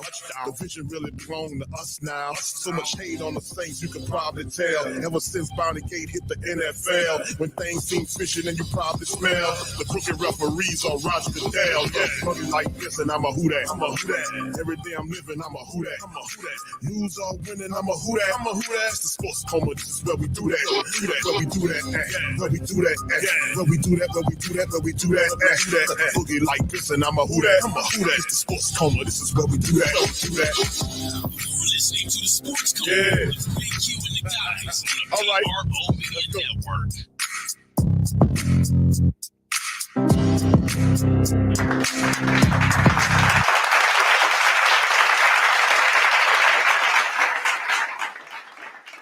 All right, man. Shout out to the Who Dat Nation, man. The Saints making it pop. And that's Carr on the day right now. Derek Carr, that's his 3rd touchdown throw, 23 of 27 for 218, averaging over 8 yards per throw, 3 touchdowns, and a rating of 137.3. The Saints taking the Giants apart in the second half, scoring 17 points in the second half of the contest to pull away from the Giants.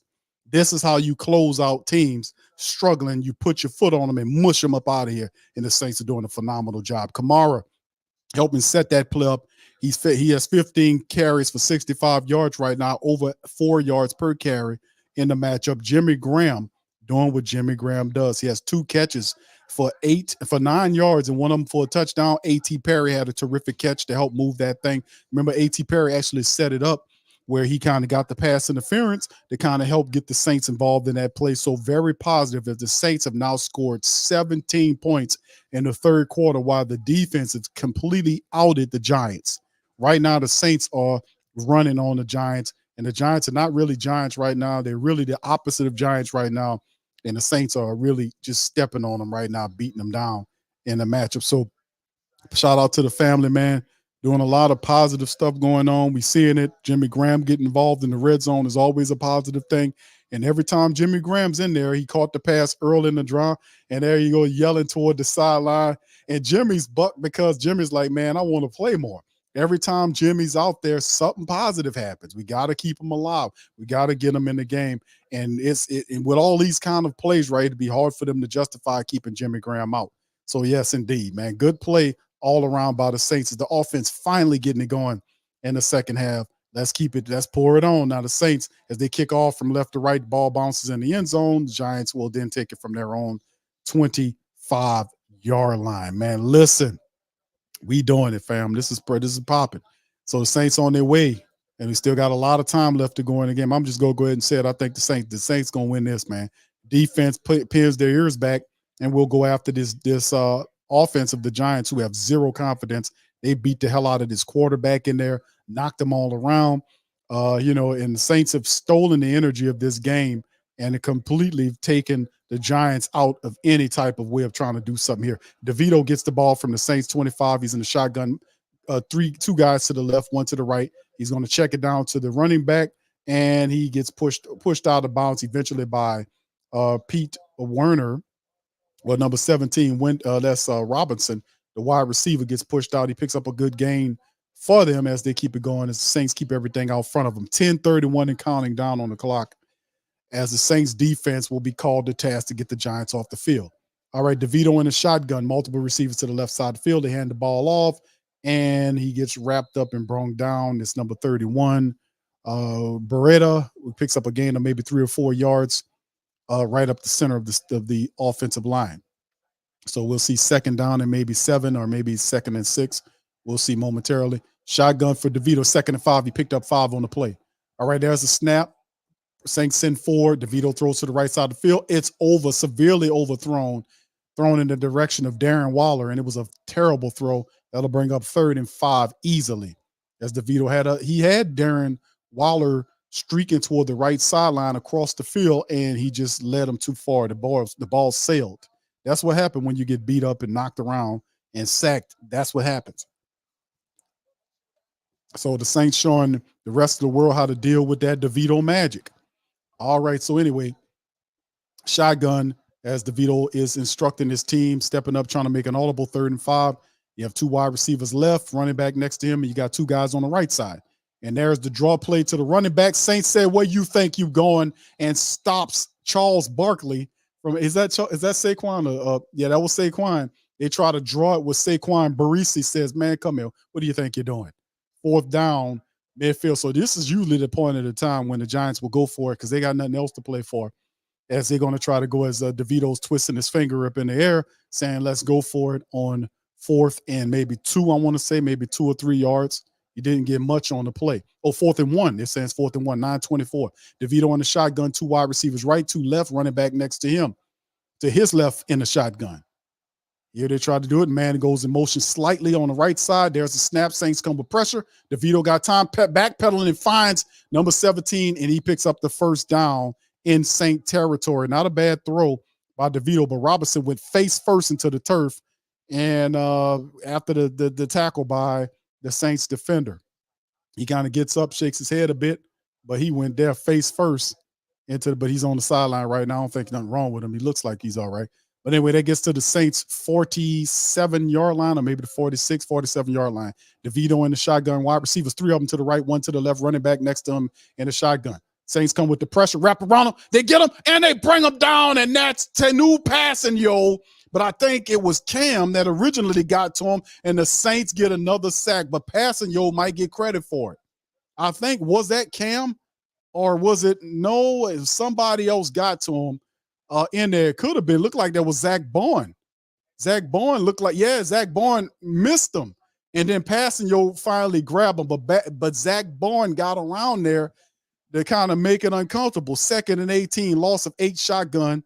There's a snap by the quarterback as he fires it to Darren Waller, and they get back to the 50-yard line after the play. Saints defense swarming. It's 3rd and 13 after the sack. All right, so passing yo with another one. I don't know if they'll give Bourne credit for that and split it. I'm going to have to look at the stats and see how they do it. All right, 3rd and 13 now for the Giants. Everything is a 4th down for 2 down. They're going for it. Wide receivers on both sides of formation, and the shotgun is the quarterback, DeVito. There's a snap. Saints come with pressure, and DeVito checks it down to Waller. He stopped at the Saints 45, woefully shy of the 1st down. Woefully. So that'll bring up 4th and 8, maybe 9 yards for that. And the Giants, of course, are going to go for it with 7:20 and counting down. Saints beating the hell out of DeVito, teaching the NFL this is how you deal with an undrafted rookie quarterback who was riding high on a 3-game winning streak. He's still a rookie. This is how you do rookies. Saints handling the business. 4th and 8 now for the black and gold. Shotgun DeVito, 2 guys left, 2 right. Let's see what he got going on. There's the snap. Saints come with pressure. Ball is out, and it's poorly thrown by DeVito, and it's incomplete, and it's over with Adebo. And he was looking for some type of flag, but the ball looked poorly thrown to me. He ripped it out of there, and it was a horrible ball, almost intercepted by Paulson Adebo, by the way. I don't know what DeVito was doing, but that's what happened when you sack a young quarterback, knock him around, beat him up. He started looking at ghosts and throwing at ghosts and everything out there, and then he almost threw an interception to Adebo, and that'll be a turnover on downs. The Saints get the ball back at good field goal position. Defense swarming. 670 people in the stream. Y'all please feel free to smash the like button, hit the share button as well, and the notification, man. We up in this thing. Shout out to the family. Saints defense handling up, and the offense now gets the ball back at good field position. How about that, family? Truth says, sack again, baby. Make a DeVito eat ground today. All right, defense. Yeah, cool, man. Defense balling today. They set the tone early and through this whole damn game. The Saints was handling the business and putting pressure on them. That's right, Brother Ramon. They did it. Gundam says, stop them, New York. Stop them, New York. Has no respect for the D. We got these guys. What's up, Keith says, who that? Thanks for all of you. Thank you, bro. Appreciate you for listening, man. Appreciate you. And Merry Christmas to you. Happy holidays to you, my friend. All right. Thank you, Tasha, for hitting that, putting that up there for you, Queen. Appreciate you. Much love. 504K is born clearly a pass rusher. They finally doing it, right, family? And all it took was for him to be in his final year of his rookie contract, and it's crazy because it's just weird how and just to talk about Barnes just for a second, a little sidebar before the game gets off a commercial, comes back for commercial.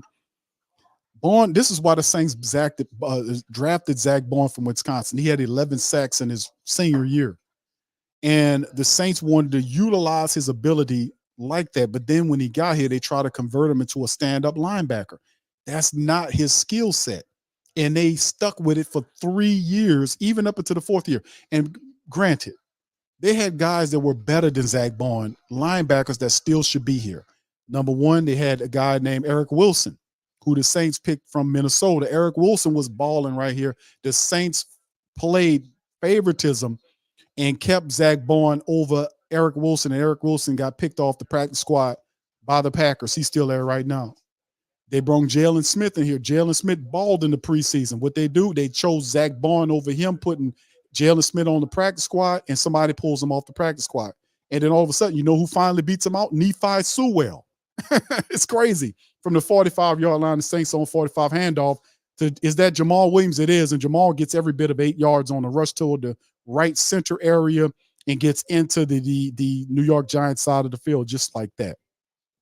An absolute beatdown as the Saints are going to run through this whole thing. But yeah, and then finally in the 4th year, the final year of Zach Barnes' contract, they just said that, hey, let's just use him as a pass rusher, and he's showing up dividends there. It just absolutely back ass and late, but at least we see what he see. But is it enough for them to give him a contract to stay? Only time will tell on that. But anyway, Saints up 24-6. Carr under center. Jamal Williams is in there. You got wide receiver left and right. They send a man in motion from right to left is Lynn Bowden. Hand off to Jamal Williams, gets the first down and 2 or 3 extra yards on top of it. So the Saints just hitting the Giants defense up the middle and just working the clock. They're just eating clock on their way to another win. And the Saints going to eventually get 2 in a row. KB says post-game polled him going to be, oh yeah, oh you already know. And by the way, y'all just hang close because y'all know we're gonna go right to it as soon as Dennis Allen. It's gonna be a parade of Saints players. When they win, you usually have about 8 guys up there, that hit the podium. When they lose, you can barely get them to come out from the bank there. But in a win, that's what happens. So we should have a very feisty Dennis Allen, man. And listen, Saints got the victory today, man. They handled the business, man, and they did what they were supposed to do. The defense set the tone for this one, man. I'm so proud of my defense. They set the tone for this one, man. So very proud of those guys. They set the tone, and the offense just picked it up, especially in the second half, putting up 17 points in the second half to help run away with the game. So very positive all the way around of what we've seen happen in this matchup for the black and gold. All right, anyway, let's see what happened as the clock down is ticking down from 5:47 on down. Saints wasting away. Derek Carr under center.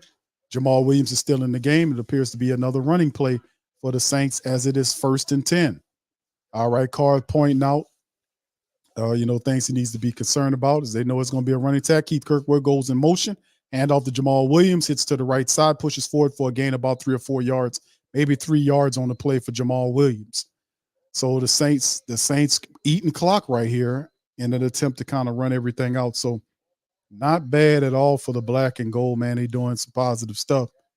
And man, they're doing some real positive stuff, just to be honest with your fam. They're doing some positive stuff, and we just need to keep it going. All right, anyway, shout out to the fam. Appreciate y'all being here. Brent says, now cometh the cocky vanilla peacock. I want to say thank you. Yes, indeed. Very much. Yes, indeed. Picking me up and bringing me back to this world. Oh, yeah, he going to be feisty. You know what he do? He like to kind of pop off at the reporters, and, you already know. Thank you, Brent. Appreciate you there. But, man, listen, we got another one. 1-0, the Saints beat the Giant Club with an undrafted guy. They beat him 24-6. They topped the Panthers last week. They're on a 2-game winning streak. We got to keep winning them. Short week coming up, man. Short week coming up. We gotta keep it going. From the 42-yard line, there's a snap. They're going to try to throw it with Carr. Carr takes a shot downfield, left side, and overthrown Rashid Shaheed. I don't know if it was a disconnection on that play as Carr took a shot toward Rashid Shaheed. It's incomplete. I don't know, Rashid, did he stop running? I think he lost the ball or whatever happened. I don't know what's happening. A little miscommunication. So the ball falls harmlessly as an incompletion. 3rd and 8 now as Carr took a shot. He took a shot downfield, left side. All right, Calm Beat says, come on, Carolina. Yep, Joe says it's Giants. It's the Giants. Let's get real. Yeah, but a win's a win, bro. You got to celebrate a win when you get it. That's 2 straight wins for the Saints. That's something to be proud of. Right now, anyway, you got to win. They win. You want them to win. They win. They got to keep winning. All right, here we go. 2 wide receivers to the left. There's a play extension of the run, and that's Kamara. Really nothing popping on the play. You seen that play where the Saints had an opportunity to kind of set up a screen for Alvin Kamara to get behind, and they didn't do nothing. They just couldn't get it out. That's the type of stuff right there I talk about during the years. Like the Saints, when they pull, they don't block out. They don't dominate the guy on the block, and they'll miss a block. It's always something goes wrong. Sometimes when you see them pull those plays, they need to really kind of practice that a little bit more. Prime says, I told y'all that Carr had to show it because his old team scored 63 points. That's interesting. Yoshi says we should have played off like this the whole damn season. Well, sometimes teams are hard-headed. It's 4th and 7 now. There's a game of 3 for this play. Let's see what the Saints do with the play. Do they punt the ball? Do they send the kicker in there? I think it's a little too far for the kicker to do it. To kick off that far but no, they're going to punt it because Group A is standing next to the special teams guy right there. So they're going to see if he ends up punting the ball. But anyway, thank you, Yoshi, for that. Appreciate it. I want to say thank you very much for picking me up and bringing me back to this world. Thank you, bro. Appreciate it. Okay, here come the Saints are going to punt it. They're not going to send the guy in to kick it. For the try the field goal. They're going to punt it, and it's a high punt. It takes a Saints bounce inside the 5. It'll be fielded at the 7-yard line. So the punt, good punt by Headley, as it took a Saint bounce back inside of the field, and the Saints down it at the 7-yard line as DeVito and the rest of the Giants offense runs out on the field. 24-6, Saints playing the keep-away game. All right, thank you, Tasha. Y'all hit the like button, fam. Like I said, when the game goes final, we'll pop up. We'll have the Dennis Allen press conference, all that stuff. We'll have it popping up for you as soon as it is available to. We'll cover all that like we always do at every damn game. One stop, one shop. All right. Anyway, yes, indeed, man. We as a team, man, the defense, I'm so proud of my defense because my defense really did a good job in this game of stepping up. DeVito and them operate from their own 7-yard line, 5:03 on the clock in a shotgun. There's a snap. DeVito checks it down to the running back, falls forward, and only for a gain of maybe 2. They're going to give him 2-3 yards on the run as he falls down, gets touchdown on the play as well. So, all right, the Saints got it all working, and you can see Darren Rizzi, who's is an Italian fella, throwing up his his gesture there. All right, so here we go, shotgun for the Giants, a check down right there to actually a throw to the tight end. He gets nothing, or the big wide receiver, whatever he is. Oh, no, that's Slayton, the wide receiver. Not much popping as somebody popped the hell out of the quarterback, DeVito, and he's kind of walking and limping forward. He got his tail kicked today. I ain't gonna lie to you. Somebody popped him and knocked him down. I don't know who it was. No, nobody touched him. Oh, I can't tell what happened on that play. Somebody knocked him down. I can't tell who did it. Shotgun now for him. They're looking, fires the ball, and it's thrown to number 86, Slayton. He gets pushed out of bounds around the 35-yard line. So a nice throw on the play. I don't know. Oh, his own guy chopped him. Okay, I was about to say, it looked like his own offensive lineman stepped on his foot. I was like, I don't know what happened. He went down. The offensive lineman got back, got pushed back, and he stepped on his foot. Looked like he all right. 1st and 10 now for the Giants after a nice throw by DeVito. 4 minutes and counting. They get all the way up to the Saints' 36-yard line. Shotgun 3 right, 1 left. Pressure as he throws to the left side of the field is knocked away. Good coverage by, it was that Isaac Yiadom. That's right. Isaac Yiadom on the left sideline was able to knock the ball away from the wide receiver, the big wide receiver on the play. And Yiadom, he tried to test Yiadom. Yiadom look at Isaac Yiadom looking back at the ball and made a play to knock the ball away. Isaac Yiadom is looking for the football and making plays on it. That Isaac Yiadom is stepping up. He's been playing well, especially over these last several games. All right, here we go. Giants in the shotgun again. It'll bring up 2nd and 10. 2 wide receivers, right, 1 left, running back next to him. Actually, 2 left. There's a check down to the running back. He gets pushed out of bounds right before Tyrann Mathieu on the play. So it'll be a loss of a little bit. He didn't even get back to the line of scrimmage. Saints defense all over the play. They got everything covered up, forcing DeVito to do the check downs. So he gets out of bounds, stopping the clock at 3:54, 24-6 Saints up. Derek says, Q, got vision like Mickey Lou. Oh, man, hold on now. Let me tell you can't talk about it, man. I did it. I'm all right here. Oh, yeah, he's watching. He's watching. All right, shotgun.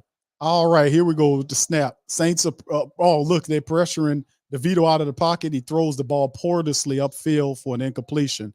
And Jameis Winston looked like Jameis caught the ball along the sideline and started acting crazy. DeVito threw the ball to Jameis on the sideline, man. So that'll bring up 4th and 10. All right. All right. So 3:48 on the clock. 4th and 10 now. Saints doing everything, man. They're doing it all well.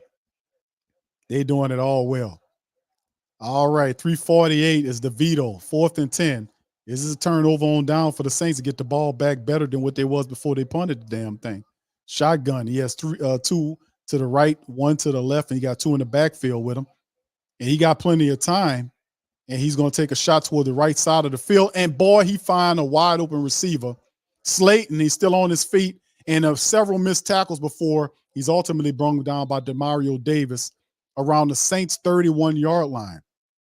Boy, what a throw by DeVito, and we got a guy down. It's Lonnie Johnson Jr. is down, and he's in pain. I don't know what happened to him, but Lonnie Johnson Jr. is down in pain, and he got behind the Saints zone, and that was, I want to say that was Slayton.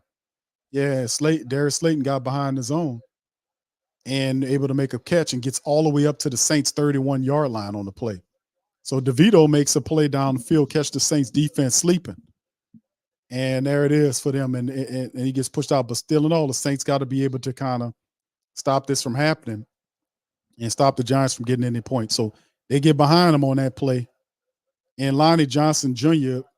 got hurt on a missed tackle. I think his foot might have caught him in the face. I don't know what happened with him, to be honest with you. But anyway,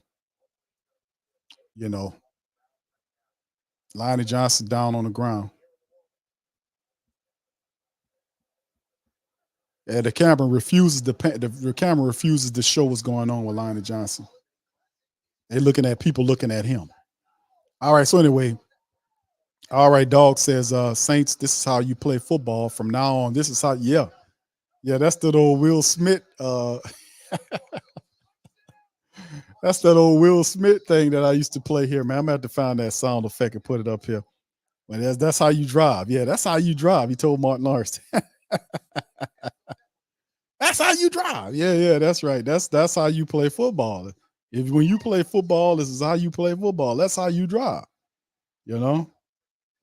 So man, listen, man, Saints up big right now, fam, and they're doing pretty good. Shout out to the fam. Appreciate y'all being in the building here. And I'm looking at some of the scores from some of these other games going on right now, and obviously we're not going to get no help from Green Bay. Green Bay right now, it's not going. Tampa Bay going to win that game. They're up 34-20 on the Tampa Bay Buccaneers. The Buccaneers are going to go 7-7 in a matchup, and of course Atlanta right now is trailing with 22 seconds in the game. Atlanta's winning with 22 seconds in the game, 7-6. But back to our game. Shotgun here as he gets a new player, and he rips it down, checks it down to the running back. He gets pushed out of bounds around gain about 3 yards on the play. As number 20 gets pushed out of bounds by Saints defenders, bring up 2nd and 7 with 3:16 on the clock. Giants trying to get in the end zone. The Carolina Panthers, 4th and goal at Atlanta 5. They're going to march out the kicker. Right now, there's a second remaining. And the Carolina might very well beat the Falcons, man. So we'll see. Here's 1 second remaining. I'm looking at it. All right, here we go. Back to the Saints game. 2nd and 7 shotgun is DeVito. There's the snap. Saints come with the pressure. Zach Bond gets to him again, and the Saints meet up with a union meeting at the quarterback position, and DeVito is down and roughly getting up the Saints as kick DeVito's ass today. Boy, this is dead. The Saints, Zach Bond fired off the edge, got right up under the guy, grabbed him first. Saints, he missed him, and then he did like a punch jump fighter thing when Zach, missed him. He kind of looked like he glitched a little bit. And then the rest of the people came and got him. Saints defense all over. All right, shotgun once again. They're 3rd down on a loss, and there's it checks it down to number 83. Saints defense there to get him right at the Saints 31-yard line. That'll bring up 3rd and 19 on the play. Saints defense is all over them guys. All over. All over him. And speaking of being all over, the Atlanta Falcons lost 9-7 just now as Carolina kicked the field goal. Hey, Atlanta lost to Carolina. Thank you, Rock. All right, shotgun for the Giants. A lot of holding going on, ref. He ain't make the call. The throws upfield and look like it's a connect. Nope, incomplete, says the ref, so that'll bring up, that's it, 4th and 10 on the play. They got away with some holding, though, on some play, but it's an incomplete throw. So the Saints knocked the piss out of the Giants, and we know the Giants had issues coming into the game, but listen, I got to credit the Saints for taking these people apart in this game. That's right, family. And see, when the Saints win and the Falcons lose, the win is a lot sweeter. It happened last week when we beat the Carolina Panthers and the Falcons lost last week. It makes the win sweeter. It does, because the Saints are now 7-7 and the Falcons losing by a last-minute field goal to the Carolina Panthers 9-7 as the Panthers get their 2nd win of the season. So shout out to Rock and the rest of the Carolina Panthers family. They got a victory 9-7 against the Atlanta Falcons. My goodness. The Falcons are now 6-8. The Falcons are now 6-8. The Saints are going to climb to 7-7. The Tampa Bay Buccaneers are going to be 7-7 because they're beating the Pack 34-20. They're going to win that one. But shout out to the Falcons for coming up short. But you know what, Falcon people, thank you for being who you are and doing what you do. Thank you, Thomas. Ever since the round table, Low getting a taste of second half football, I told Low, listen, bro, I think Tampa going to beat y'all next week. And I wasn't saying that to be mean because we, you know what I'm saying? We lost the Atlanta game. But I seen holes in their game, and I was like, man, listen, Tampa playing pretty good. They're playing pretty good football right now. So, y'all might have some trouble. And they lost to them, and then they lose to the worst team in the NFL. What you got to say for that? So shout out for y'all. Let me get this super chat. Say thank you very much. Picking me up and bringing me back to this world. That's what I'm talking about. All right, Tosh says, Q, I'm darting out. Now the Saints got this and going to watch the Spurs Whip your pals. Yeah, they just that fired up for what, 2:30? Yeah, that's right. So shout out to you, Tasha, for that. Appreciate the super chat. Thank you very much. Picking me up and bringing me back to this world. All right, shout out to the fam, man. We appreciate all y'all for being in the building, man. Much love to the great Saint Think Tank, man. We doing the damn thing. It's so cool, man, to watch the Saints do this. That's 2 wins in a row. The Falcons lose always makes us smile, man. I'm serious. It always makes us smile when the Panthers lose. I mean, when the Falcons lose the game, it always make the black and gold people smile. Let me tell you something. But thank you for that, Tasha. Much love to you. As well as the Saints with a $1.58. This game is pretty much over with. This was an absolute domination of this team. Saints, it took a while for the Saints offensively to get going, but they did. Let's credit them and give them credit what credit due. They executed. They got the win. We need 3 more wins. Donnie says my guy Bryce Young stood on his business today. Shout out to you, I Becky, want to bro. say thank you very much. Picking me up and bringing me back to this world. Hey, I told him, fam. I did not tell Low. Now the Saints right now, they're about to go into victory formation. This game is over with, family. Derek Carr is in a victory formation. The Saints kneeling on the ball. This will pretty much get the game over with. Saints going to win this thing 24-6. And listen, like I said, you have to remember, when you operate a certain kind of way in the AFC, like the division was pretty much up for grabs. We had it, then they had it, and Tampa Bay is a team playing like, hey, you can see guys on the sideline sad, man. Look, just go home, bro. Get your stuff together. But thank you, Donnie. Appreciate you, man, for that super chat. But man, listen, this was how we expected them to respond in kind. The room to grow says the Bucs are now leading the division. Indeed, it's going to come down. It's going to come down to the Saints and the Bucs. Atlanta lost to the worst team in the NFL record-wise today. I just want to keep stating that because that is so very funny. I'm just going to keep it. I'm going to keep it real deal Holyfield with you, baby. The Saints lost to the Saints won, and the Falcons, the Falcons, as Jerry calls them, they lost to the worst team record-wise in the NFL, in the Carolina Panthers. Let me tell you something. This is the Carolina Panthers team we played last week that could barely make a completion, but they did just enough to keep the Atlanta Falcons down 9-7.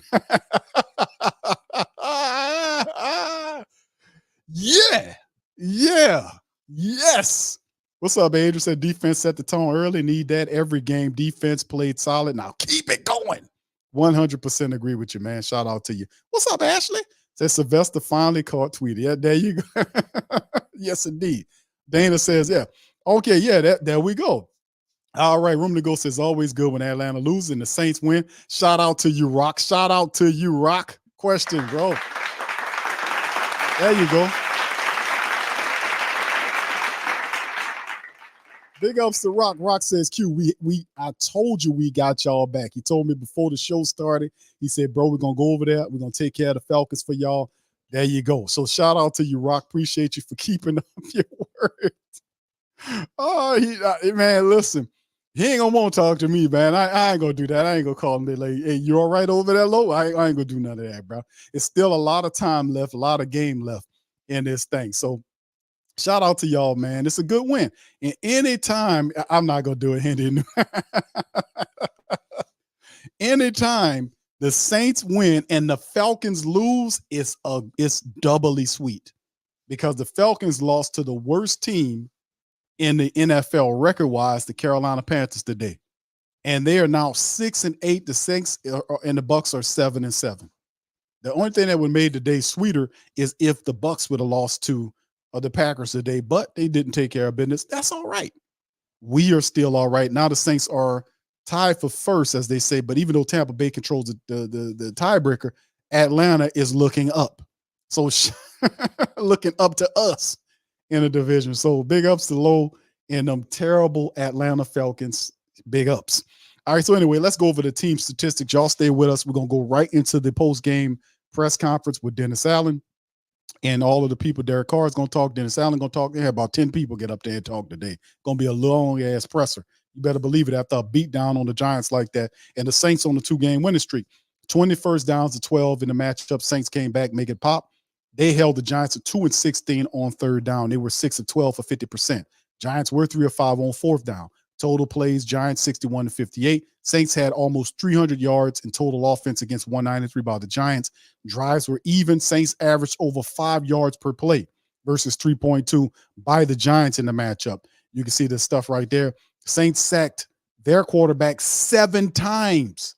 The Saints sacked DeVito 7 times in the game. 7 times, in the matchup. The rushing attack, 87 yards by the Saints, 60 by the Giants. The Giants didn't do anything. They was doing like around 40 to they were around 60 at halftime. So they really didn't advance and do anything beyond that. Saints were 2-2 in the red zone. That's always a positive. The penalties, 6 penalties for 58 yards by the Saints versus 5 for 32 in the matchup. Saints then took the possession of the clock. It was with the Giants, but the Saints took it 32-52 versus 26-33. Saints get the dub.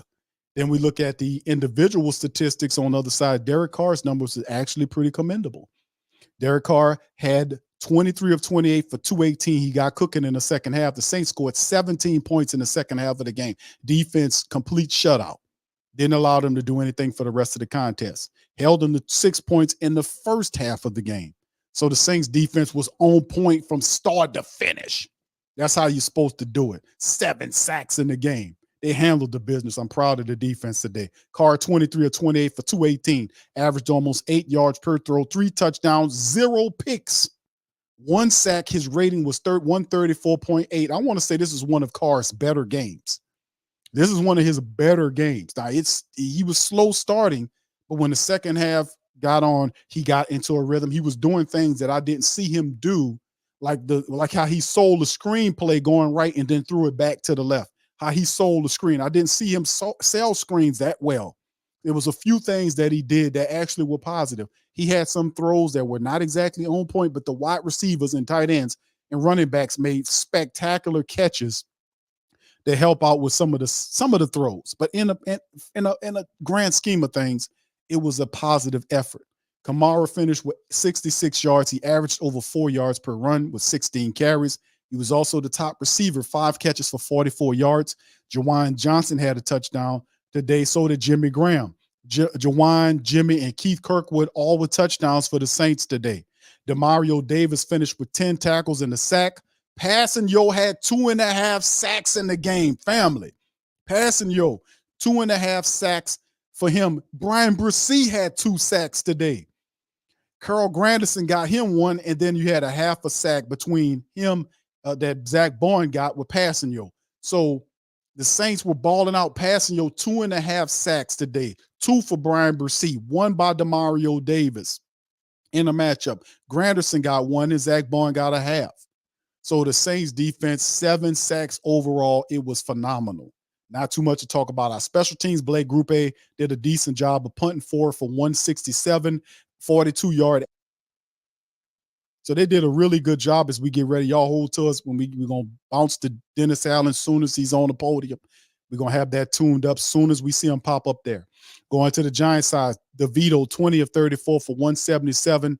Just over 5 yards per throw. He was sacked, like I said, 7 times, 0 touchdowns, no interception. They beat his ass in there, knocked him around.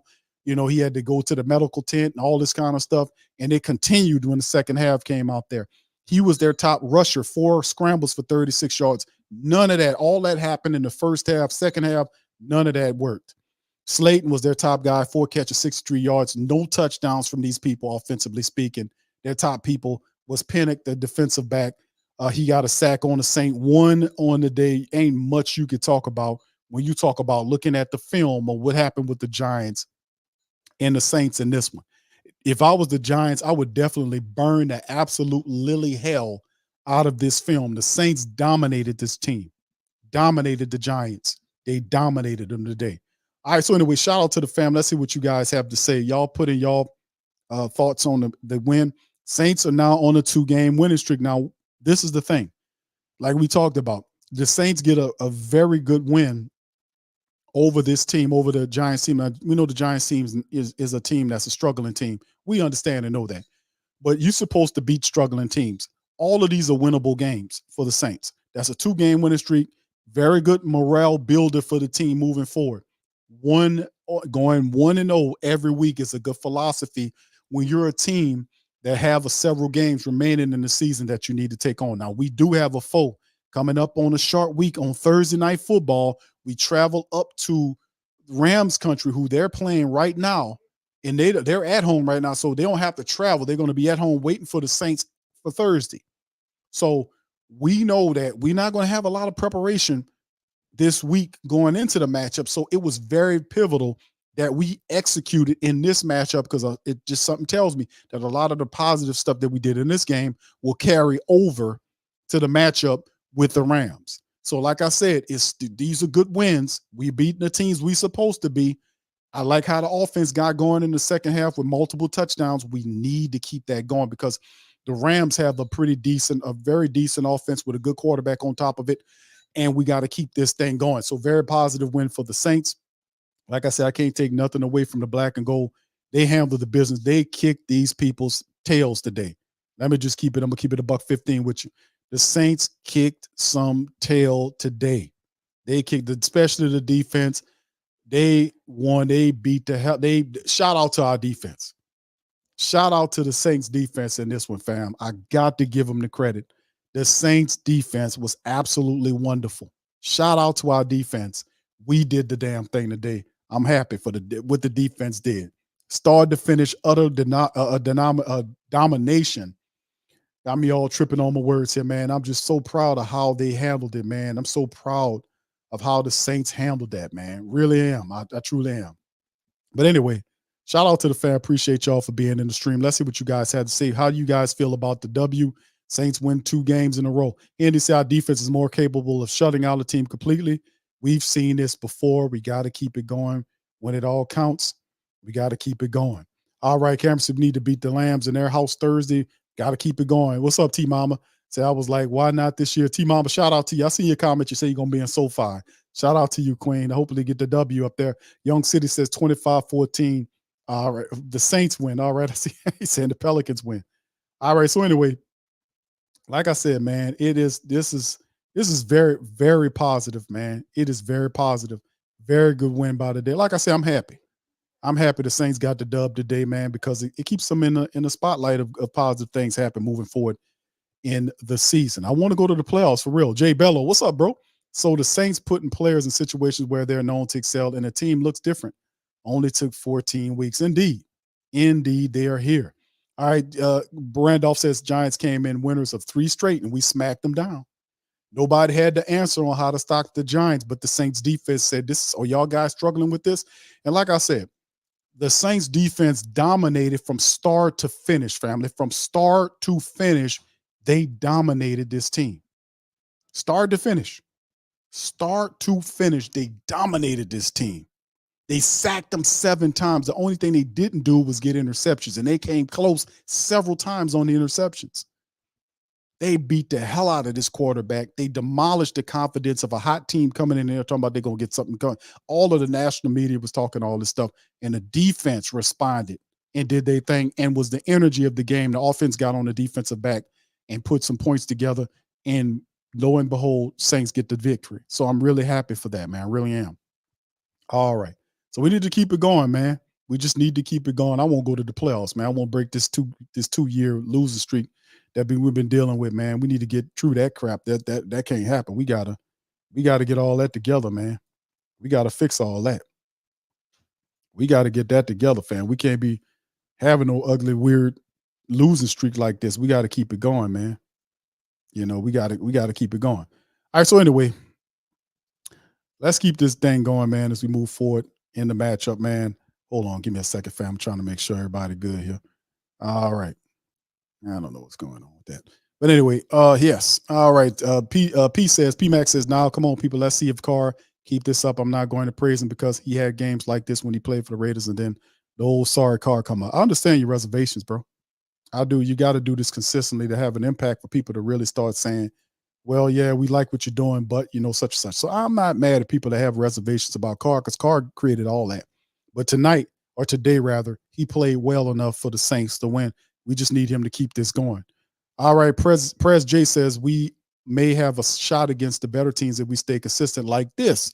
The rest of the games on schedule just needs to all be prepped for the playoffs ahead. Sub in guys and out, yeah, and went up and went up a bit. Yeah, right. Exactly, bro.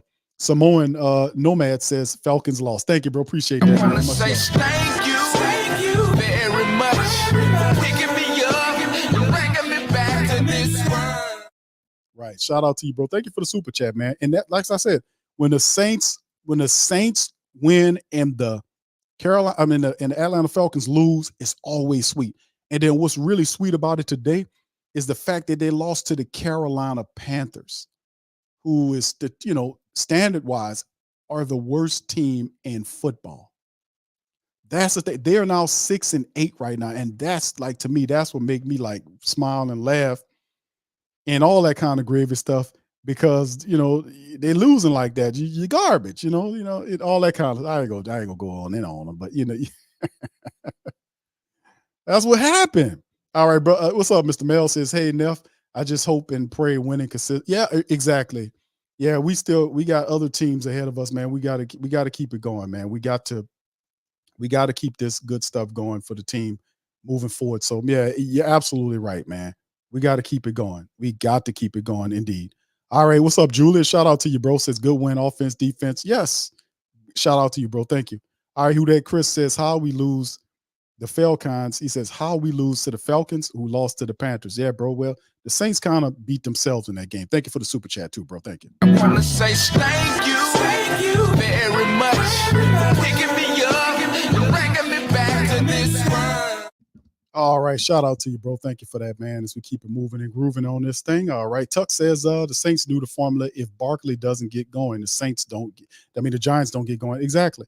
And like I was joking, and I said this, that Saquon Barkley was running like Charles Barkley out there. I mean, the Saints was shutting him down every step of the way, and it was a very positive affair, no doubt about it. 504 says no negativity today. I'm enjoying this with you. No, absolutely, absolutely. You're right, exactly. I'm not. It's not. It's positive because they did what we wanted them to do. Now they just have to keep it going. They did what we wanted them to do. They ran the ball. They threw the ball. They didn't turn the ball over. They won the game decisively, 24-6. They shut down the other team. They sacked them 7 times. They didn't get the turnover, but everything else was there. So what more could we ask for the guys?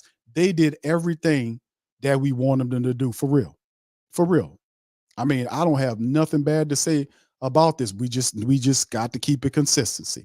All right, the right says Zach Baum. Yeah, Zach Baum firing on all cylinders, man. He playing like a man uninhibited. He's feeling free and playing. Jermaine says, Q, you better check on Big Low. All right.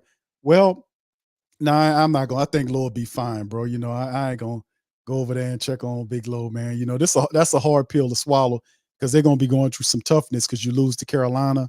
A lot of people want to fire Arthur, whatever his face is. They want to get him out of there and listen, fam. We'll see how it all goes, man. But Dennis Allen's on the mic. Here we go, fam.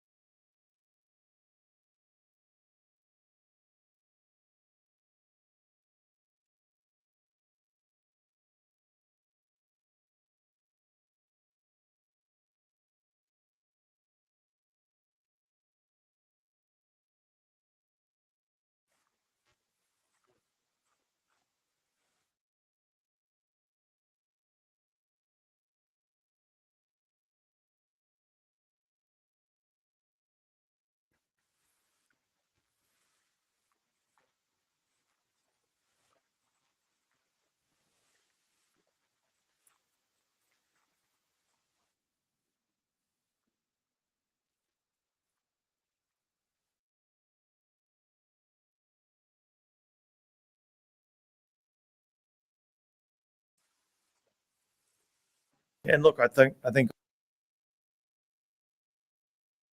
on the back end, our guys, for the most part, they got a couple of plays there in that, last 2-minute drive where the quarterback kind of extended a little bit and was able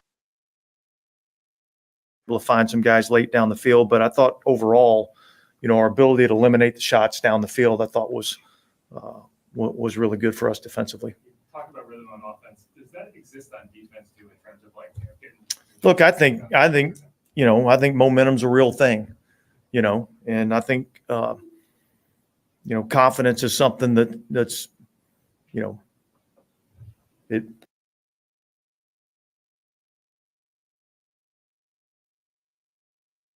Both sides of the ball had a little bit of that going on today. You brought up the quarterback. We didn't ask. Are you irritated by the amount of criticism that he gets? I just think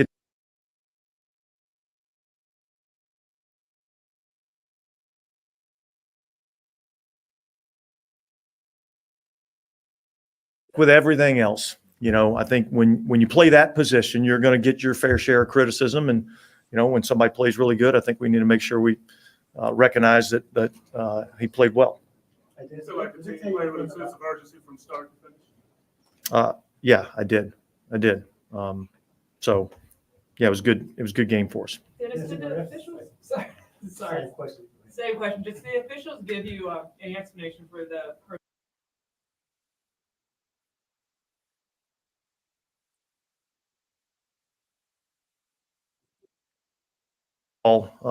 And so I was more play. The fact that he's played with so many injuries, you've seen quarterbacks do this in this league. Do you think he's displayed, I don't know if it's like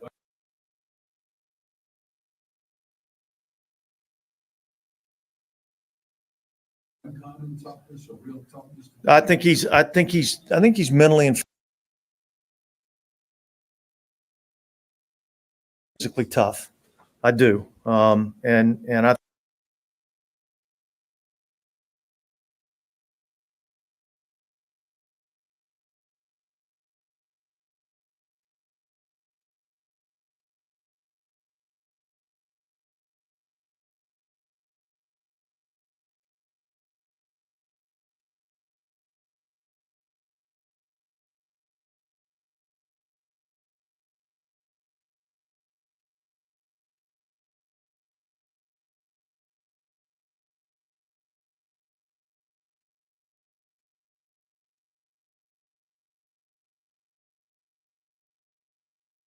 yardage situation with A.T. Perry being able to catch the ball again.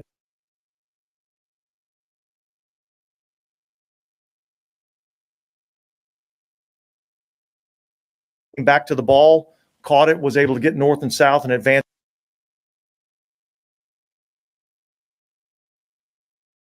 And get the first down, which was a big play.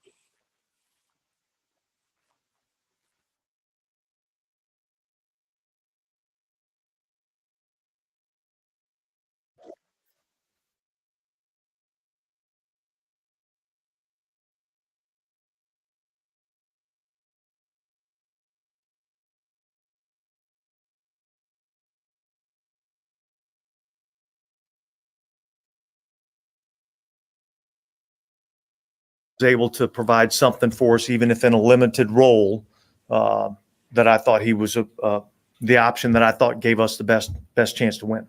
Was there something in the Giants defense that made you want to exploit an opportunity with tight ends, or was there a self-scout that said you wanted to get tight ends more? Yeah, look, I mean, generally, when you face a team that's got, a lot of exotic looks and things of that nature, it kind of calms down a little bit when you put a bigger grouping on the field. And so I think that was just part of the game plan to see what we were getting. And as we got into the game, we felt like there were some things that we could do to, have some success. And then how much did that help when you see deliver on that. And I thought it was awesome to see him go and make that play, and then obviously, the goal line play down there to Jimmy, from the half-yard line was a big play. So I thought our tight ends kind of stepped up and played well in the game. Dennis, before y'all played the Panthers, y'all had 2 shutouts, keeping the opponent out of the end zone rather all year, and then back-to-back games, you'll let the opponent get in the end zone. What kind of corner do you think the defense has turned recently? Well, we've played better the last 2 weeks, and so, but you're really only as good as your last outing, and so we've got to go back and make whatever the corrections are that we need to make from this game, and get ready for a really good LA Rams team. Dennis, it's been like almost 5 years since Keith Kirkwood caught a touchdown pass. Just curious what kind of impact it has, like what does he bring to the team? Look, he's a guy that he's kind of been up, then he's been down, then he's been back up, and he's look, he comes to work every single day and works his tail off, and he's appreciative of every opportunity he gets. So for him to get an opportunity to go out there and make some plays is good to see. All right, guys, thanks.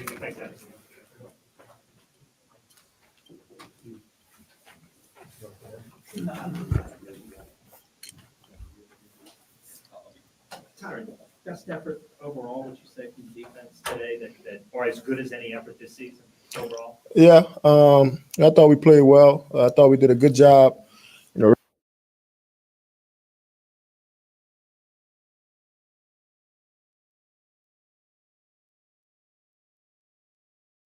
I thought we played well. I thought we did a good job.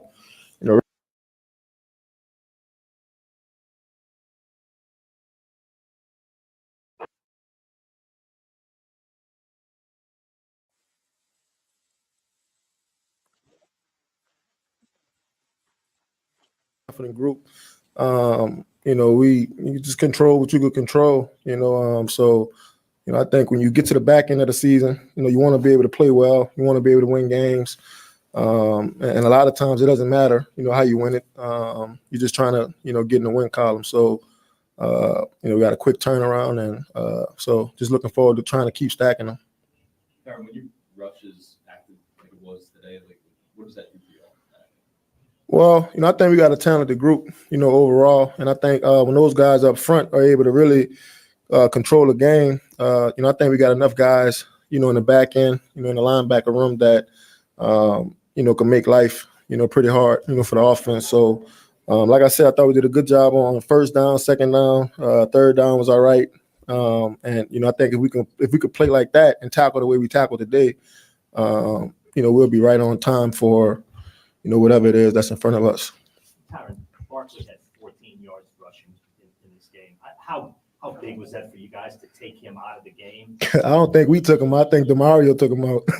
You know what I mean? Because seemed like he made every tackle. You know what I mean? So he was fired up. Must have had something to do with them gas tanks. You know what I mean? I was going to ask about DeMario. Several players were standouts all throughout over the defensive side. DeMario's first 11 snaps, he had like a sack, QB hit. Yeah. How much of a charge did that give you to see DeMario in particular go out there? I mean, he's one of our best players. There's no doubt about it. He's one of our best leaders. And I think when you have guys like that in front of you, it's easy for guys to follow. So, he comes out there turned up like that and, juiced up and, making the first 3 stops of the game. You're going to let everybody know he made the play. So, but now we feed off that energy. How have you felt with, seeing the tandem between you and Jordan Howard? I know Jordan's got kind of thrown into this rookie season and everything, but how do you feel that tandem's working out for you guys? Yeah, I think we work really well together. I think we both can pretty much do the same things, and we play off each other, really well. And he's continuing to get better. Open field tackles.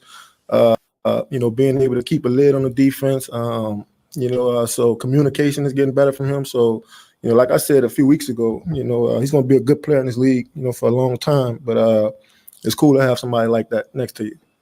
Yeah. I like the very first play of the game, Debo throws up a pass. Right? So, I'm just curious how you've seen his game kind of mature. Debo? Yeah, awesome. Debo is a good player, man. He's smart. He's physical. He's active. And I think he's going to make a lot of plays in this league. Obviously, playing across from Lat, obviously you get a lot of work. But I think this season, man, he's really put some really good games together.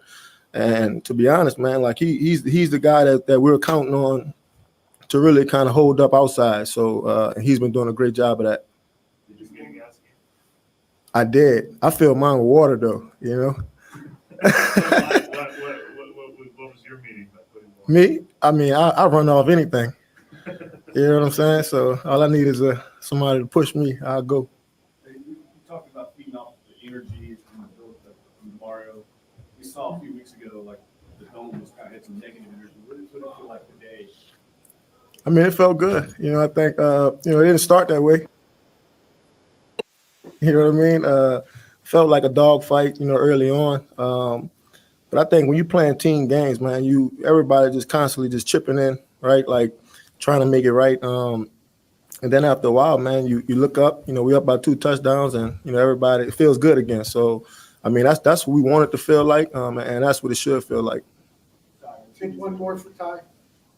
2 weeks in a row, you keep the opposing team out of the end zone. What do you think the defense has done these last 2 games? Man, just really trying to defend every blade of grass.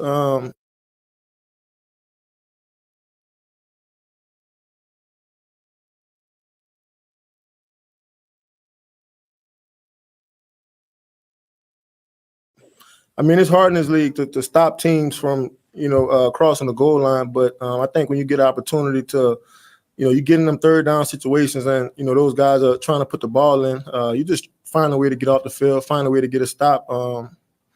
I mean, we don't do anything special. We just trying our best to, keep them out of the end zone.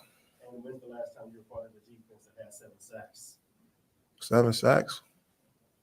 Man, I'm old, dog. I don't know. Been a while. Appreciate it. Thank you.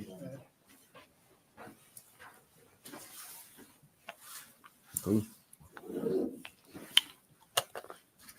Alvin, I know the result of the game being a win is probably most important, but 7th straight season with over 1,000 scrimmage yards, a new franchise record, just at this point to still be able to do everything that you do in this offense, how important is that to you? Man, I mean, I feel good. I don't feel any older than when I came in. I think it's definitely it feels good to be able to still go out there and be productive. I just need the ball in my hands, and guys up front do what they do. We good. You've been frank about what the standard needs to be around here. I mean, was this a game that qualifies? Like what we've been wanting to see from this team? Yeah, I think we played a team game today. Special teams, Lou down guys inside the 10. Defense, they played amazing. DeMario going out there, Tano going out there and doing his thing. And then offense, Derek put together a good game. And I mean, we went out there and got a win. These are when the wins kind of count. We need to be playing our best ball right now. So I think that's what's going on a little bit. What worked during 2 wins in a row after 3 losses in a row before that? I think it's just kind of the pride of the dudes on the field. You know what I'm saying? We're not losers. I mean, I've been saying that for a while. I'm not a loser for sure, and I know it's a lot of guys.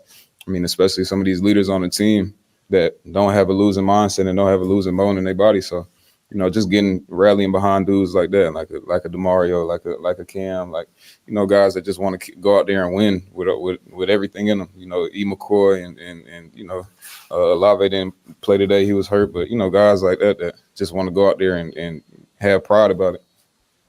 What did you think of Derek's game today? Obviously, he's been receiving his share of criticism. Mm-hmm. You all have a game.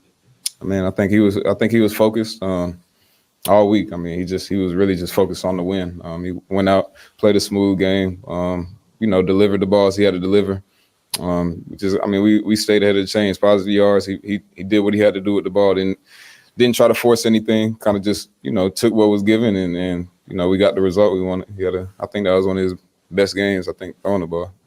Some earlier conversations about identity makes it better on the offensive side. Do you feel like this is one of those games, either identity building or even identity confirming? We still building. I wouldn't say confirming. We still building though. I mean, it's good. These past 2 weeks been good to kind of just go out there and kind of put a little bit of a stamp on the game. Had some positive yards, had mostly positive plays, and positive drives. Go out there and in the red zone, be able to execute. Jimmy got another touchdown. I mean, that just makes sense. It seemed like. Well, yeah, it's just like I said, building. Not confirming yet. We still got some more ball to play. How would you describe the identity that you're in the process of? I can't right now. You've been like the 18 playoffs last time Kirk would caught a touchdown pass a couple of days. Like, who's that guy bring the team? Man, I mean, Kirk, he's one of those dudes that plug and play. When his opportunity is when he's given the opportunity, he just takes advantage of it. Cerebral, he works hard in practice, and when his number is called, he executes, he delivers. So I mean, it was good to see him score that touchdown early. I mean, he just does what he's supposed to do. That's Kirk's kind of game. That's his thing. You guys haven't had much opportunity to start a fourth quarter with a sizable lead, try to run out the clock and kind of impose your will. I mean, I know that's part of what this team wants to be headed.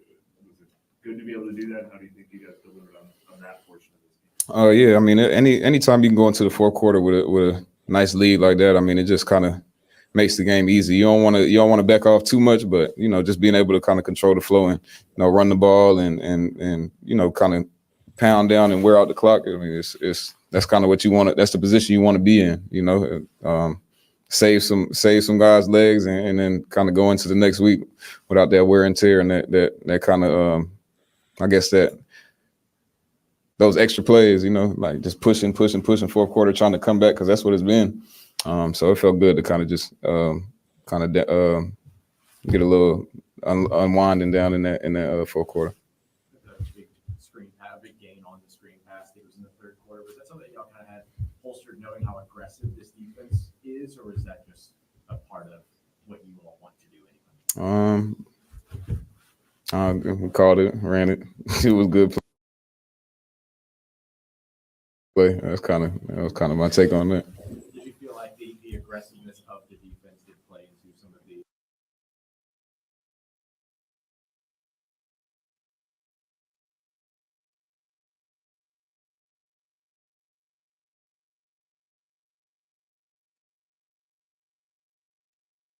success there? I mean, it felt like they had 4 or 5 guys in the backfield by the time you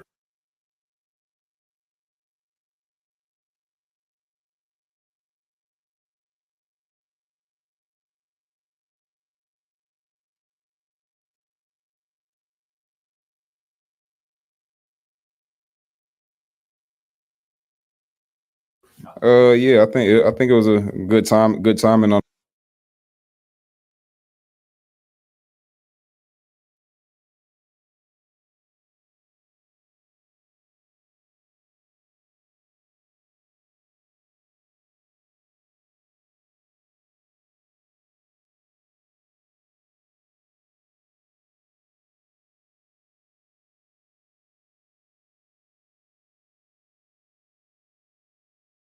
The call. Yeah, I don't know. Just a good play, good blocking outfield. How do you feel about playing on a short week this week? I'm pro. Been doing it 7 years. It ain't nothing. It's just regular schedule programming. We got Thursday night, so we'll go get ready. Thank you, okay? Thank you. Yeah.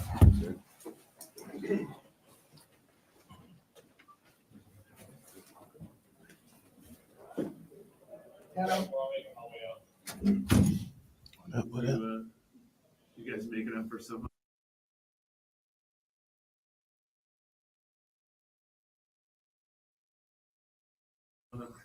lost sacks or something? I mean, did you feel like this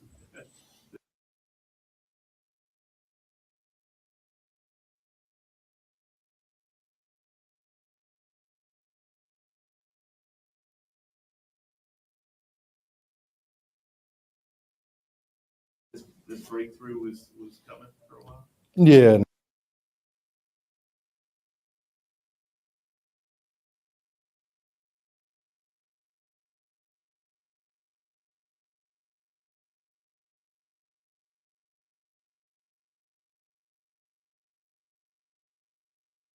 I think it was definitely coming.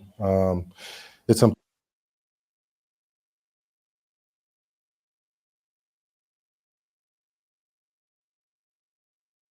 we put pressure on the quarterback, and like you.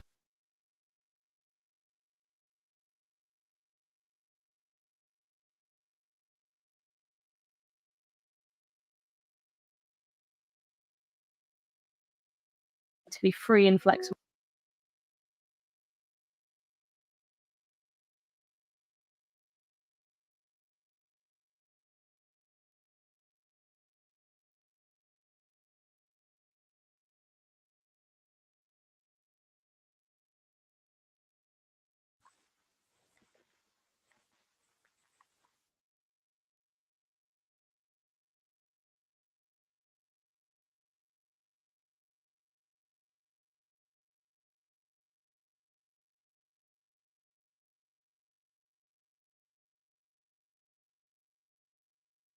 He didn't come in with any type of mentality of being.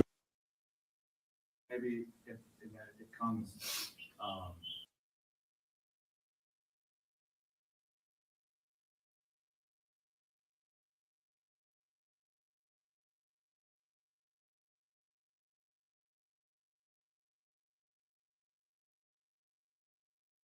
against a player who's caused such a stir in the biggest media market, right?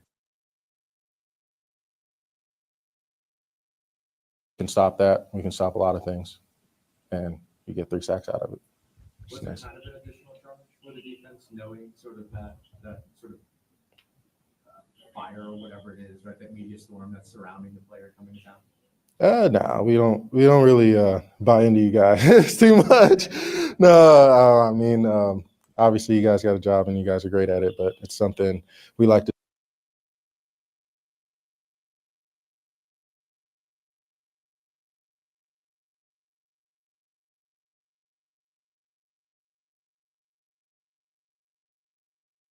To tune out and kind of just do what we do. So there was nothing.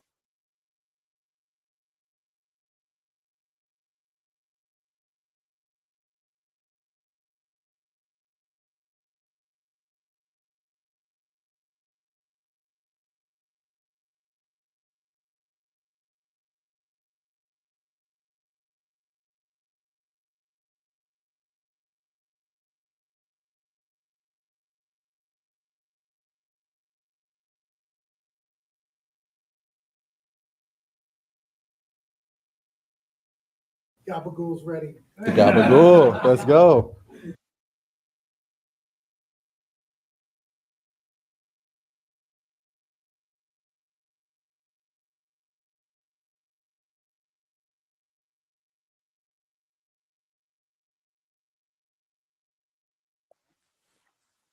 The guys that their number being called and all that kind of stuff.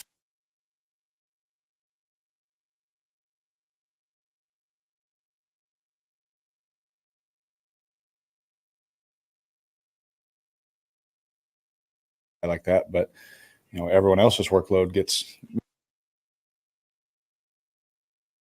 perfect, but we were, guys were making catches.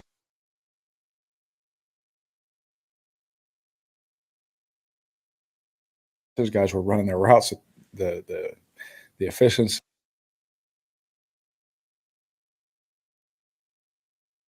Kind of stuff, but I've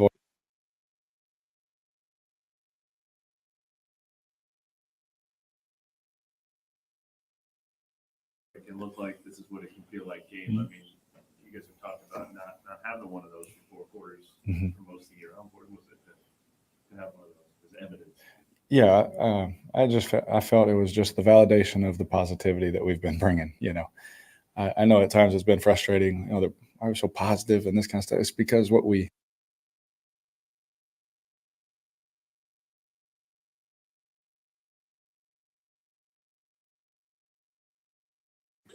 don't just show up on Sunday, see each other, and like, hey, let's play a game together.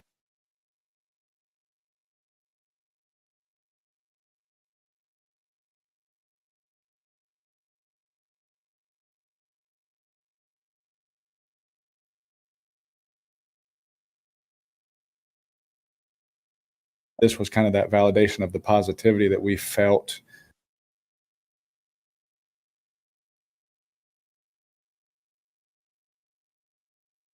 you felt maybe from some of our guys.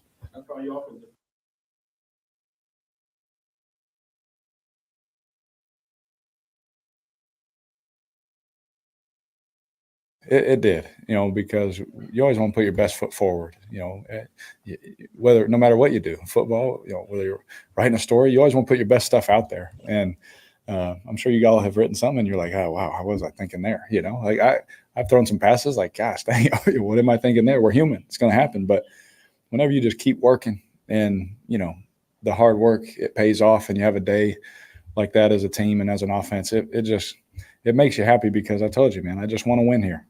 That's all I want to do. I say it all the time, I got enough yards and touchdowns for a lifetime. I'm thankful for it all. That's not why I'm here. I just want to win these games, and to see how we won today, everyone involved, everyone making plays when we needed them. That's the thing that feels good for me. Because there's a lot of hard work, and,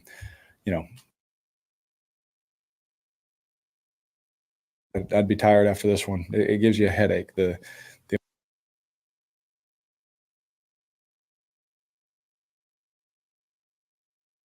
amount of different personnel groups, the pressures, the jumbo spot. There was so many moving parts.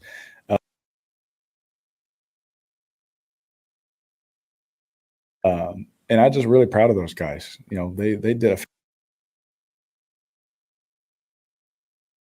and there was no fights today, so that was a good thing too.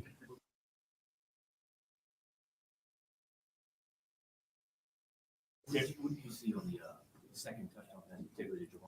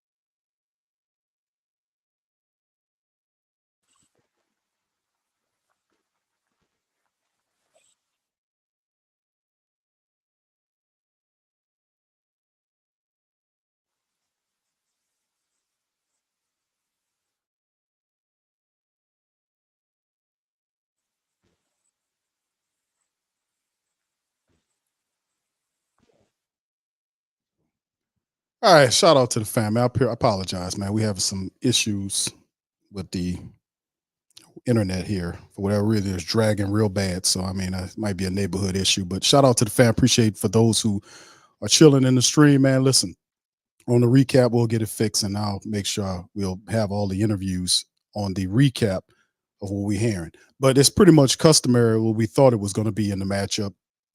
Is the fact that the Saints handled the business today, man. They took care of business in the way that they were supposed to. The defense was just ridiculous. They did 7 sacks today. They destroyed the Giants' passing attack, the rushing attack. Whatever they thought they were going to do against the Saints, they just didn't do it. So, I mean, I'm really proud of that, man. The Saints did a really wonderful job. And, of course, we heard what Dennis Allen said, we heard what Carr said, Tyrann Mathieu. Shout out to Tanu Passanio, 2.5 sacks on the game. They played phenomenal today. So, I mean, they really did a wonderful job in this game. And it's a 2-game winning streak. You beat the worst team in the NFL record-wise. You turn around and beat a Giants team that was on a 3-game winning streak. The defense set the tone. The offense finally got going. They scored a bunch of points in the second half of the game, 17 in the back of the game, while defense completely pitched a shutout offensively to stop the Giants from doing anything. Like I said, we can't discount the Giants were actually winning and doing some really good stuff coming into here. Saints defended home field perfectly. They does this past 3-game homestand. The Saints finished 2-1 on the 3-game homestand as they get ready to then head to the SoFi Stadium to take on Rams, who's a lot better team than the 2 prior teams. But we have to be able to have this type of focus and attention to detail or ability, just effort. The defense was strong. We're going to need this or a similar type of performance from our defense. We're going to need the running attack to do it. We're going to need the Saints to not turn the ball over. No turnovers today by the black and gold. That's a positive. We got multiple offensive touchdowns. That's a positive. We ran the ball at Alvin averaged over 4 yards per game. That's a positive. And we got 7 sacks. No turnovers, but sacks to frizzle them the entire game. This rookie quarterback didn't know what was going on. You beat the hell out of him, turn him, twist him upside down. He didn't know his up from his bottoms. So, I mean, the defense did a phenomenal job. They handled the business. They dominated this Giants club. They did what they were supposed to do and handled it fair. So, a very good, this is a positive moment for the team because it's been an up and down season in terms of this team, and people are frustrated. The Saints finally get back to 500. Now, can we mash on the pedal, get the Rams victory on the short week, prepare for the Tampa Bay Buccaneers because they're obviously going to be the team we have to deal with in terms of trying to take the NFC South. So, like we said, everything is in front of the Saints. Their 2-game winning streak is a positive. They beat a Rams team that was doing their thing, smack them down, and then move forward. It's not the way we want. It's the way it's the way the Saints handled the Giants today. They beat them up. They demoralized them. And people want more touchdowns. I get it. But at the end of the day, this is what was needed for the Saints today. But the question is, Q, can they continue this type of play? I don't know, bro. I really don't know. We on a 2-game winning streak. That's all I do know. Can they beat the Rams? Yeah, they could beat the Rams. Will they beat the Rams? Man, I don't know. We'll have to see because they have to be able to consistently put together performances like this or similar to this to have a chance against the better teams. They can beat all of these teams, the next 3 teams that we have. They really could. But it's about the Saints mentality going into these games, not turning the ball over, playing positive, dominate and take advantage of your opportunities when given. And that's what it really comes down to.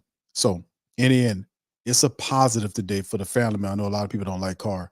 Me personally, I think he did a pretty good job today in orchestrating the Saints offense. He kind of started slow in the first half, but in the second half, he turned it up, found Juwan Johnson wide open, find Jimmy Graham, made several plays along the way, did a positive job. Elvin Kamara did his thing. Shout out to our wide receivers. Rashid Shaheed stepped up, made some plays. So, Juwan Johnson made some plays. Foster Monroe made some plays. Jimmy Graham made some plays. Keith Kirkwood got a touchdown. So with Chris Olave out of the game, Michael Thomas out of the game, the Saints' 2 top wideouts gone. The Saints still dominate. That's a positive. That's a plus. You dig? So anyway, shout out to the fam, man, as we get going. Pops Q is not going to be in this recap edition of the show. He's traveling right now, but I know he was watching the game. So more than likely, we'll probably catch up with him later on. But big ups to you guys for being here. Dante says that's my Christmas wish for all y'all Saints others to beat us, to beat us Falcons. Okay, Dante wants the Saints, wants the family members to beat because they want Arthur Smith gone. See, Falcons are very similar to the Saints in terms of the head coach. Everybody, every last one of these head coaches, as far as Tampa, New Orleans, and Atlanta is concerned, are all in some type of issue with the quarterback play. And I mean head coach play, quarterback issue as well. But and maybe Tampa Bay, Baker Mayfield's actually playing pretty decently because there's no pressure for them. There's no expectation. You put expectation on them, then everything changes. But all of these guys are all pretty much fighting for their jobs. Even though I think the rhetoric was Arthur Smith might be a little safe. It depends on how they finish the season. But a lot of these guys, man, if they don't finish the season and do what they're supposed to do, they could be out of work. So you have like four head coaches in the NFC South. 3 of them could be out of work by regular season's end. When Black Monday rolls around, 3 of the 4 are going to probably be gone. And whoever wins the division saves their job, and that's what it's about. So Tampa playing at New Orleans got things out in front of them. They can beat these teams, but will they? We'll see, because they're so madly inconsistent. That's the thing that kind of really messes with us. What's up, T Mama? Says the game played 3 dimensions today. This side's done. Balanced attack. Thank you, T Mama. Daniel says, who that? We got it. That's right. What's up, my dog? Shout out to you. Looks like we might just sneak into the offs. You mean the sneak into the playoffs? Is that what you're saying? And then we stuck with Dennis Dominguez for 1 more year. The thing is, I want to get to the playoffs, man. That's what I care. I want to break the 2-year losing streak of being outside the plus. And besides, if Dennis Allen is the dude we think he is, then he will fail. If Dennis Allen can galvanize somehow, get this team to win these last 3 games, then he would deserve to stick around for another year. He would have earned it. Matter of fact, it'd probably be, second year, third year. He'd be around here for 2 more years. The rumor is he has a 4-year deal, and more than likely, we'll see how that goes. But he'll win in 1 out of the 4 will give the Saints an opportunity to say, well, we can keep him for multiple years. But, we'll see, fam. It's still, I'm not even thinking about that right now. I just want to get these dubs. All right, Tuck says every day I don't know what the hell happened to that crap, man. It was going along smoothly. Then, I just hate that, man, when that happens. KB says the Saints team in our doghouse right now, confidence-wise, but can y'all see them going in on the playoff run like the Giants did on the Super Bowl run and the Seahawks did also before that? Talent there. Saints team is in our doghouse. Yeah, confidence-wise, KB, shout out to you. Anybody can get hot at the right time. The Saints if they can win against the Rams, listen, this game, them beating the Giants was a game where, like I said, you can't take nothing away from them. The Giants were a hot team. They won 3 games in a row and were playing really good football coming in here. The Saints smacked them down. It wasn't even close.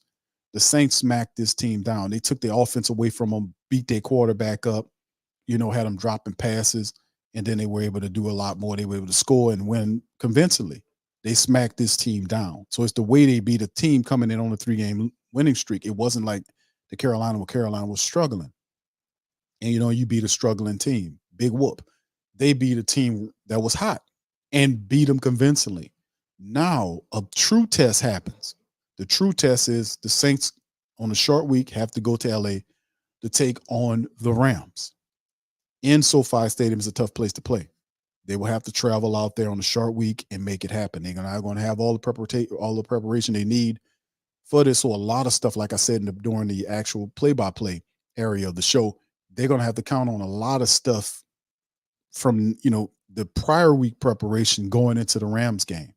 They'll have a few things they get in the chat, but not a lot of preparation to get ready for the Rams. So it's going to be doubly difficult to win a Thursday game, but they're going to have to do it because they didn't afford themselves any more room. They lost all the games against the Green Bay, the Tampa Bay, lost to Atlanta, they lost to Minnesota. These are games that you were supposed to win that bite you in the back.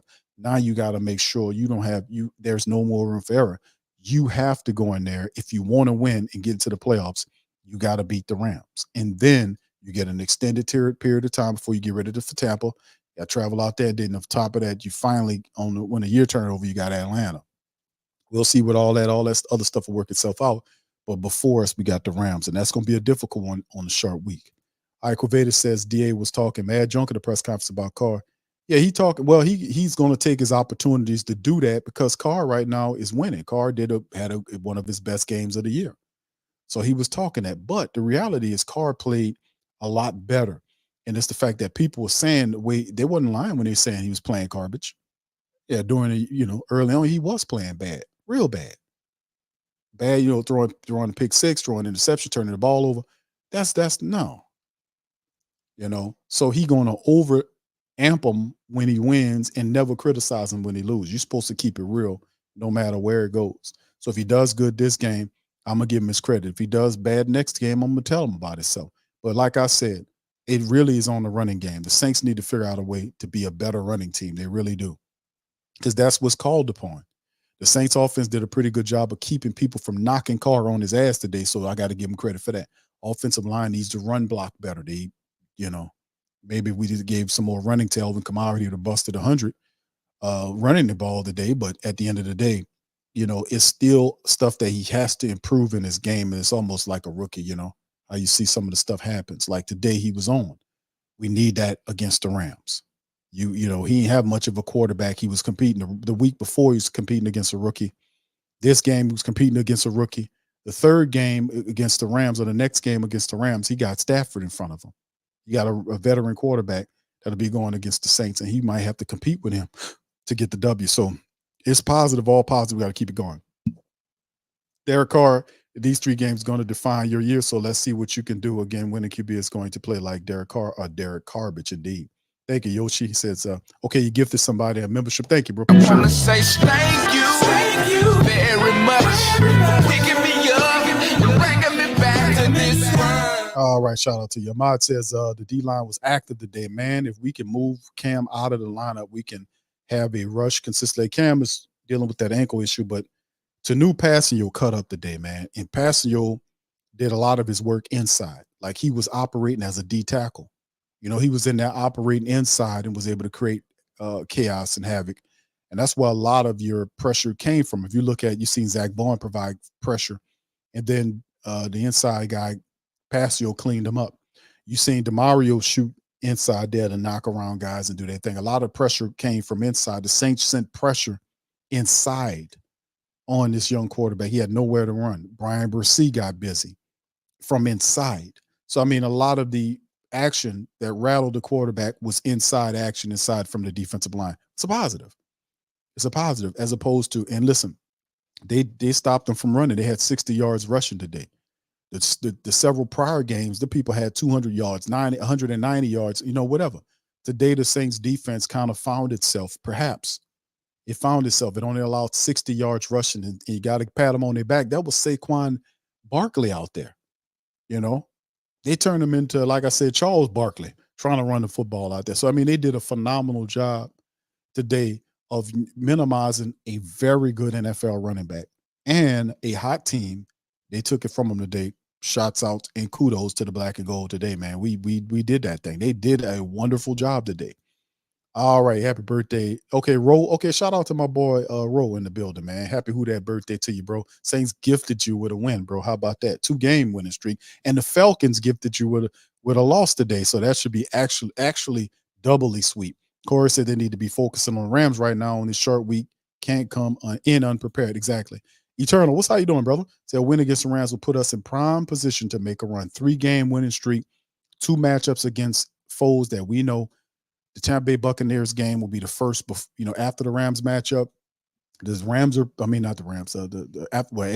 Rams, Tampa Bay going to be a tough matchup, man. That's going to be a tough matchup. We got to go there and take them on in their building. They're playing free. They're playing fast. They beat a Green Bay team that beat us. So, they're playing really good football right now. And like I said, these are not unbeatable teams. None of these teams are juggernauts. That's the crazy part about it. And like I said, the Saints have it all in front of them. If they're really serious about doing it, this is the time. Ava says the most important is winning the last to win the division. So the mini bye after the Rams is good. Exactly. The mini bye, you got the bad news is you got to take them on Thursday, but you get an extended week for the Buccaneers matchup, which will tell a lot. This will tell a lot about what's going on, because Atlanta might not even be there, man. We'll see how it all goes moving forward, but to lose to Carolina is a gut punch. No doubt about it. Miscellaneous Bell says definitely a must-win. Bucks can lose to the Jags. Indeed. Yeah, a lot can happen in between here and now, T-Mom says the Who Dat Nation has put the pressure on them to go. The question was asked from one of the reporters and to Passanio. And Passanio say, oh man, we don't too much talk about the media and the family members. Oh, we don't too much, be listening to you guys. Bullshit. But you better be listening. You better be listening. Boy, you better be listening to what the hell we saying, man. And they ain't gonna shrew us all. Well, we don't listen to what you guys. I know you guys are good at what you do, but we don't pay bullshit. Bullshit say what? No, you gonna listen. You gonna be listening. You don't hear, you gonna hear from the you can't block them out. As a lot of people say we don't listen, that just be bull crap, man. That's BS. You can't if you operate unless you living in a cave somewhere and you only drive to practice with your ears stuffed with cotton, with no television, no nothing, and then you end up going back to your cave after you finish practice with no phones, no smartphones, no paper service, no none of that. You gonna hear what the people saying, bro. It's best that you listen to what the people say. But then again, some people can't do that because the ego can't stand it. They got a lot of these people got real fragile egos, and they can't process what people are saying because not everybody's shooting venom at them. A lot of people giving truth. They can't discern the difference. They call it noise. They can't then define what's constructive versus destructive because they got a lot of destructive commentary out there. But if somebody telling you specifically what you're doing wrong, and you can put the tape on and go and look at it and say, that man telling the truth. He ain't just spewing out venom. Nah, that's the people you need to listen to. It's a difference. All right, Ahmad says that Bond natural position. I hate that they're trying to move in the line back. That's over with, bro. That is over with. And like I said, I kind of talked about it during the game. We talked about Zach Bond for 4 years. He's in the final year of his rookie contract. Zach Bond, they did very terrible decision making with the linebacker position. We kind of let two really good linebackers leave the team. Eric Wilson, who we picked up from the Minnesota Vikings, he ended up going to the Packers off the practice squad because the Saints chose Zach Bond over him. And then this year with Jalen Smith from the Cowboys, outballed Zach Bond everything. They picked Zach Bond to be on the active roster over Jalen Smith and over Eric Wilson, who were both guys that ended up getting pilfered from practice squad, which was stupid decision making by a dumb coach. But in the end, it took one person to unseat Zach Bond from the linebacker position. You know who it was? Nephi Sewell. What? But Nephi played well, but so did Jalen Smith and Eric Wilson. So, and then eventually, when he had nowhere else to go with Zach Bond, he decided to say, okay, well, we might as well use him as a pass rusher. That was by default. See, that's supposed to be discovered early on, and that just goes to the thinking of how these people really be screwing up the thought processes on how these players are handled. Because now Bond firing off the edges, that's something he should have been doing 2 to 3 years ago.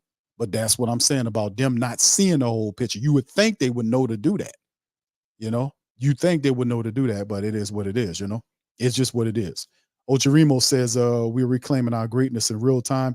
Let's just, bro, I just want to see if they can reproduce some of the positive offensive, because really, let's be honest, the problem with this team is offense. The offense over the last several weeks prior to the 2-game winning streak, the Saints offense, even in this game, in the first half, they were struggling to move the ball, struggling against the Giants. Even then, ultimately, as the game went on, the Giants the defense started deteriorating. The Saints made plays, they made catches, they were able to get touchdowns, and then everything fell apart because the Giants couldn't match the intensity.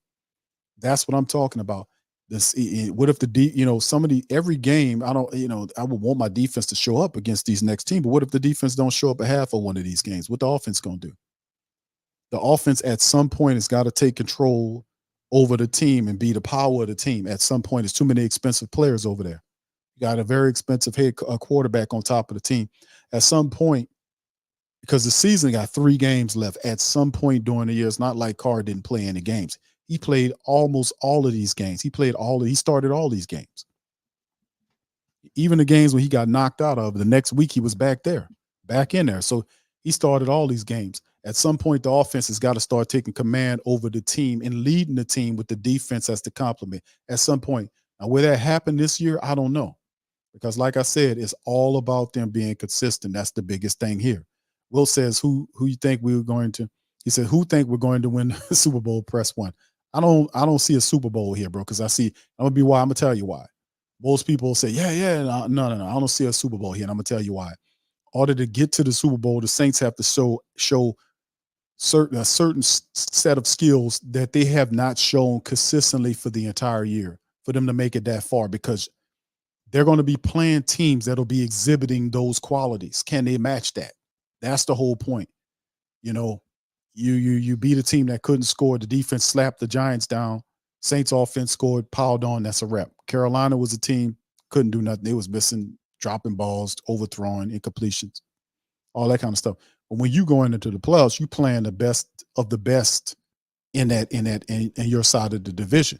These are the most complete teams in football. So their offense and defense and special teams is coming to play. What happens when the Saints reach a team like that? They standing up before him, offense, defense, special teams, and they're playing consistent. They have the mentality, they have the scheme set up to play, and they know how to prepare a play, and they don't hurt themselves with pre-snap penalties. Because a lot of that stuff in the playoffs goes down because the more disciplined teams are there in the playoffs. There's still penalties, mind you, but not nearly as many penalties, and then everything restricts and gets confined in the playoffs. Are the Saints ready for that? Like I said, based on what I've seen up to this point, they are not. They still got some stuff they got to work on. They still got to be, you got to be able to run the ball effectively. The Saints done a decent job on running the ball, but at some point, they're going to have to get a lot better at running the ball in the playoffs if they get to the playoffs, if they're fortunate to get to the playoffs. So like I said, there's some things that I don't see enough of. Even I'm seeing it, but I'm not seeing it consistently enough for them to put it to game, and it'd be a staple in the mindset and the game plan of the team from week to week. You get what I'm saying? Is not a staple in their offense, in their minds going forward, is what I'm trying to say. It's still too much topsy-turviness going on. It's still too much up and down play. It's still too much shaking stuff. And even though they're winning right now against teams that don't completely have it together, that's still that thought, well, can they consistently get this and it become a staple to the point where they utilize it to the point where they can drive it and dominate teams and move it forward. When they start showing the ability to know what they're doing and they're not turning the ball over with, the throws are being made on time, the defense is playing like they're playing today, then everything will flip and churn. You know, and it become a whole nother thing, but I have yet to consistently see that. So I got to tell you. Ava says Bucks have Jacks next week, so they could play. They could play in favor too. Jacks will bring the wood, and their fan will travel to Tampa Bay. Indeed, that's a good matchup of Florida squads because the Jacksonville Jaguars are a team in a playoff round. So I mean, a lot can happen between now and then. They could very well lose that game, but still in all, we have to win. We have to win, and if they lose, fine, great. But we as a team, we got to keep winning. We got to keep winning. That's what it comes down to. All right. Ultron says, Q, something clicked for Carr in the last game. Yeah, you mean in the today's game? Yeah, he like I said, certain things, and I said it during the game, but certain things, watching all of this guy's plays and rewatching the game, the all 22, it was certain aspects of Carr's game in this game, especially in the second half, that looked different. Like I throw out one of the examples, one of the receipts is on the screen to Kamara toward the left. He pump faked to the right and sold it. He looked right and sold it like he was going right. And then at the last moment, he tricked him and went back to Alvin Kamara to the left side to set up the screen for a positive play. That was good. Him standing, and he was still staring people down, but it just was the guys he was staring down with guys that were open. So it wasn't like there was plays where he spanned the field, but there were plays, and I was watching his eyes. I was watching him throw the ball. It was plays when he stared the guys down and delivered the ball to them. Like the pass when he had Rashid Shaheed on the slant up and in across his face. He was able to make that pass. He was staring Rashid Shaheed the whole time. He looked at nobody. He snapped the ball and watched Rashid that whole way down there and just put it out front of him. So if you can get away with staring down guys when you can make the throw. And besides, the Saints offensive line gave him time today to make throws. So he was comfortable. And in the pocket, he looked very comfortable in the pocket. He was only sacked one time. You know, he wasn't knocked down that much either. So the Saints offensive line did a really good job in protecting Carr where he can throw the ball down the field. And he did make some positive throws. He did have some throws that weren't on time, but for his subpar throws, there were guys making very good catches at the other end. So A.T. Perry, Jawan Johnson, Taysom Hill, Alvin Kamara, Rashid Shaheed, Keith Kirkwood, Those guys were out there, Jimmy Graham, they were out there making these catches to keep the offense alive. So, like I said, it was just a different world today for Carr. He was comfortable. They did a good job keeping him upright and giving him the protection. They gave him some time to throw the ball today. They really did. You know? All right. Anyway, Damon says, Q, it's always a team that catches fire around this time of year and a good run in the postseason. Can it be our Saints, big dog? It could be, bro. It's a possibility, bro. Like I said, none of these people in front of us are world beaters. These are all very beatable teams. The Rams are a beatable team. They're not the juggernaut they used to be. They still have some very good players, but they're not the juggernaut they used to be. The Tampa Bay Buccaneers is a team that can lose to the Jags, and we can do something with them. The Atlanta Falcons is another team that is also a team that can lose. They lost to Carolina today. So all of these are winnable games that we can move forward and win. The bottom line is we just have to execute. That's what it comes down to, being consistent and executing like we did today. We'll get the dub. We will win. We will win if we can do that, which what we did today, and keep that and just keep reproducing that and clone that. We will win these 3 games if we do what we did today. And if today is what we building on, how they beat the Giants, running the ball, protecting the quarterback, guys throwing balls and they catching with the Carr putting the ball out there. Guys are making the catches, keeping the offensive line, defense playing out of their mind, special teams doing their thing. We could win the next 3 games if the Saints do what they did in the Giants game against the Rams, against the Bucs and the Falcons. Hell yeah, the Saints can make the playoffs. Now, that's a whole nother world when you start talking about the Super Bowl. So, I mean, we in that thing, man. If they can keep doing it, it is what it is. You know, we got to keep doing it. Right now, the Pelicans hammering the hell out the Spurs, 91-69 right now. Pelicans, Brandon Ingram got 26 points in the matchup. I'm monitoring that as I'm talking to you guys. So the Pels are playing right now and beating the brakes off the San Antonio Spurs right now. Shout out to Tasha and Big Sean. I know they up in there watching that. All right. So anyway, much love to the fam, man. And listen, man, it was a good game. Saints, this is what it comes down to, family. Currently, the Saints are on a 2-game winning streak. Carolina and the Giants, who are on a 3-game winning streak, they beat them, stopped them, beat them convincingly, 24-6. They move on the short week against the Rams. So they'll have to kind of keep that momentum and that intensity going against the Rams. They get an extended break after the Rams matchup to get ready for Tampa Bay, but everything is before them, and they can do it if they can reproduce what they did today and just build on today's game and mimic a lot of the actions from today and proved upon them. They could get to the playoffs. They really can. All right. So anyway, with that being said, I'm going to get out on that. Listen, I like to thank everybody, all the family members for chiming in on this episode of the show. Big ups to all y'all, man. Thank y'all for all that you do, man. I thank y'all for spending time here in Tacoma. We'll be back Monday with another recap of what's happening with the Saints. We'll talk about it. We'll have some more breakdowns and all this kind of stuff. Be looking out, our Patreon family. Be looking out for some more videos, some more film breakdown from this game. And I thought I posted the previous one. I'm gonna be putting that one up soon. So we'll have 2 big, probably an hour and 20-something minutes each of the film. So it'd be like 3 hours worth of a film breakdown on our Patreon channel for our family members. So I'm gonna holler at y'all on the flip side, man. I appreciate y'all. Y'all have a wonderful rest of y'all day in this joint. Much love, and who that to you? Yeah. Boogie like Benson, I'm a who that. I'm a who that. Long as I'm living, I'm a who that. Lose or winning, I'm a who that. Sports coma, yeah, this is where we do that. Where we do that, where we do that, where we do that, where we do that, where we do that. Boogie like Benson, I'm a who that. I'm a who that. Sports coma, this is where we do that. Where we do that. Welcome, welcome, welcome. Somebody please better help. Running this thing like Elf. I thank God every day I'm not a Falcon. Go to YouTube Live with Big Q and the guys. If you ain't ride or die, the bandwagon get flipped. Been marching in, that was way for the ring. I was yelling out your shame for the championship. Bucking on town, duck down. Falcons pluck, get shut down. Panthers ain't much touchdown.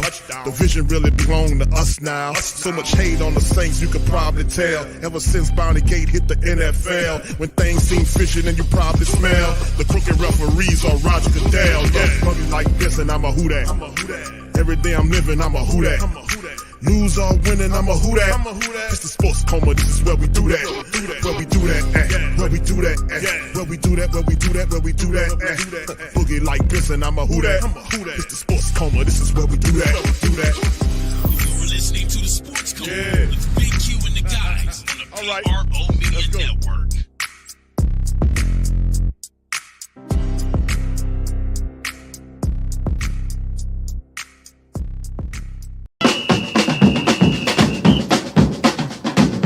Who that say they gonna beat them Saints? Who that?